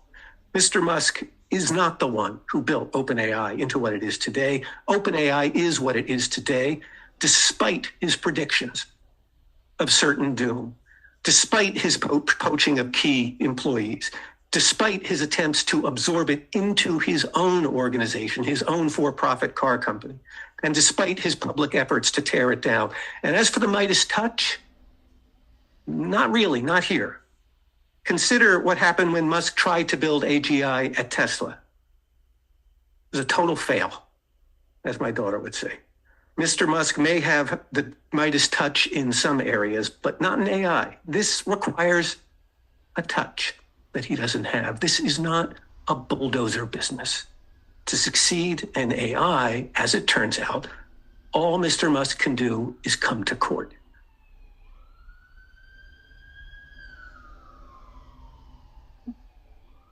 So that's one thing. OpenAI is not Mr. Musk's creature, far from it. But even if you accept that narrative, it still doesn't give him a legal claim, members of the jury. So let's get detailed about what Mr. Musk has to do to prove his claim. For unjust enrichment, Mr. Musk has named 4 defendants. The nonprofit itself, the PBC, Mr. Altman, and Mr. Brockman. And to carry his burden on that claim against any one of these defendants, Musk has to show 2 things for each of them. He has to show that the defendant received a benefit, and he has to secondly show that the defendant unjustly retained the benefit at Mr. Musk's expense. And let's quickly talk about how this analysis plays out against the backdrop of the evidence against each of these defendants, because members of the jury, that's what you're going to have to do when you go and sit together and figure out how the pieces fit together. Starting with the OpenAI Foundation, I think we can agree that the OpenAI Foundation, previously OpenAI Inc., received a benefit from Mr. Musk. Back in 2016 to 2020, it received donations from him. But the problem with that is he has to show that those benefits were unjustly retained at his expense. It's not enough to say, I gave money. He has to show that there were benefits that were unjustly retained at his expense, because otherwise anyone who gave money to a charity could bring a lawsuit and tell it what to do. And you know that's not the law. And there are 2 pieces to this, Your Honor, members of the jury. One is unjust enrichment, and the other is at Musk's expense. I want to break those pieces down to try and low map this for you. Let me start with the second piece, which is a slightly technical piece. I'll warn you in advance, but it's important. Was the alleged unjust retention at Musk's expense? All of the evidence in this case shows that Musk did not give money to OpenAI directly. He did not give it to it directly.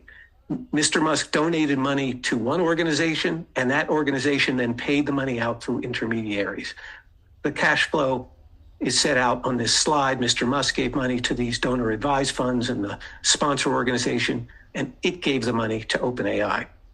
These were tax engineered 2-step transactions where organized. Related to the summary judgment.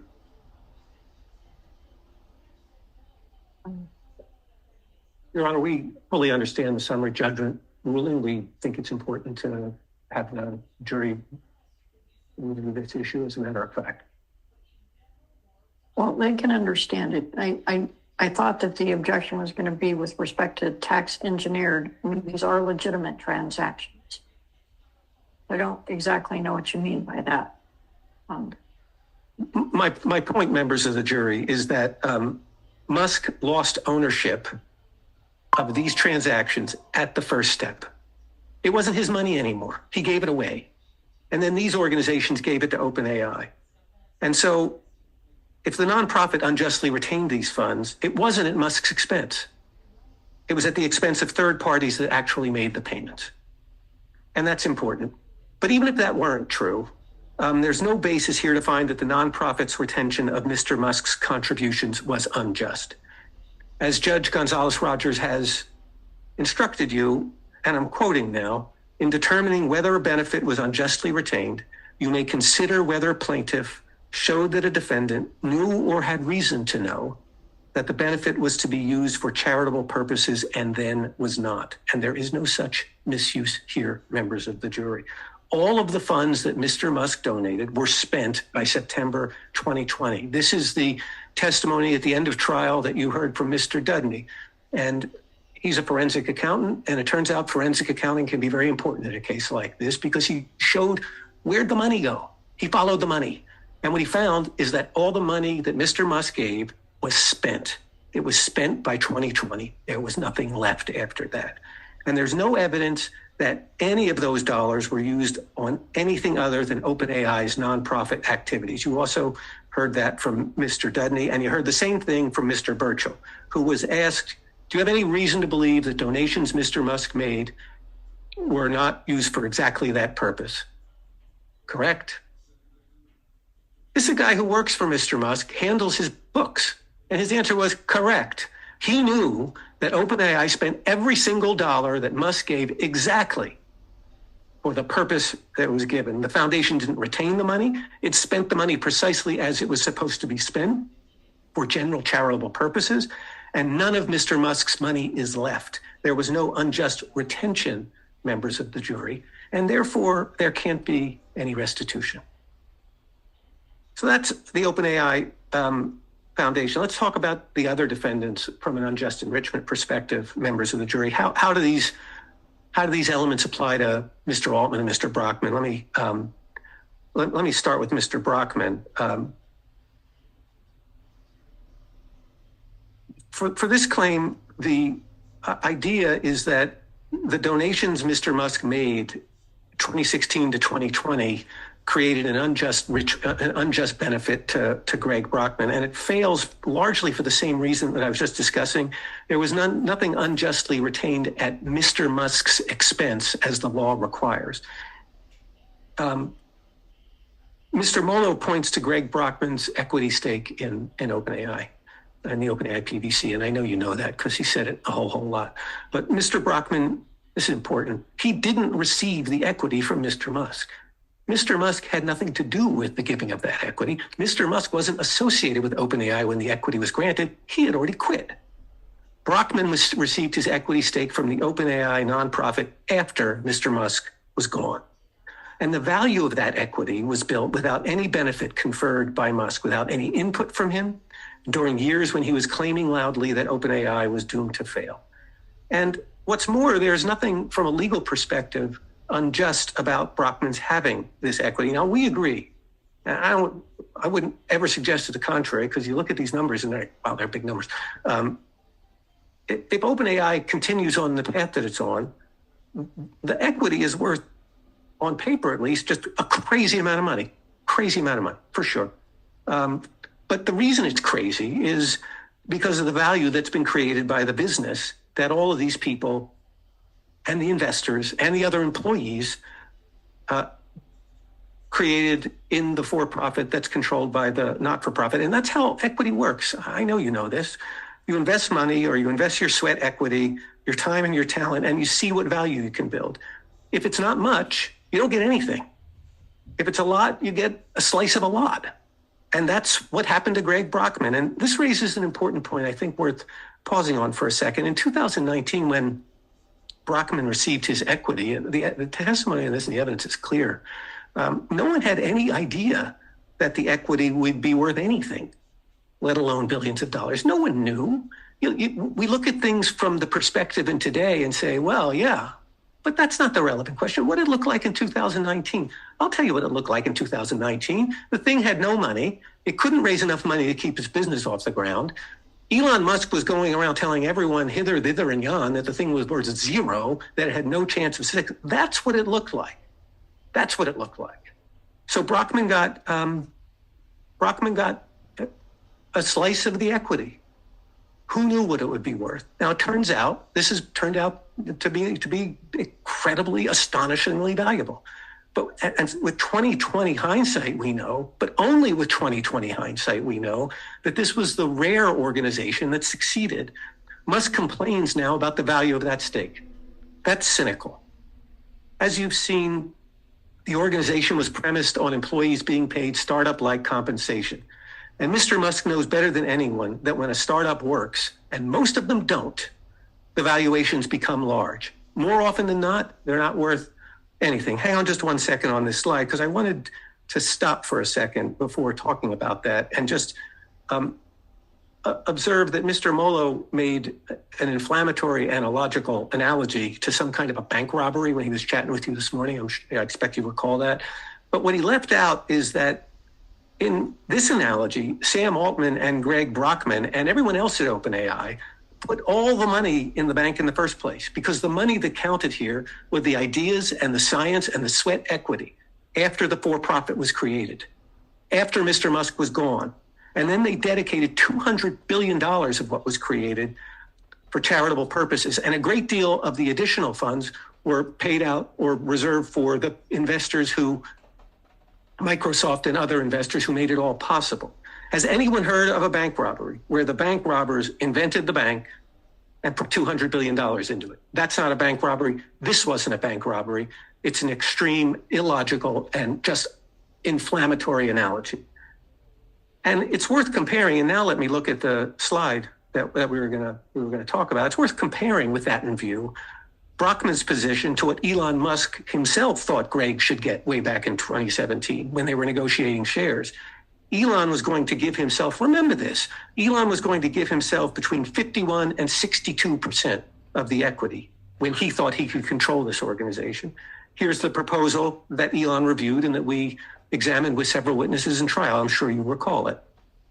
Elon's at 55%, Brockman is at 7.5%.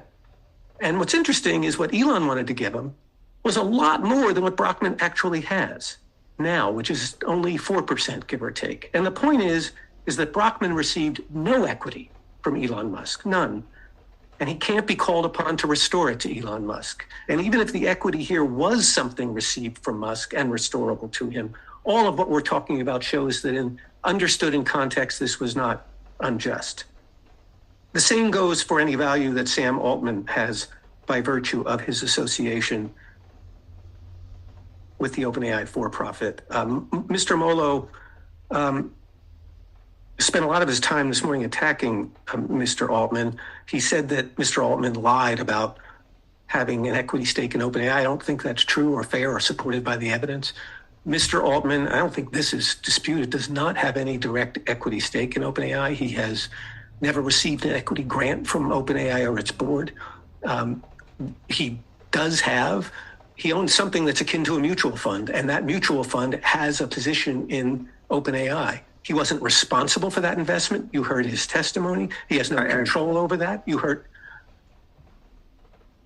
Oh, thank you, Your Honor. The claim that there was a lie here is itself untrue.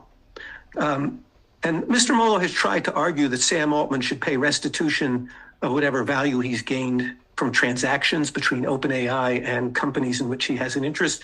But here again, one, this isn't something that was received from Mr. Musk. Mr. Musk was long gone. And it isn't unjust anyway, members of the jury. Altman was recused from every transaction that you heard about. There is no evidence on the other side of this question. Brett Taylor, the chair of the board, testified to it. There's nothing on the other side of it. Altman nothing on the other side of it. There's just a lawyer saying something, and that's not evidence. Mr. Molo talked about Helion, and he forgot to mention that OpenAI has not paid Helion a penny. And massively missing from the presentation here is what exactly is the value? Mr. Molo this morning said big dollars. Well, that's not a legal claim. No attempt has even been made to value this, and there's no way it could be valued, and there's certainly no way it's unjust enrichment. Every one of these transactions was approved by OpenAI's independent directors, and Brett Taylor explained why these deals are good for OpenAI, at least in the judgment of the people responsible for managing it, which does not include Mr. Musk. There's no evidence at all to the contrary. So that's what we have for unjust enrichment. The bottom line is that while Mr. Musk conferred a benefit on the nonprofit way back in the day, that benefit was not retained at any expense to Mr. Musk and was not misused in any event. The restitution claim. Your Honor, I object. Again. I'll deal with it later. Overruled at this juncture. He has standing to sue, and that's what I dealt with. Proceed. Thank you, Your Honor. The last thing that I'd wanted to do now, members of the jury, is to address the statute of limitations, and other defenses we have to Mr. Musk's claim. Mr. Molo told you this morning that the statute of limitations is a technicality. Well, Judge Gonzalez-Rogers is going to tell you that you should address this issue first. And that's because it's important. And I say it's important because the statute of limitations exists for an important reason. It protects defendants from opportunistic lawsuits. It protects defendants from advantage taking in court.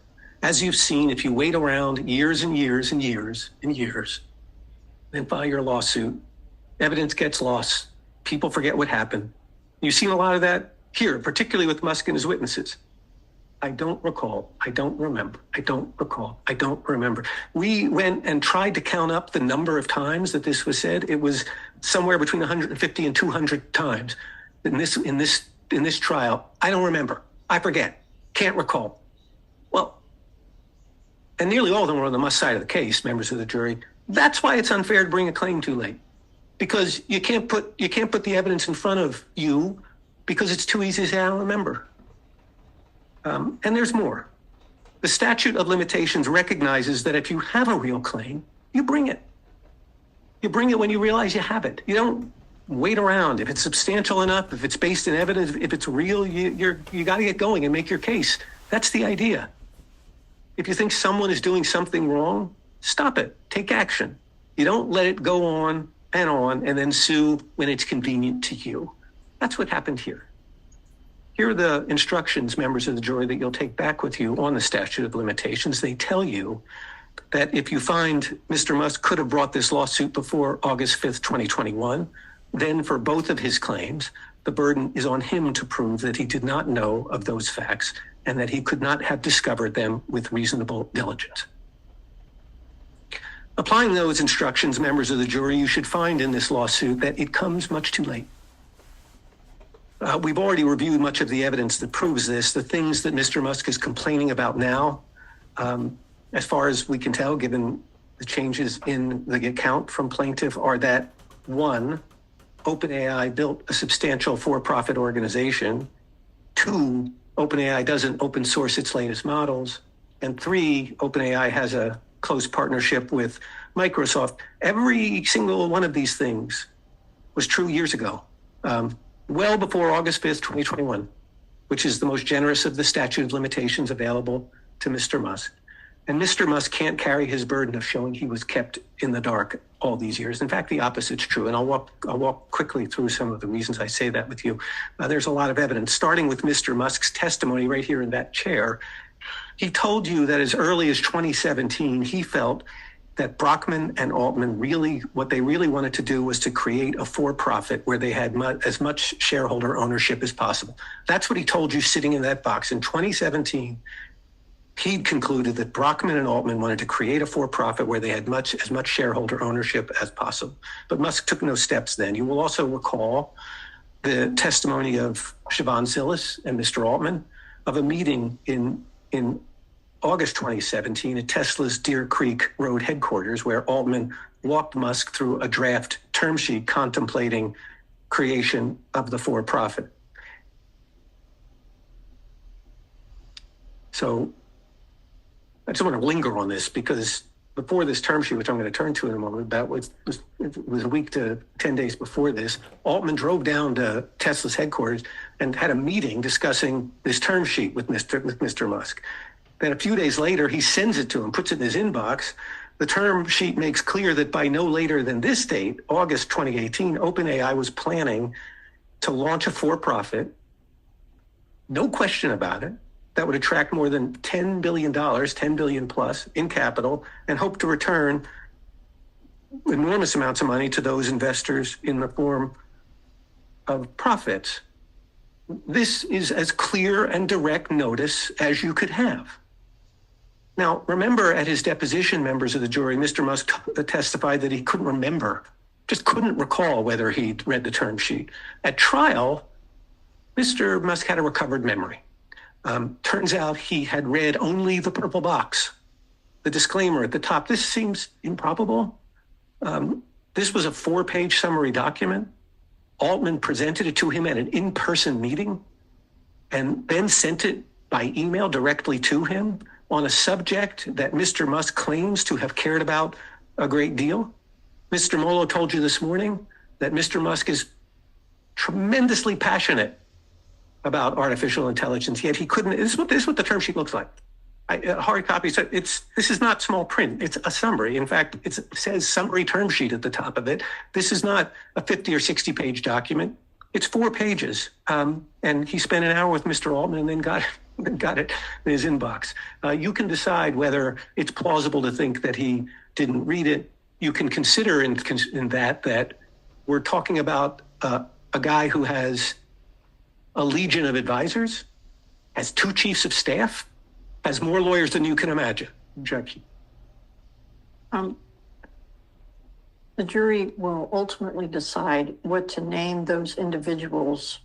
There was lots of varying testimony on that. Proceed. Thank you, Your Honor.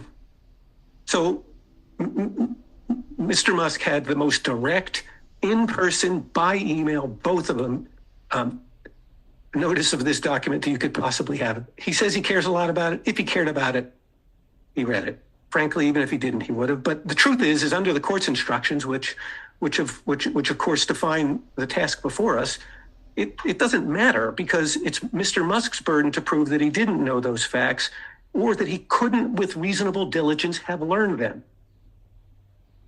So even if you believe he didn't understand what this little document meant after talking about it for an hour, it doesn't matter. You'd have to conclude that he couldn't have reasonably known what it was, even though it was sitting in his inbox.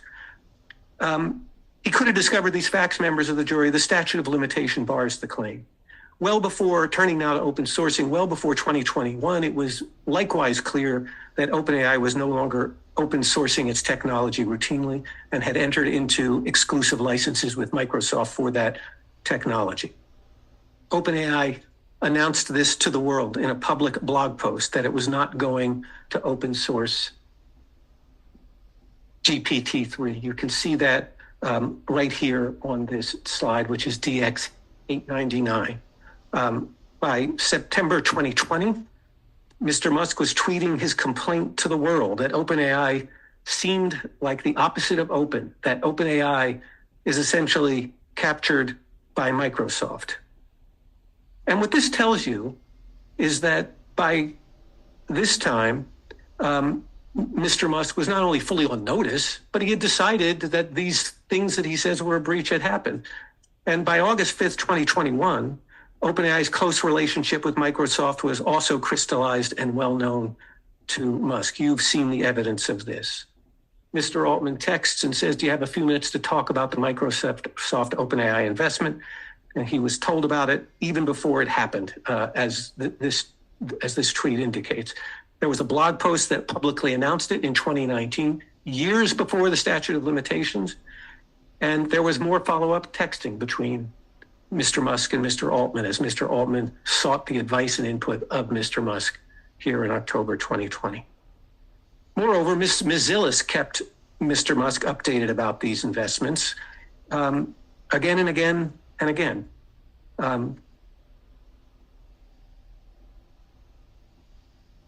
In the September 2020 tweet, we saw that Mr. Musk complained that OpenAI was captured by Microsoft.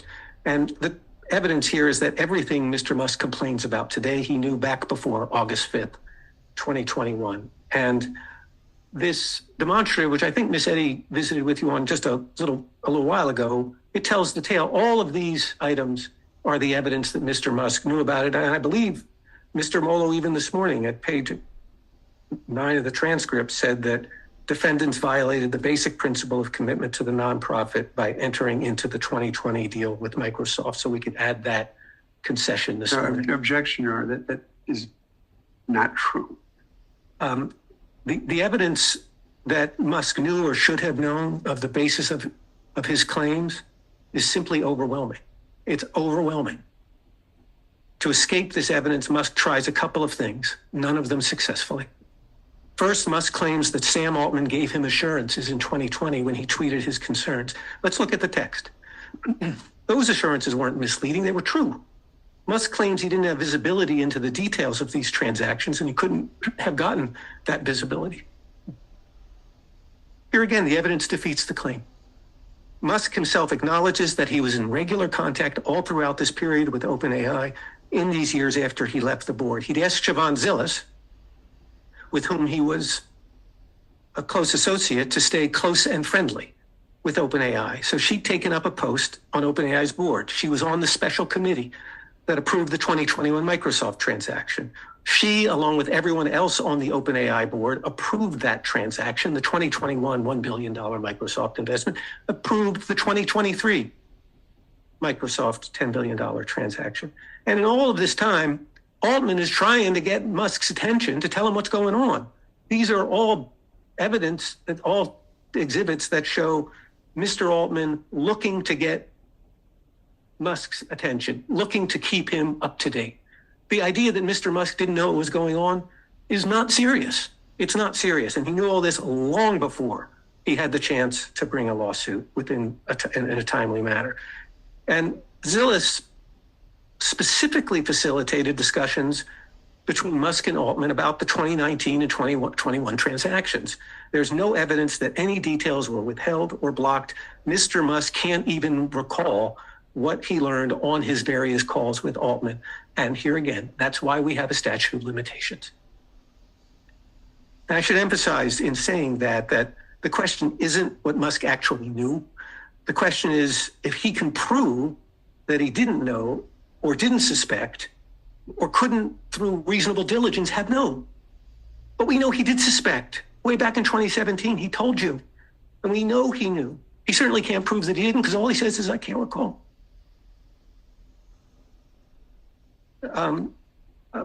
Counsel, Mr. Molo showed you an article from some magazine in 2022, an accompanying tweet, and he said, well, that was the trigger for the statute of limitations. I expect you recall that from the conversation this morning. And I think to that we have to respectfully say nonsense, members of the jury. You've seen the evidence that Musk was on notice long before 2022 for years. This wasn't Musk finding out about what OpenAI was doing. This was when OpenAI had suddenly become very successful as ChatGPT was launched. As Mr. Musk realized he'd made a big mistake, that he'd gotten the whole thing wrong, then he shows up. But it wasn't new information. What was new is his realization that he'd gotten it wrong. But this was, how can they look to the 2023 event as the triggering event for their statute of limitations when this happened in 2022? It doesn't make any sense. Fact is, he was on notice from 2017, 2019, 2020.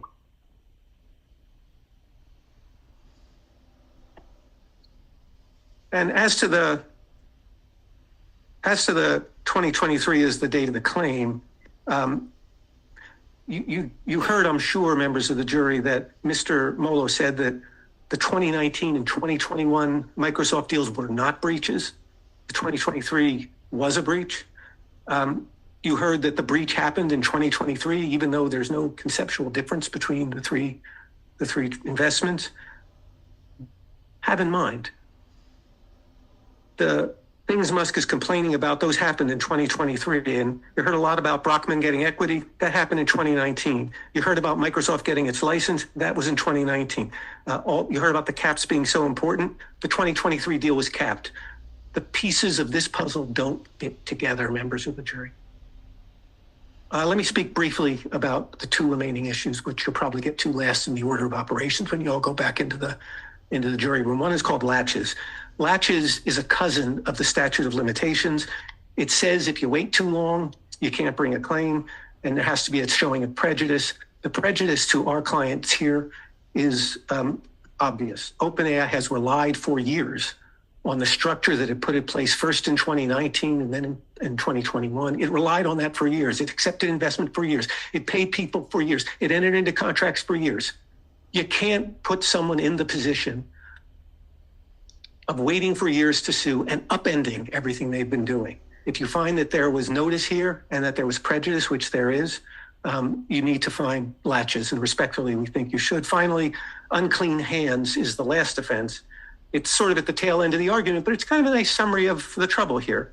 Unclean hands is an old-fashioned legal defense. It applies when the person who brings the claim here, Mr. Musk, has engaged in unconscionable, it's the legal word, but bad conduct related to the claims. If you act badly, you don't get relief, and that's what we have here.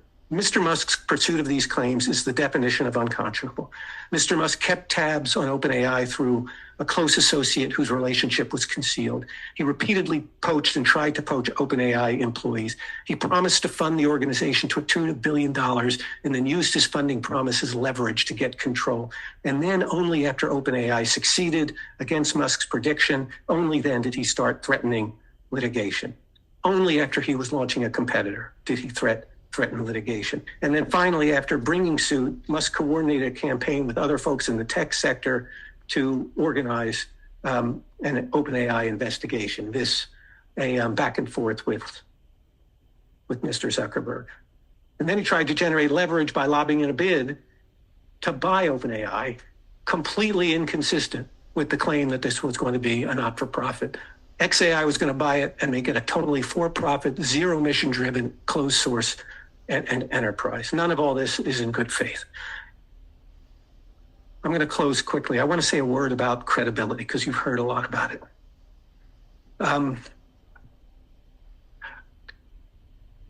Mr. Musk isn't here today. My clients are. You see Greg Brockman, Sam Altman. Next to them is Josh Akiem, who is the corporate representative for OpenAI. These are my clients, and they're here because they care a lot about this. They care a lot about it. Mr. Musk isn't here. Mr. Musk came to this court for exactly one witness, Elon Musk, and he hasn't been seen since. Now he's in parts unknown. Mr. Musk's counsel is happy to take shots at other people's credibility, but Mr. Musk claims he doesn't remember things that are inconvenient. He claims to remember things that he used to not remember when that's convenient. The key witness in this case is Elon Musk, make no mistake, and he has had the most selective amnesia one can imagine. He's the witness who claims to have heard promises that no one else heard. He heard promises that the other people involved in the discussions, including the people who work for him, never heard. He claims to have heard things high atop a windy hill where no one else can hear. No one else heard them. Elon Musk heard them.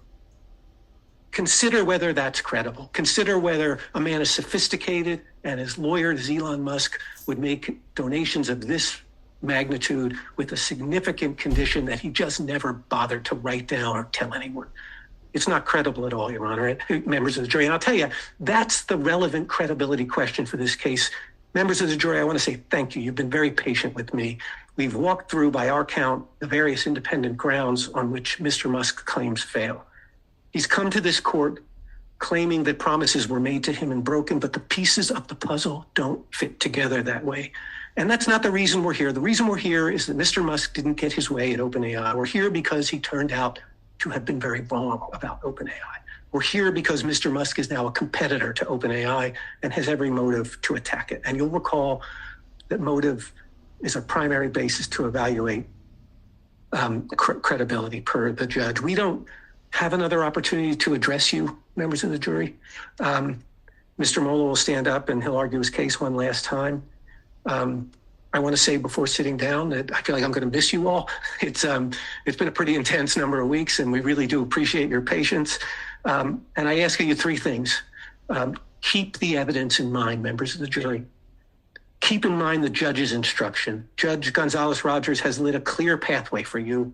We urge you to follow that pathway, follow it carefully, follow it faithfully, and consider your common sense about what you know goes on in the world. And if you do those things, we know you're going to bring a verdict for the defense. I really do appreciate it. Thank you. Okay. So I'm going to stand and stretch as Mr. Cohen gets ready for his closing. After that, we'll take a short break and then we'll get the rebuttal. So it's going to be longer than 3 o'clock. Anybody need to make a phone call? It's going to be longer than 3 o'clock.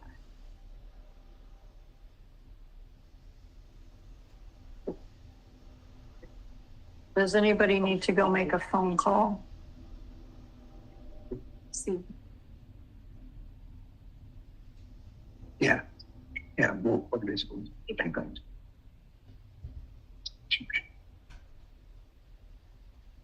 Yeah.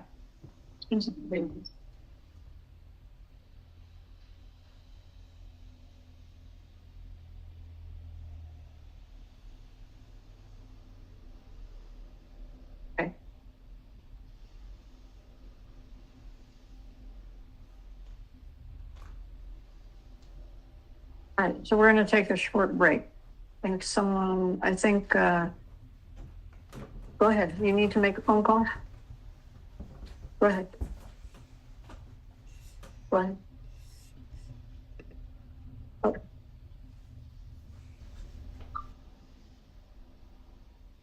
Okay, we're back on the record. Mr. Cohen, you may proceed. Thank you, Your Honor. Members of the jury, I appreciate this one last chance to speak with you. I also want to thank you in advance on behalf of myself, my team, Ms. Patel, Mr. Gerada, and our client, Becky Francis from Microsoft, who's been sitting in the courtroom every day along with you. I told you in my opening statement that you wouldn't hear very much from Microsoft, and over the past 3 weeks, I think you haven't. And I think you all know why that is.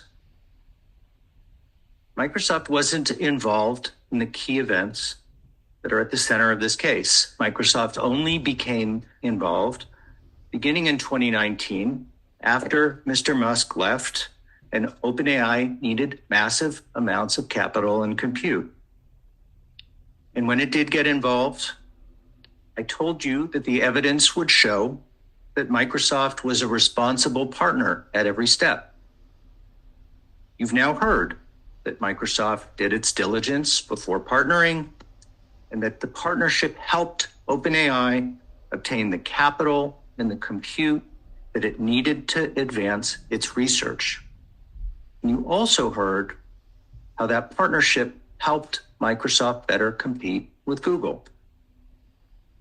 And I told you that the evidence would show that Microsoft never learned anything about specific conditions on Mr. Musk's donations to OpenAI.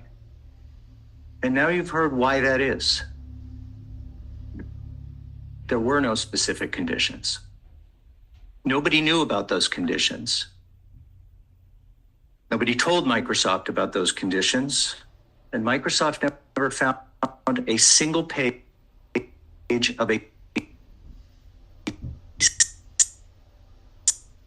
single document that referenced any such conditions. But it's even worse than that, because not even Mr. Molo and Mr. Musk can keep these specific purposes straight. They said the purposes were non-profit and open source. But then you heard that a for-profit with caps, well, that was okay, but caps couldn't be too high. They said a non-profit with a for-profit that is an adjunct. Well, that's okay if it was a subsidiary of the non-profit. But if it's not an adjunct, that's not okay. They said $3 billion, that was okay, but $10 billion was not. They said a lot of things, but if they can't keep it straight, how could Microsoft possibly actually know, as the judge has instructed you, about the specific charitable purposes of Mr. Musk's donations? So I'm going to spend the next 40 minutes or so showing you how, in the judge's words, these pieces fit together and why Mr. Musk can't prove his one claim against Microsoft. So let me start with a roadmap. The court explained to you that there is only one claim against Microsoft for aiding and abetting a breach of charitable trust. But the court also explained to you that if you find that Musk did not prove that Altman, Brockman, or the OpenAI Foundation committed a breach of charitable trust, you must find that Microsoft is not liable for aiding and abetting. In other words, you have to find that Musk created a charitable trust and that it was breached to even consider a claim against Microsoft. If the answer to either of those questions is no, then there is no claim against Microsoft. And as you've just heard from OpenAI, Mr. Musk cannot prove with evidence in this case, bearing the burden, that there was a charitable trust because there were no specific conditions on his donations and no breach.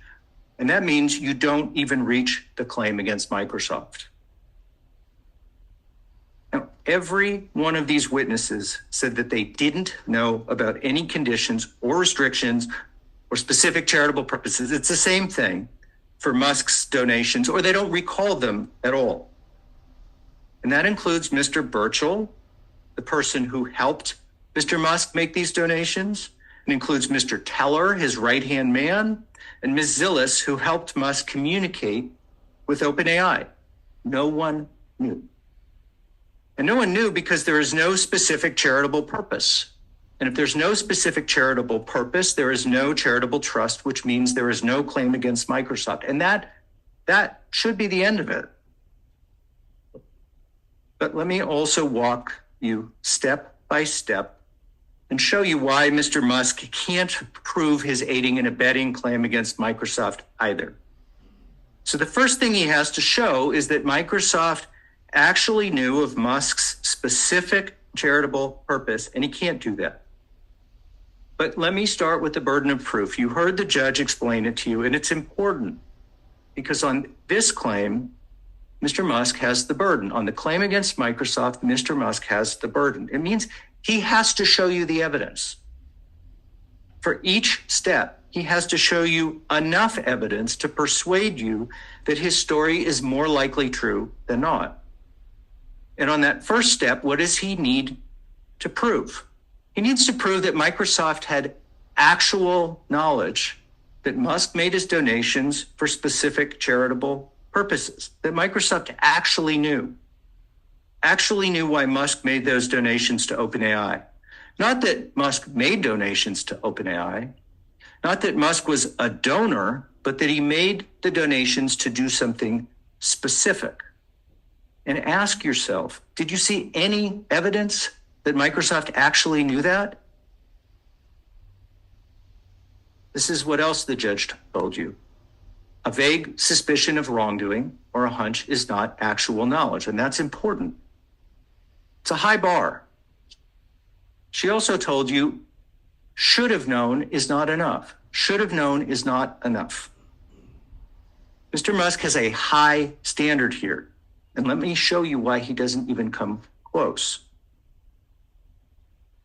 So you recall that Microsoft was not there at the founding of OpenAI. It was not there when Mr. Musk made his donations.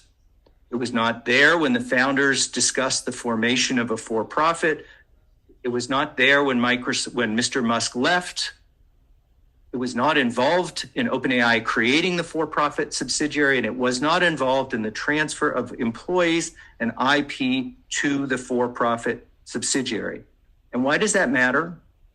Because if Microsoft wasn't there, it wouldn't have any firsthand knowledge of any specific charitable purpose for Mr. Musk's donations.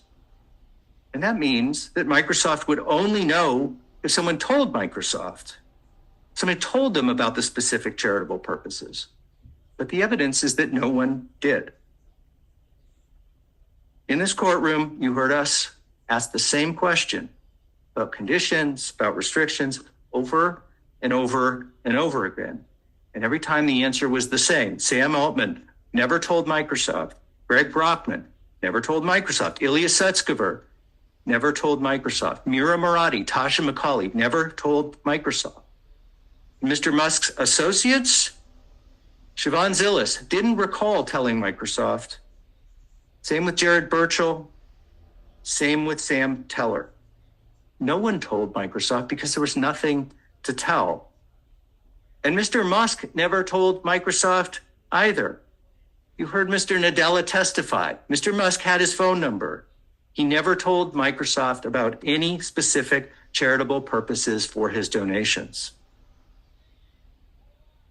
So how could Microsoft have known about specific charitable purposes if it wasn't there and it wasn't told? Well, maybe if somebody had written it down. But Microsoft confirmed for itself through its due diligence that there was nothing that would stop OpenAI from partnership. You heard from Mr. Scott and from Mr. Wetter just yesterday. Microsoft spent more than a year from first learning about OpenAI's plans for a commercial venture before it got comfortable recommending a partnership to its own board. And then it's been another 3 months before it was finalized. Even Mr. Molo said that Microsoft did its diligence. And Microsoft never found a single page referencing any conditions on Mr. Musk's donations. You heard the testimony, let alone specific charitable purposes that would prevent it from partnering. Now, maybe the diligence testimony wasn't the most interesting testimony at this trial, but I hope you realize how seriously Microsoft took the due diligence. So this timeline really shows just how deliberate and responsible Microsoft was before partnering. You recall Mr. Nadella testified hearing from Mr. Altman about a proposal in February of 2018. Mr. Scott wrote his email raising questions about it in March of 2018, and then began gathering information, had conversations with Satya, had conversations with Reid Hoffman, did a site visit, learned more. And then in November 2018, he started to get answers. He learned that OpenAI had created a for-profit subsidiary that was controlled by the nonprofit and that they had investors. That was important. Every step of the way, at no step of the way, did he learn anything about Mr. Musk, about Mr. Musk's donations, or about any specific charitable purpose. And then finally, yesterday, you heard from Mr. Wetter about Microsoft's comprehensive formal due diligence process. And that showed nothing about Mr. Musk's specific charitable purpose. So Microsoft only partnered after more than a year of consideration, and in that year, never found anything showing that Musk made his donations for specific charitable purposes because there was nothing to find. And because there was nothing to find, as Mr. Wetter explained, OpenAI, right in the contracts themselves, represented and warranted that the partnership was authorized, that it was authorized by the nonprofit board, and that it wouldn't violate any third-party rights. And who is a third party? It could be any donor, including Mr. Musk. And of course, no other donor has ever sued. So OpenAI made this representation in 2019, and it did it again and again in every agreement after that. And finally, these three witnesses, Mr. Musk's witnesses, who were laser focused on the mission, they approved the partnership on behalf of OpenAI's nonprofit board because they all thought it was in the best interest of OpenAI. Did you hear Mr. Molo mention even once this fact? Everything Microsoft was told, everything it reviewed, and every assurance by OpenAI, especially the approval of the OpenAI nonprofit board, this board confirmed there were no specific charitable purposes on Mr. Musk's donations. So on this first step of proving Microsoft's actual knowledge, there is no evidence. There's no evidence that Microsoft had actual knowledge that Mr. Musk made his donations for specific charitable purposes. And indeed, there is overwhelming evidence showing the opposite.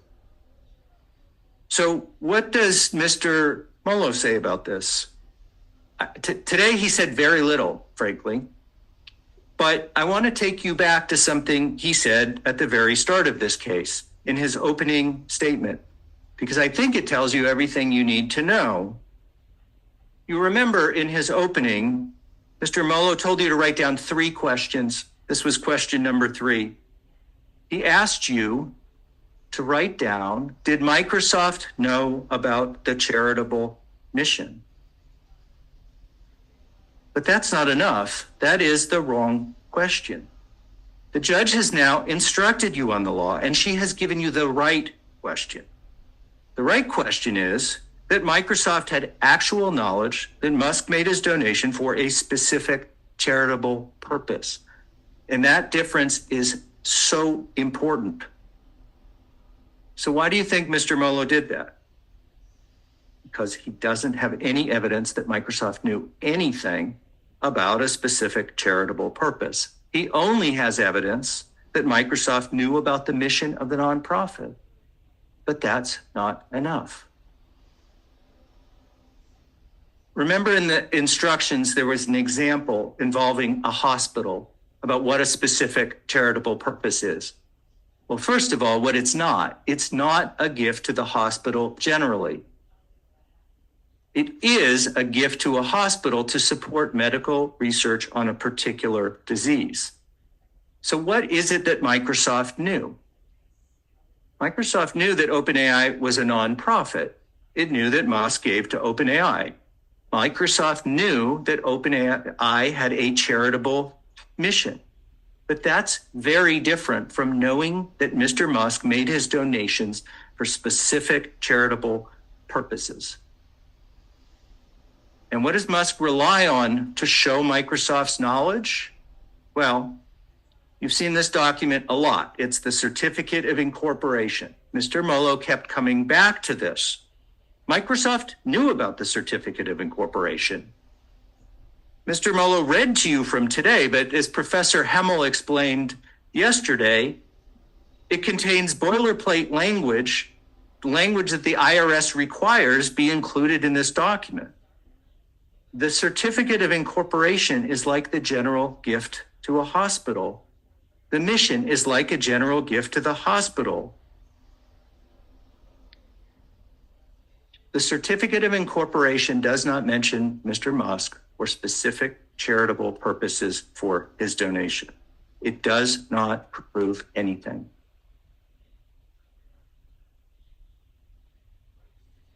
And remember, I asked Mr. Wetter the question, how could you look at the certificate to commercialize? Absolutely. And that decision to commercialize was made independent of Microsoft. Yes. Why did OpenAI make that change? And she explained, because it was core to achieving the mission.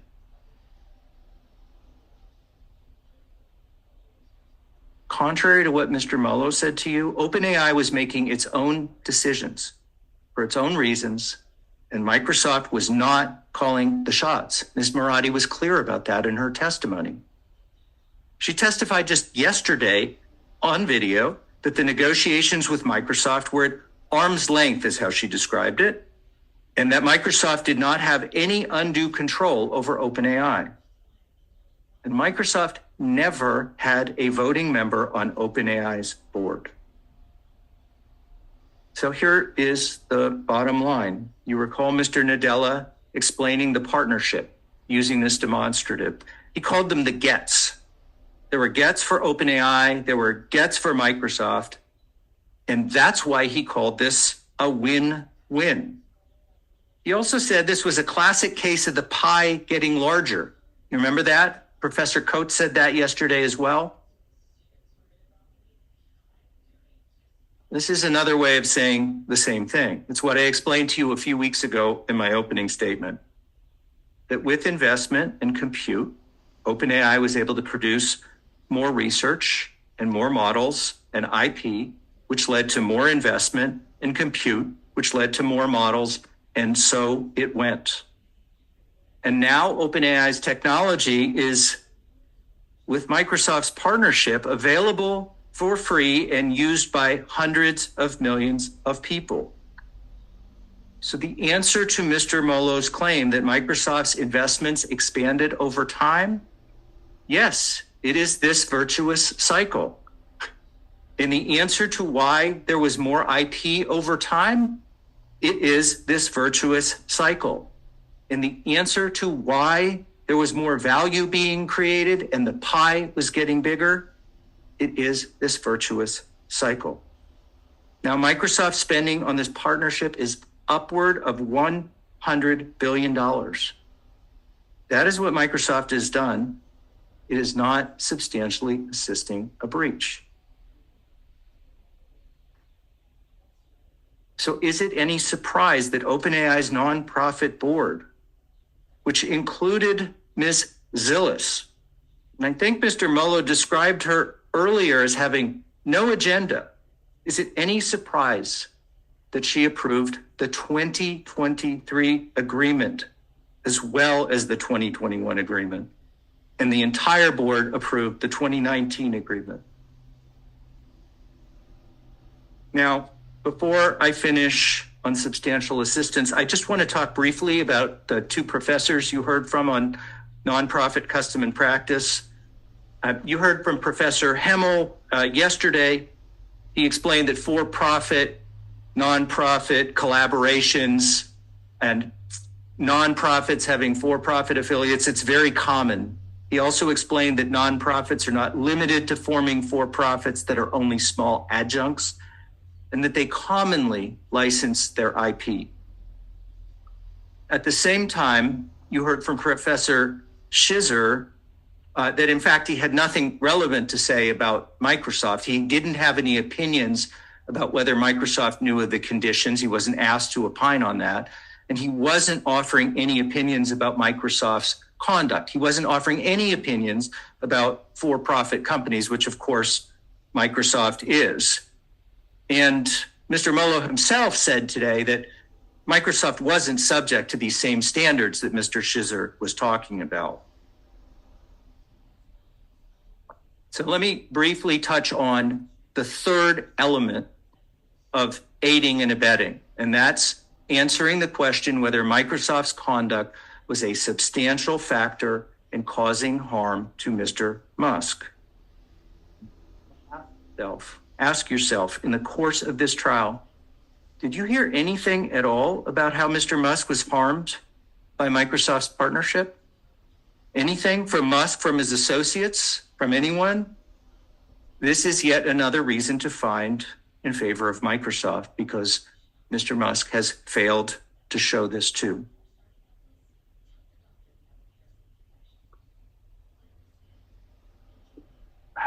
Let me turn to November of 2023. Mr. Mullo has spent a lot of time talking about November 2023 today with the witnesses. It has nothing to do with whether Microsoft knowingly helped to breach a charitable trust. It has nothing to do with Mr. Musk or his donations. It has nothing to do with Microsoft's actual knowledge of specific charitable purposes. It has nothing to do with whether Microsoft's partnership substantially assisted a breach. It is a distraction. But I will set the record straight. Mr. Mullo said that Satya Nadella was controlling, but that's not what Mira Murati said. She was asked, why was the board inviting Satya to meet with it? He was the voice of reason. It was a crazy situation. Did the board authorize that? Yes. Mr. Mullo said that Microsoft controlled them, and Satya Nadella said that in an interview. Mr. Mullo likes this quote, below them, above them, around them. But you heard Mr. Nadella explain it and explain the interview he gave in the midst of this crisis. And it doesn't mean what Mr. Mullo said. Satya Nadella wanted and needed to reassure Microsoft's customers by confirming that Microsoft had the supercomputers it needed to continue to provide the services, that it had the applications that its customers were relying on, and it had the APIs that the developers were writing to. That's what Mr. Nadella meant. And critically, who made the final decision about who was on the OpenAI board? The OpenAI nonprofit board. That's what Mr. Taylor said. The outgoing board appointed the new directors. That's what Ms. McCauley said, who was part of that board. OpenAI had the final say on any decisions about who would be added to the OpenAI board. If Microsoft wanted to control OpenAI, November 2023 would have been the perfect opportunity to do that. That's not what it did. It supported OpenAI and it helped stabilize it.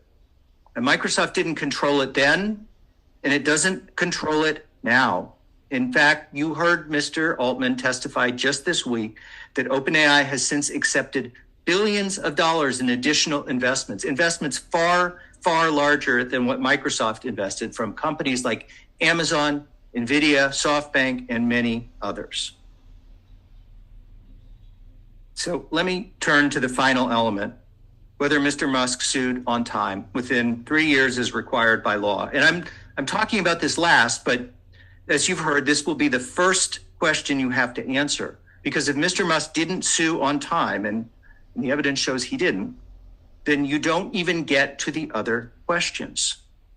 And you've heard this referred to. This is the statute of limitations, and it is very important in this case. We have statute of limitations because if people wait too long, it is unfair. People forget. The evidence is lost. You saw that in Mr. Savitt's presentation. And you remember that because so many of Mr. Musk's witnesses testified that they didn't recall or didn't remember. And it's also unfair because people rely on things as they are. Like Microsoft has continued to build and spend for more than 7 years of this partnership, now spending over $100 billion. That's why we have statutes of limitations.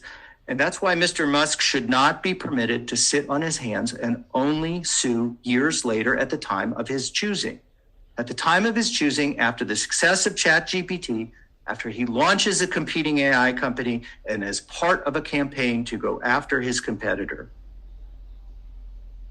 So this is what the judge has instructed you, and it is important to read these instructions carefully, each piece of them. And there are a lot of pieces to the statute of limitations instruction, but a simple way you can think about it is, did Mr. Musk know or could he have found out? Did Mr. Musk know or could he have found out? And if the answer to any of those questions is yes, his claim is too late. So the first step is whether Musk's claimed harm occurred before November 14th, 2021. And that's easy because he told you that it did. He told the world that he did when he sent that tweet on September 24th, 2020. He said that OpenAI was no longer open. It was captured by Microsoft. So no longer open, captured by Microsoft. That was his supposed promise. And he told the world that it had been broken. Now, he'll tell you he didn't know and could not have known, but let's walk through the evidence so you can decide for yourself. So here's the tweet. There's a reason why it's important. It shows that in 2020, he believed his supposed promise was broken. And you heard his testimony about it. You were trying to say what you meant, right? Yeah. You thought OpenAI was no longer an open source, right? Yeah. And you thought OpenAI had been captured by Microsoft. I said it seemed like it. Yeah, sure. So Mr. Mullo and Mr. Musk know how damaging this tweet is to their case. So they've done everything they could to distance themselves from it. Remember when he said that when we showed it to you in the opening, we were tricking you? I think you should ask yourself, who is tricking who? Mr. Musk testified and said, oh, you should disregard the tweet because Mr. Altman immediately reassured me that the promises were not broken. Here's what Mr. Musk testified. Sam Altman immediately reached out to reassure me that OpenAI was staying on mission as a nonprofit. He was reassuring me that OpenAI, the foundation, retains autonomy to release work and that they would continue to provide access to everyone, not just Microsoft. So he was reassuring me that OpenAI, the nonprofit, was staying on mission. But that's just not credible. Let's look at what Mr. Altman actually said. He said, we need many billions of dollars. He said, Microsoft still seems like the best way for us to get that. He said, we gave Microsoft a copy of GPT-3. Mr. Altman just gave Mr. Musk the facts.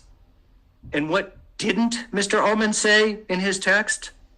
He didn't mention the mission. He didn't mention the nonprofit. And how does Mr. Musk conclude this conversation? He says, I don't think it's a winning approach to be, or at least appear to be, hypocritical. At least change the name. Does that sound like he was reassured? Telling them to change the name from Open. And there's more than that. Remember, Mr. Musk said that when he had that text exchange, he didn't trust Mr. Altman. He hadn't trusted him for some time. But despite that, he said, well, the reassurance was enough. That was my due diligence. But that is not due diligence. Did Mr. Musk know in 2020? Could he have found out in 2020? If the answer is yes, his claim is too late. Look carefully at Mr. Altman's text for yourself. It is Exhibit 105, and decide for yourself whether you believe Mr. Musk was truly reassured. But it is not just that he knew in 2020. In August 2018, Mr. Musk received a copy of the term sheet for the for-profit. You've heard a lot about that. He admitted to receiving it. His team analyzed it. They made recommendations. He discussed it with Mr. Altman. He was invited to invest. And what did OpenAI say it was going to do? It said it was going to do a second raise, 10 plus billion at a 15x expected target redemption. And what is it that OpenAI actually did? Microsoft's actual investment, 10 plus billion. And the TRAs went from 20 to 6. And if you average that out, it's more like a 7 TRA. So OpenAI did exactly what it said it would do, exactly what it said it would do in 2018, even better, in fact. And for years, Mr. Musk never said a word about it, but now comes to court to say that Microsoft helped breach his charitable trust. And the only excuse, you've heard this already, is that he didn't read the fine print on a 4-page document. One of the most sophisticated business people in the world didn't read the fine print. Did he know in 2018? Could he have found out in 2018? If the answer is yes, his claim is too late. Now, because he knew in 2020, and because he knew in 2018, and because that means his claim is too late, Mr. Musk and Mr. Mullo have tried to move the goalposts. They now say it is not about 2018 and the creation of the for-profit. It's not about the transfer of the employees and the IP. It's not about the 2019 partnership. It's not about the 1 billion. It's not about the 2 billion. Instead, it's about the 2023 investment. And that conveniently is within 3 years of his bringing this case. Do you remember when Mr. Mullo told you in the opening that 2023, this was his phrase, I think, was a horse of a completely different color? I bet you had no idea what he was talking about. Can you remember how many times in this trial he has talked about and asked about the 2023 investment while seemingly ignoring the fact of the 2019 and 2021? Well, now you know why he's doing this, to try to save an untimely claim. So Mr. Mullo said this in the opening. 2023 was a $10 billion investment by Microsoft. This was a game changer. But we just looked at this. The term sheet in 2018 that Mr. Musk received said they needed 10 plus billion. Mr. Musk, when he walked out the door, said they needed billions. That's what Mr. Musk said at the time. And the multiple of 6x is even lower than the multiple in 2019. But somehow we now hear that 2023 is the breach, but 2019 was just fine. Mr. Mullo also said this in his opening. 2023, it was no longer open source. But that's just wrong because Mr. Musk tweeted that it was no longer open in 2020. And he also said, oh, well, all of the intellectual property had moved over to the for-profit in 2023. But again, that was in the 2018 term sheet. And lastly, you heard from Professor Shizer that the 2023 had these 20% increase in caps. But that is just a distraction because, as you've heard, no profits were ever paid under the caps. Nothing.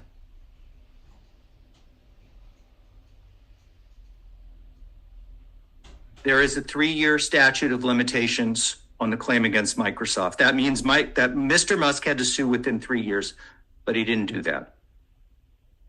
What it means is if he knew in 2018, and he did because he received the term sheet, his team reviewed it, he had the opportunity to invest, he would have had to sue by 2021. And if he knew in 2019, and we know he did because he testified he knew about the partnership, he would have had to sue by 2022. And if he knew in 2020, and we most certainly know he knew because he tweeted that OpenAI was no longer open and it was captured by Microsoft, and he meant what he said, he had to sue in 2023. But when did he sue? He sued in 2024 only after the success of ChatGPT and after launching XAI. He sued Microsoft as part of his campaign to stop OpenAI, a competitor that was succeeding, a competitor he walked away from after giving it a 0% chance of success. And waiting as long as he has is not only transparent, you know why he sued when he did. It is also very unfair to Microsoft, which has invested resources and employee and time, and now upward of $100 billion.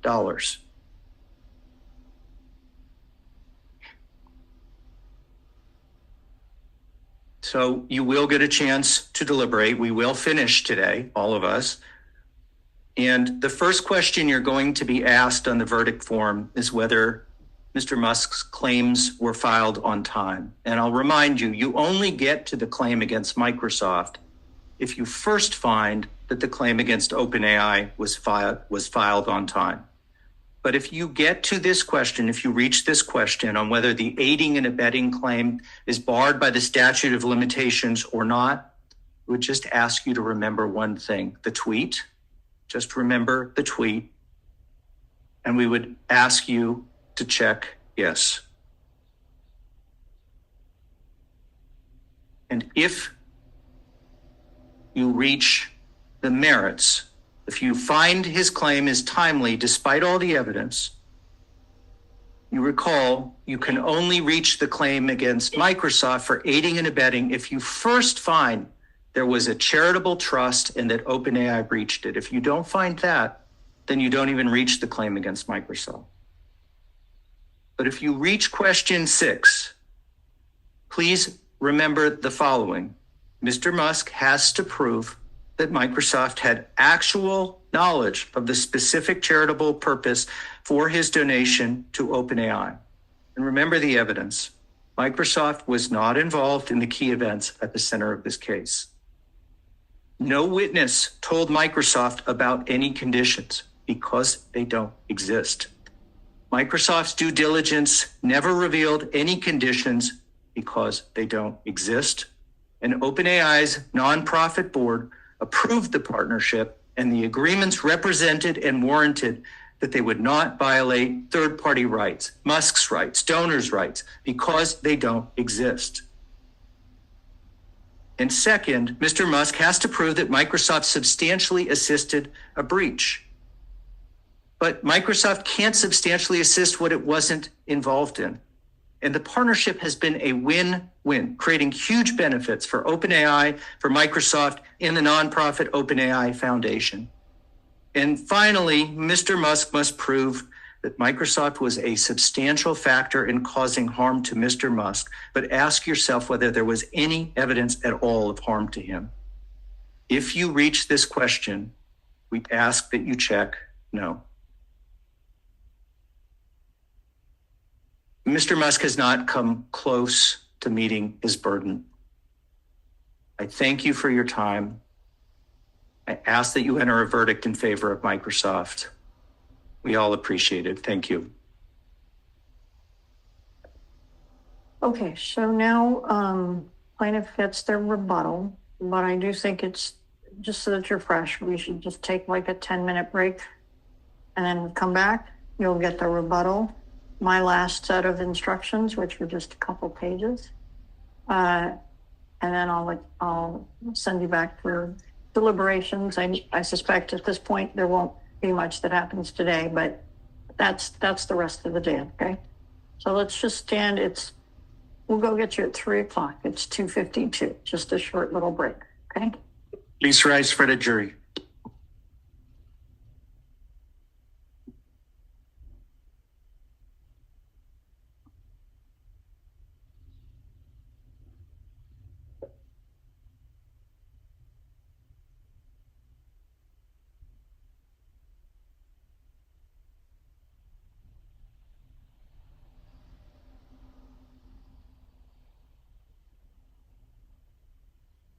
All right, the record will reflect that the jury has left. Let me just put this on the record very quickly, given the objections.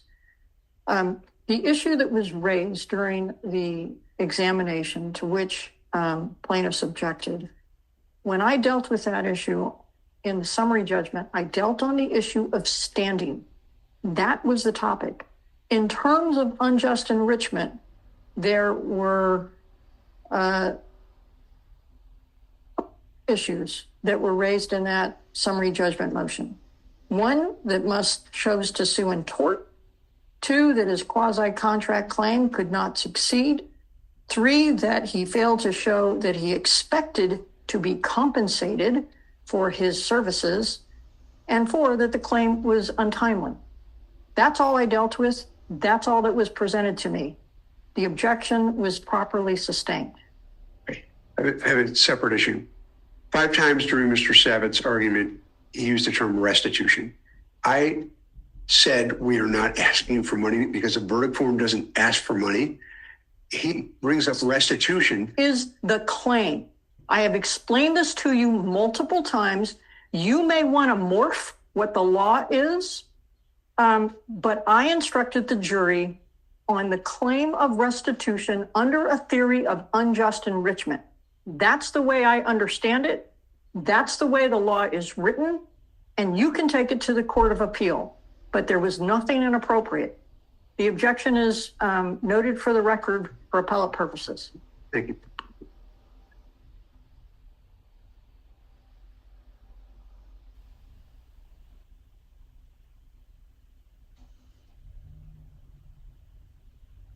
Order, 45 seconds.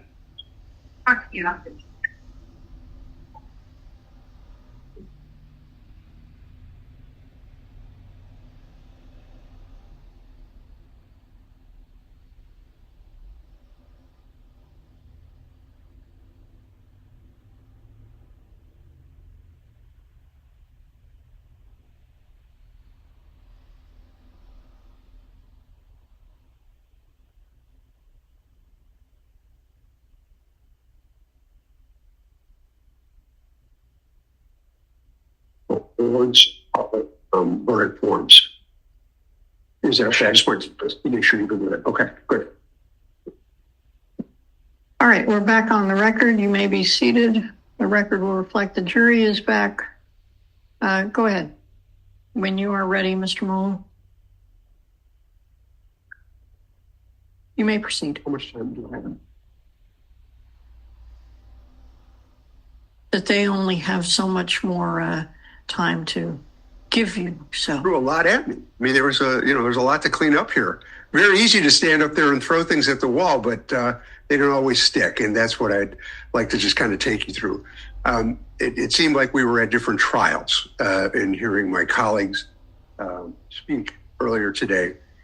So I'm just going to take these things one by one and have the greatest confidence in you to have heard the evidence and paid attention to it, and I think you'll follow. So first was this issue that was raised about Mr. Musk lacking a specific purpose in forming charitable trust. This is a complete revision, a complete rethinking of what this was. Mr. Musk was he was a founder. He wasn't just someone who was donating money. He conceived of this idea. So when we talk about having a specific purpose, this is a first of its kind organization. Of course, it's a specific purpose. He created it, personally, carefully crafted the mission along with the other founders. He insisted that his financial support was conditioned upon that. I showed you testimony about that. And as a founder, his contributions to the mission were more unique, more special. The defendants claim there's no documents to this, but you've seen all sorts of emails. Can we just put up quickly Plaintiff's Exhibit 3? And this is an email in which, let me just put it up so everyone sees where he's from. It's a Sam Altman, Elon Musk email. And, it says plainly, mission would be to create the first general AI and use it for individual empowerment, i.e. distributed. Yes, without stuttering. Okay. So the mission would be to create the first general AI and use it for individual empowerment, the distributed version of the future that seems safest. Technology would be owned by the foundation, used for the good of the world. Plaintiff's Exhibit 7, Mr. Musk clearly conditions, if we could put up 7, please, clearly conditions his donations in response to the question, can you donate $30 million over the next 5 years? And he says, let's discuss governance, right? This is critical. I don't want to fund something that goes in what turns out to be the wrong direction. Could not be clearer. This was focused on something specific, and these ideas that this is some kind of a general contribution to a general charity are just simply wrong. This idea of the money being gone, okay?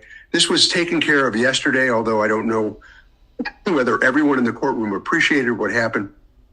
They called this expert witness who testified about the money and the segregation of the accounts. Remember him late in the day. And this is a very, very narrow defense that they're raising. Judge Gonzalez-Rogers will instruct you that the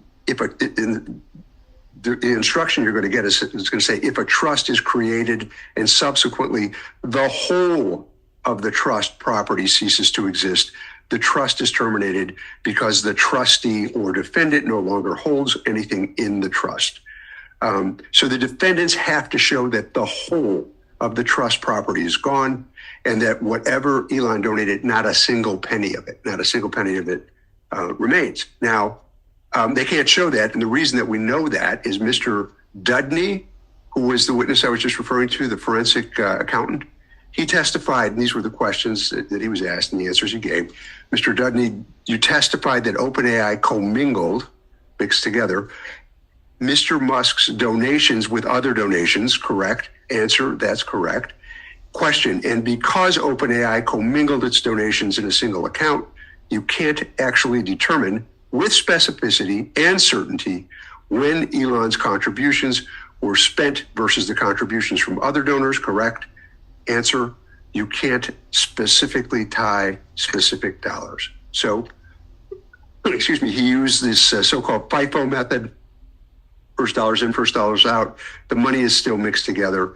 And even if OpenAI did spend all of Elon's money, it used that money to purchase other valuable assets. So, and Mr. Dudley admitted that. He said there was a question, OpenAI spent those funds on salaries for engineers and employees. Answer, yes. Question, and it also spent those funds on the compute that it used to develop its AI software, right? Answer, correct. So much for that claim.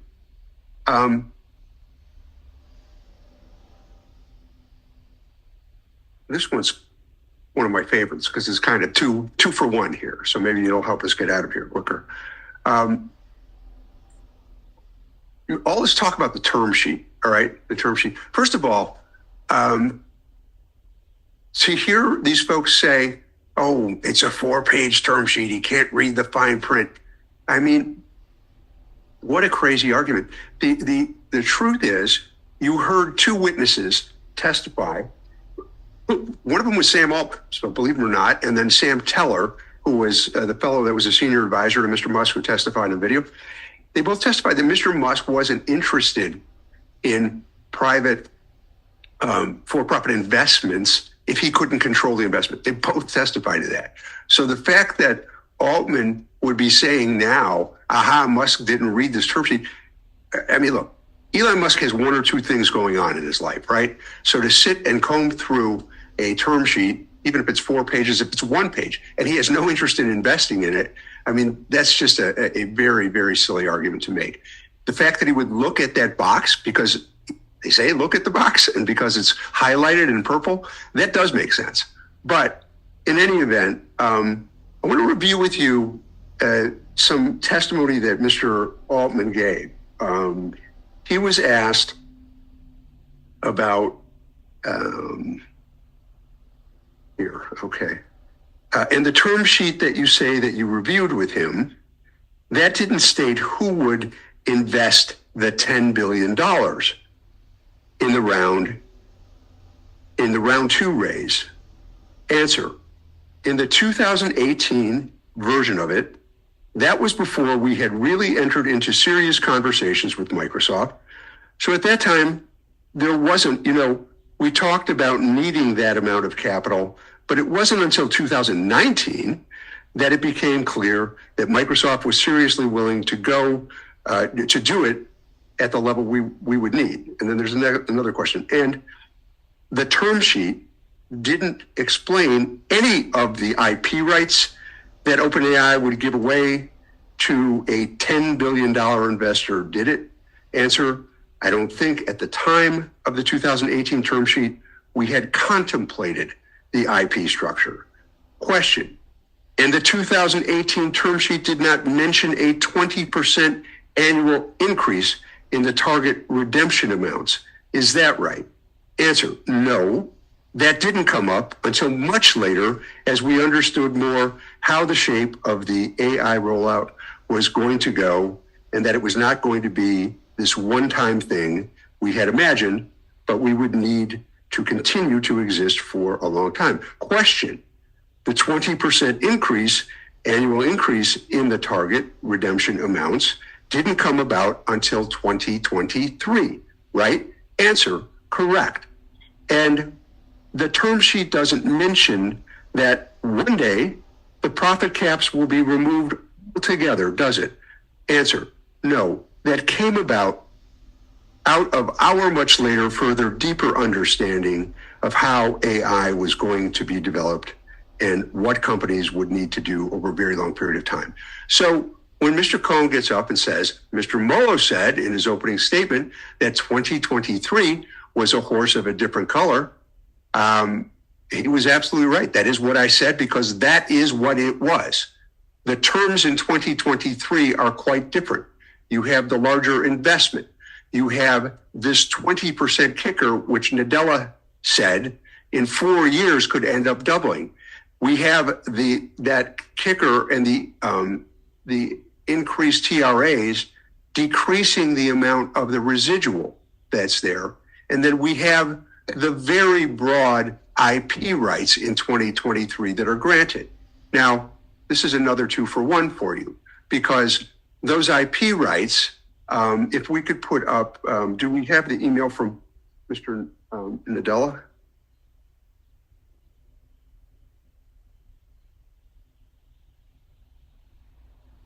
$259, exhibit 259, please. You'll see that as a precursor, so this is an email dated April 28th of 2022. You might remember I spent a fair amount of time with Mr. Nadella asking him about this. And can we scroll down? Okay.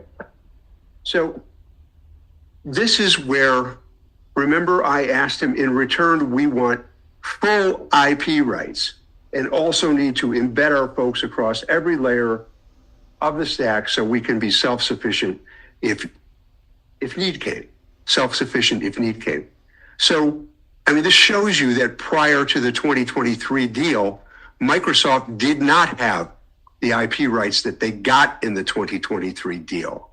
And you could accept Mr. Altman's testimony or not. You heard what I had to say earlier, but on cross-examination, he himself acknowledged that the deals were different. Another interesting thing that occurs in connection with the term sheet, Mr. Altman testified that he never told Elon about the 2023 investment for the $10 billion. Why didn't he tell Elon, he said?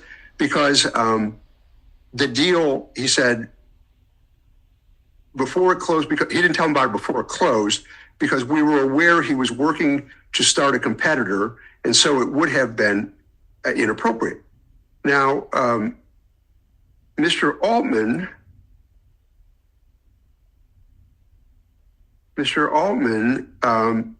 told you that he knew that Elon was starting a competitor before the Microsoft deal, right? That's what he said. The Microsoft deal closed on January 23rd of 2023. But you know that Shivon Zilis testified that Sam Altman first discovered Elon was starting the AI company. She testified that, I think we have a slide for this actually. She testified that around February 21st of 2023, Altman called her to ask if she knew anything about Elon working on a competitive effort. That was 1 month after the Microsoft deal closed. So, and you heard Ms. Zilis testify that 4 days later, Altman confirmed that Elon was starting an AI company, and it was time for Shivon to step down from the board. So all of his business with the term sheet and when the deal was going to close and such is frankly, you would sign the name to it. Is it nonsense? Is it smoke and mirrors? Is it subterfuge? But I can tell you one thing it's not, and that's the truth. So a few other things that are there that they've raised. Mr. Sabat said that when you think something's wrong, you stop it, you take action, and Mr. Musk, didn't do that. He waited too long. Well, the evidence that was very clearly adduced during the course of the trial, both from Mr. Musk and from Mr. Altman, was that on October 22nd of 2022, it's the exact date, I can give it to you, Elon gets this news article, industry article, that says that this Microsoft deal is going to happen. And this is when he texts Sam Altman and says to him, this is the article. It describes the deal. It's not closed yet. This is October. It's a January deal, as I mentioned, January 2023. But he texts him, and this is where he says to him, hey, what is going on? This is a bait and switch. And we talked about this a little bit this morning, and maybe it did or didn't register, or certainly didn't register with my friends on the other side of the room. He says, it's a bait and switch. He's angry. He's upset because what's going on here? This is, I provided this funding. This was supposed to be a nonprofit. This is not an email or a text from somebody who knew what was going on. This is a text from someone who's saying, I just discovered this. I just found out about it. And what else does this text chain reveal? It reveals that, what is Altman's response? Altman's response isn't, hey, Elon, you knew about this. Hey, Elon, this is the same deal that was in in the term sheet that you reviewed years ago. Hey, Elon, you have no right to be complaining about this. None of that is in Altman's text. Instead, he says, I agree this feels bad. We offered you equity when we established the cap profit, which you didn't want at the time, but we are still happy. And this morning I mentioned that Elon considered this a bribe. You can characterize it however you want to characterize it. But what is clear is that this is just what Mr. Savage said should have happened.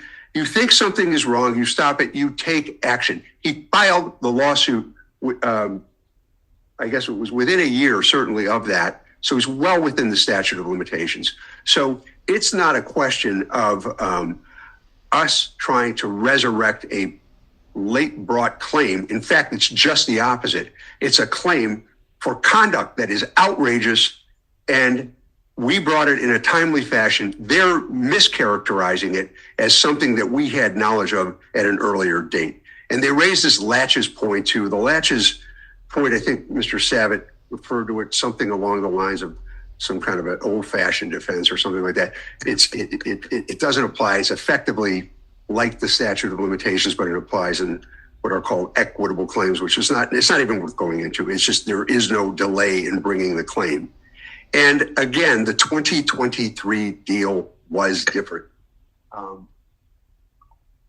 You had the $10 billion investment rather than $1 or $2 billion. You had the constraints that were earlier there. The profit caps are gone. The IP rights are bigger. Under the terms of the 2023 deal, OpenAI would need to earn roughly $275 billion in profit for the nonprofit to receive any excess profits, those residuals that we talked about. And again, that 20% kicker that comes along in addition to any increase for inflation 2 years into the deal. So it is a horse of a different color. And that's when that is why we base the claim on it. It's a timely claim. Mr. Sabat said that he was talking fast, so you may not have caught it, but he mentioned my name, so I caught it. And he said that that I said at some point today that the breach occurred in 2020. I don't think I said that. If I did say it, I didn't mean to say it throughout this trial.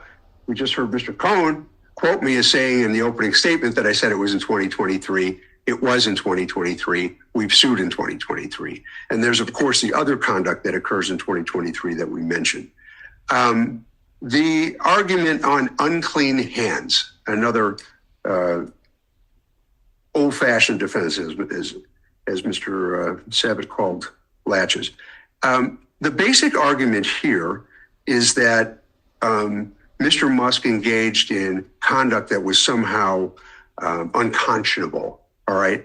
But there's a few requirements to this claim. First, it's got to be unconscionable. Second, that the conduct is directly related to the claims that we're bringing, okay? It can't just be some other, another claim. And third, that Mr. Musk's conduct resulted in such prejudice to the defendants that it would be unfair to hold them liable for Mr. Musk's claims. So what's the conduct that they base this on?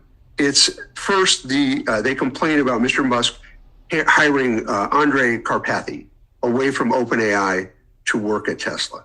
Now, the conduct wasn't unconscionable. We heard from Elon, who told you that Karpathy was going to leave OpenAI. Question, did you consider that there was anything wrong to hire him? No. He said he was going to be leaving OpenAI anyway. So I thought, well, you should join Tesla. Ilya Sutskever's testimony was consistent with that. He told you he wasn't even that bothered when Karpathy left. And, you know, the defendants could have called Karpathy as a witness if they wanted to. They could have issued a subpoena. And if he wasn't here close enough to the court, they could have taken his deposition just like we did with the witnesses that couldn't be here. They didn't do it. And there's a reason they didn't do it, because this claim is, and this whole idea of unclean hands is just bogus. There's no relationship to the hiring in our claim, and it has nothing to do with whether there was a breach of the charitable trust. They then argue that they complain about a letter that Elon had co-signed calling for a pause in the advance of AI development in March of 2023 before he launched the XAI venture. That, again, is consistent with his sincere belief in the dangers of AI. His testimony was, question, when you signed that letter in March 2023, you didn't disclose that you had just incorporated your own AI company. And he answers, no. There was like an open letter signed by 500 people saying that, hey, perhaps we should go slower with AI in the interest of public safety. So that's not there. And then the third thing they raise is this idea that XAI and other investors submitted a bid to purchase OpenAI. And if you were confused by that testimony, you were in what I would consider good company, because I was too. I thought that I wasn't sure what they were trying to do with that. The bid was rejected, and there's no claim. So this whole unclean hands thing is just nonsense. It's their burden, not ours, to disprove it. It's their burden to prove it. And, you know, I have to say, it's really kind of bothering, because we're here on a very, very serious charge, very serious allegation that these people stole a charity, enriched themselves. And to hear them talk, everything is great, and we've done all of these things. Where did this start? You don't get to start a charity and get people's money and go along and then all of a sudden decide, hey, you know what, I don't like this. I want to turn it into a for-profit and maybe I'll give the charity some money. That's not the way this works. There was a breach of the charitable trust here. And to make arguments like things like Carpathy and make things like him writing the letter, or frankly, the cross-examination that you saw of Professor Shizer, where they were asking him about to compare two different computers, and they were asking him to how many AI cases were before the Supreme Court of the United States when he clerked there in the early 1990s. I mean, it's a big take this shiny thing and wave it over there so that you're not focused on the central issues.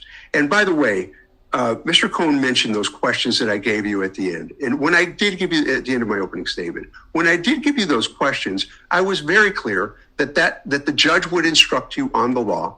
And I said, those are questions that you may look at during the course of the trial that may help you as you consider the evidence. There was no attempt to say that that was the law. In fact, I was quite clear that that was not the case. We have the question about Mr. Musk's tweet which is Exhibit 291. It's a 2020 tweet, and they claim that this somehow shows that he was aware and that he should have brought the claim back then. I think we're done with that, but I just want to put this issue to rest. So this is the tweet that they're referring to. They said this somehow indicates that Mr. Musk's aware that Microsoft has these extraordinary rights, which it clearly couldn't have happened. But what happens next? Within a week, he gets a text from Mr. Altman, which is Exhibit 105. And in it, I won't go through all the detail of it, but he basically attempts to assure him that there's no problem here. And he is not completely fulsome and candid in his description of what the situation is. So this tweet is all nonsense as well. So, I mean, and then the last thing I want to raise is this stuff about this current nonprofit foundation and how they're touting this as the greatest thing ever.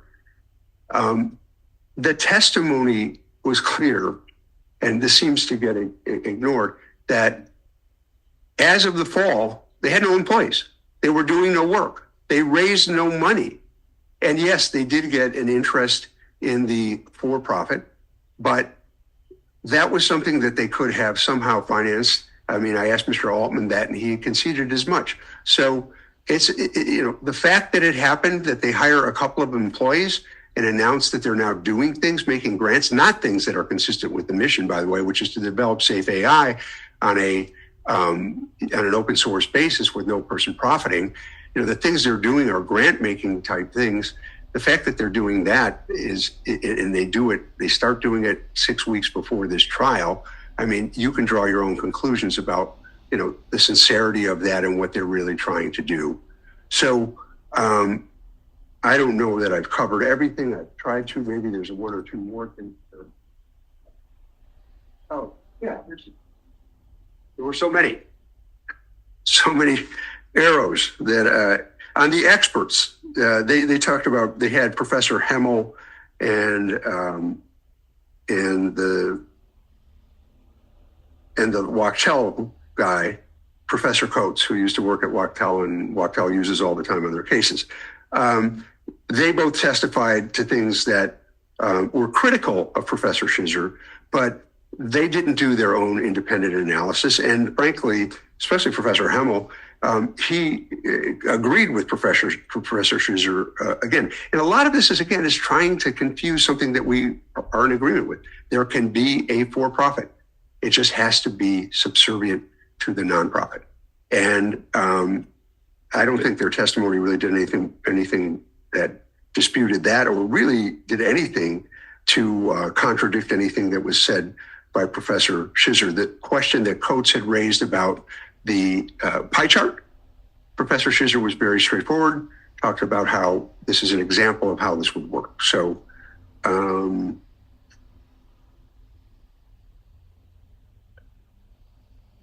Mr. Savitt told you that the firing of Sam Altman wasn't about safety, all right? And when you see the testimony of Helen Toner, which she testified by video, she said that where is it? Okay. So the decision is not about product safety or security.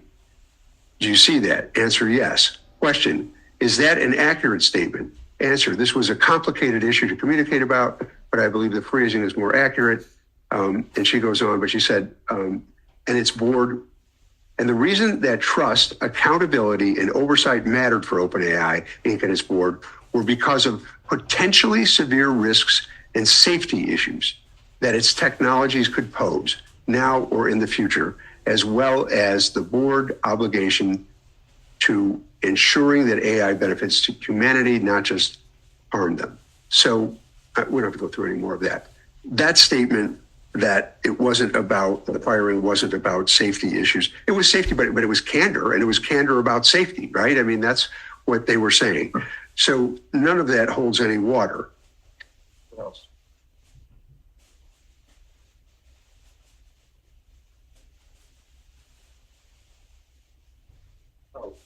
Under Microsoft.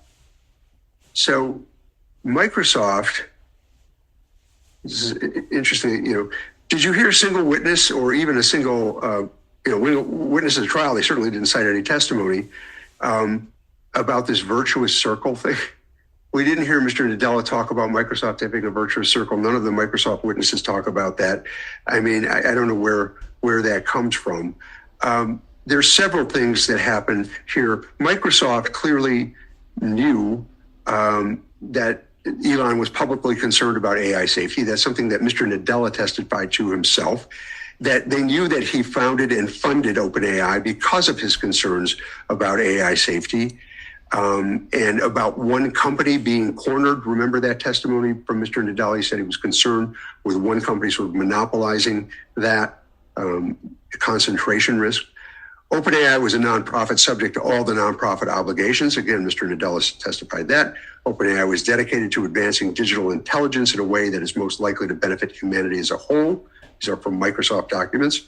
And OpenAI's basic tenet was sharing its research. And that's directly from an email of Microsoft. So what matters is that Microsoft knew that Elon donated to OpenAI. They knew he founded OpenAI, that it had a very specific purpose. And it knows that nonprofits have a duty to use those donations for their intended purpose to further the mission. And that's absolutely clear. So I want to do one more thing with you here. I want to show you the verdict form you're going to have, okay? And this is again, directly from the judge's instructions that you're going to get. We get them, the other side gets them, and we just printed them here. So I just want to show you.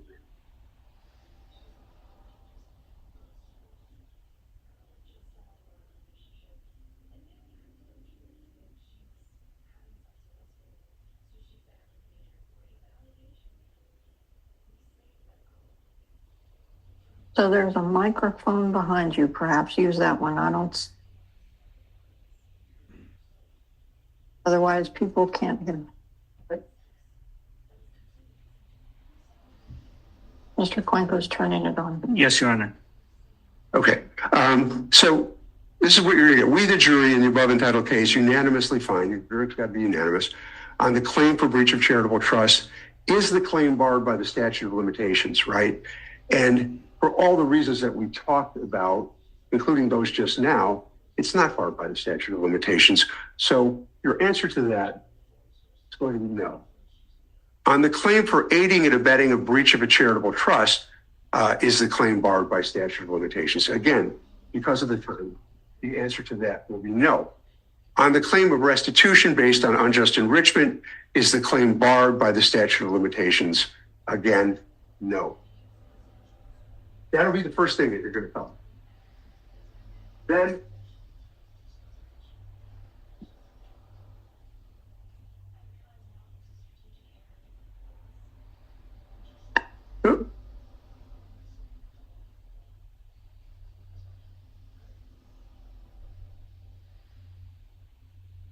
It's much clearer than you might think, even though there's a series of questions.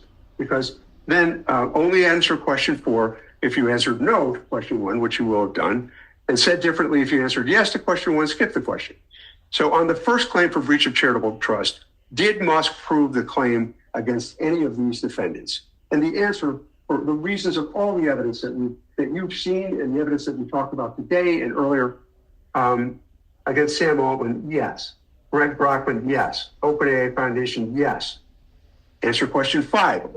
If you answered no to question 3, on the second claim for restitution based upon unjust enrichment, did Musk prove the claim by preponderance of the evidence against any of these defendants? Answer, Sam Altman, yes. Brent Brockman, yes. OpenAI Foundation, yes. OpenAI Group, PBC, yes. If your answer to question, only answer question 6 if you answered no, you've answered yes, so you won't have to worry about that.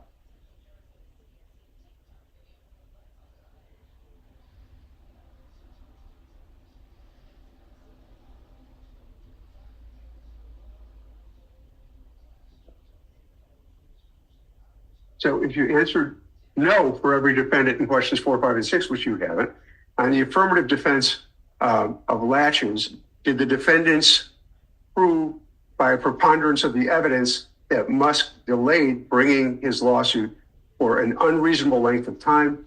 For the same reasons that it's within the statute of limitations, the answer will be defensive latches.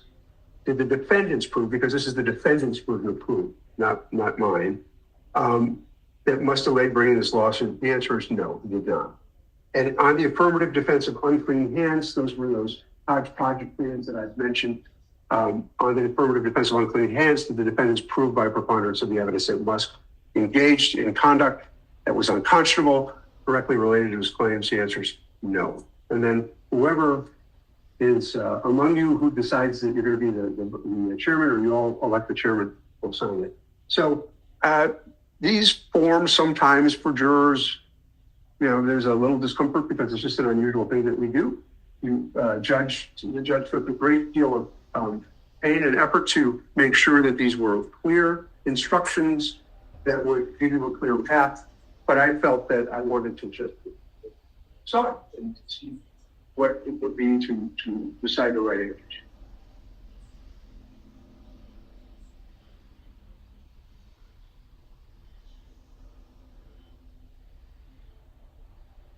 So I just want to talk about one more thing, and that is this case and what it means. And it was really gratifying to go through jury selection and have each of you, say, hey, I'm gonna judge this case on the law and facts. I may have negative feelings about Elon Musk. I may have positive feelings on Elon Musk, but that's not what this is about. This is the system of justice. This is a system where we decide what the law affords the people that are in this courtroom as litigants. All right. Everybody here has rights, even really rich guys like Elon Musk.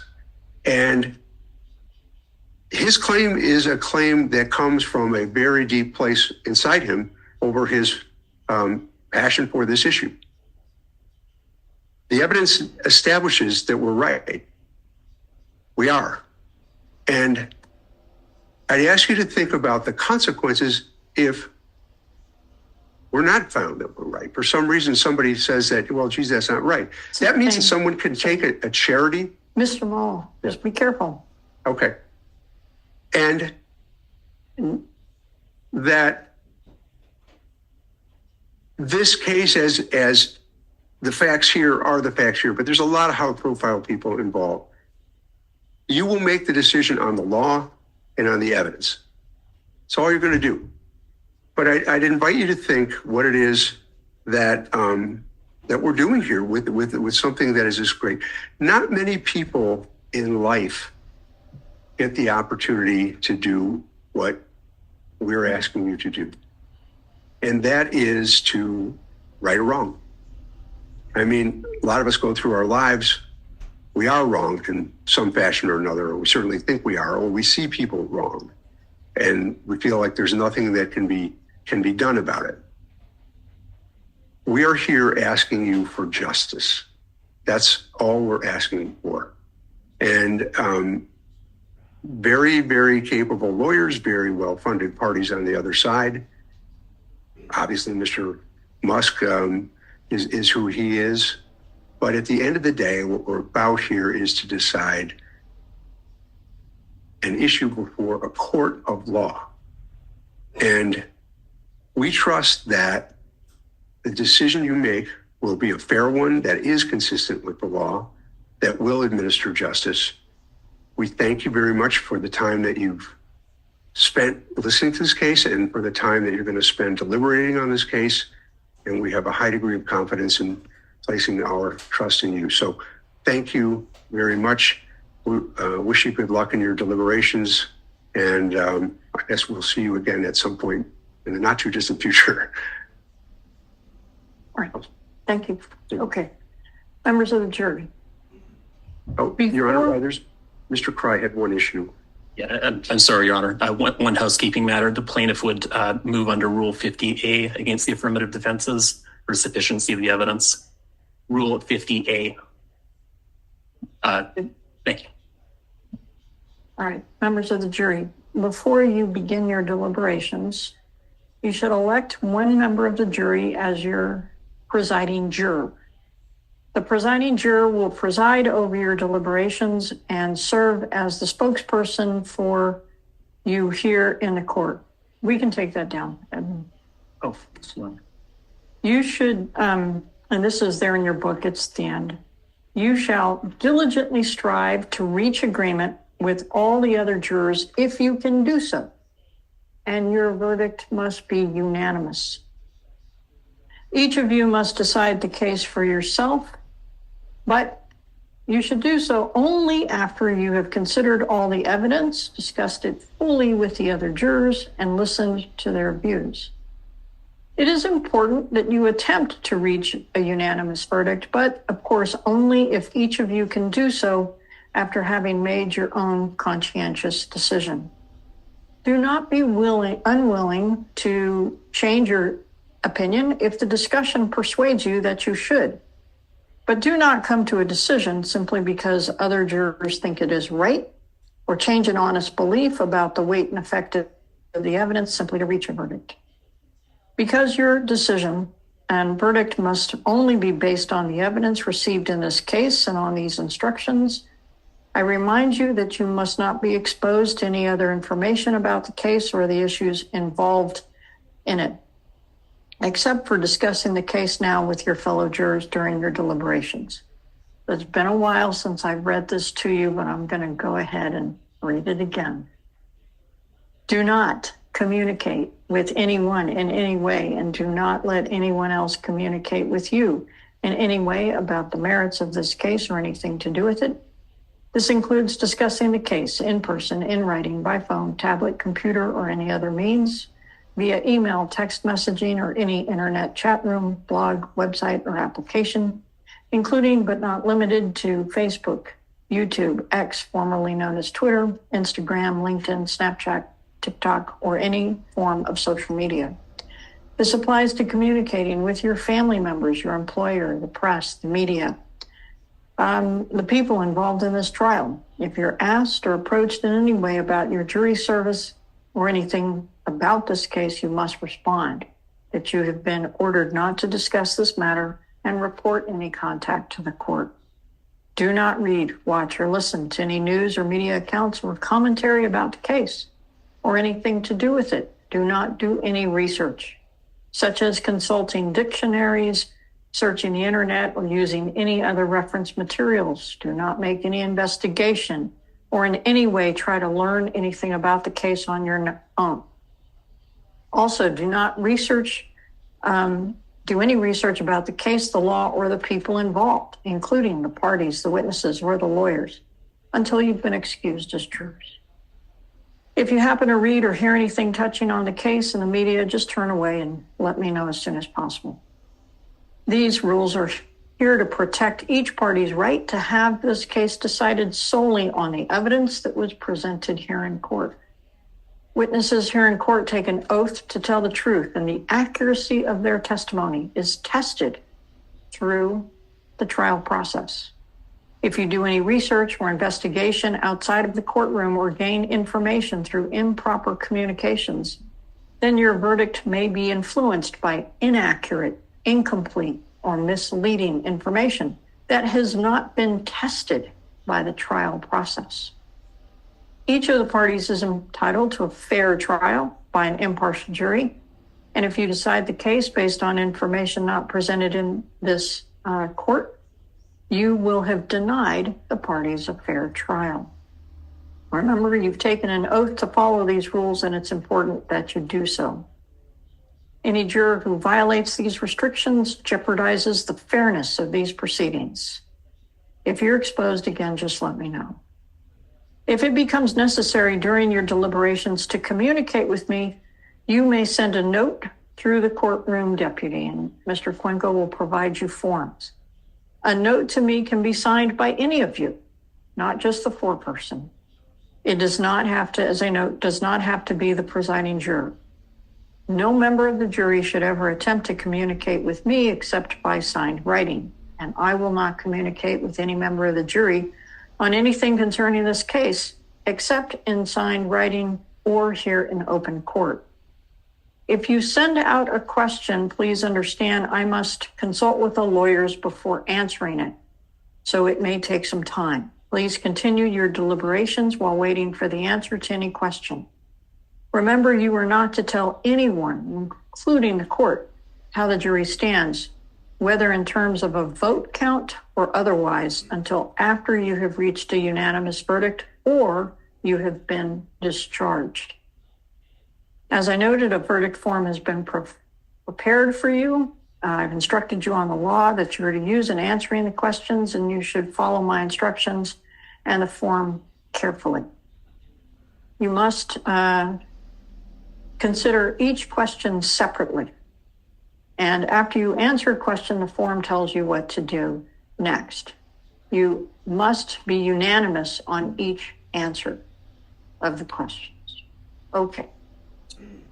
I would ask that before you leave today, you confer and let us know what your schedule is. That will help the parties for next week. I've told them you will not be here tomorrow, so we'll expect you to be back on Monday.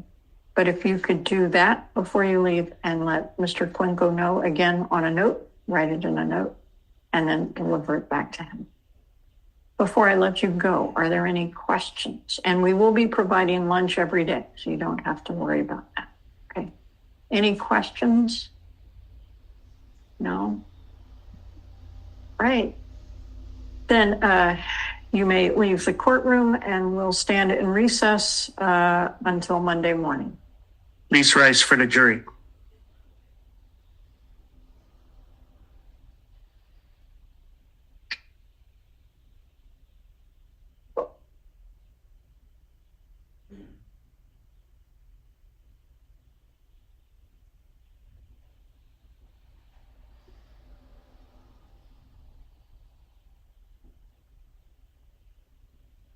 Thank you, Mason people. Okay, there's just a couple of technical things. One, the transcript at 14:53, which was at the recess, I used the word sustained. It should have been overruled. Next, there is an outstanding gavel at docket number 395. This has to do with some meet and confer that was supposed to happen over a sealed document that I think it's a Microsoft issue. Would you all please let me know what to do with that by tomorrow? Okay, I'm hoping it's some small thing. Okay. As soon as we know what the jury their schedule is going to be, we will let you all know. Anything that you all need at this point? From the plaintiffs? No? Nothing. Okay. And from the defense? Any, Should we just supply your staff with a phone number or for deliberations, or what's appropriate to the court? yeah, so as I think I've indicated, I'd like someone from every side to be here within, preferably 5, no more than 10 minutes to the courtroom while the jury's deliberating. Why don't you leave Mr. Quinco whichever numbers you need, or if we're communicating with you by email, that's fine too. But I would just talk to him later. I do have a criminal matter that I need to deal with at 4 o'clock, so he's not going to have a ton of time. You can also just send him an email. Thank you very much, Judge. Okay, anything else, Mr. Savitt, Ms. Eddie? No, thank you, Your Honor. We'll await court's instructions respecting Monday count. Yeah, and so we'll start our part at 9 o'clock. I think we don't have to be here at 8. Thank you. Mr. Cry told me he would really like that. Okay. Then we'll stand in recess. Thank you very much. Don't forget to like and subscribe for the next episode on While We Were Distracted.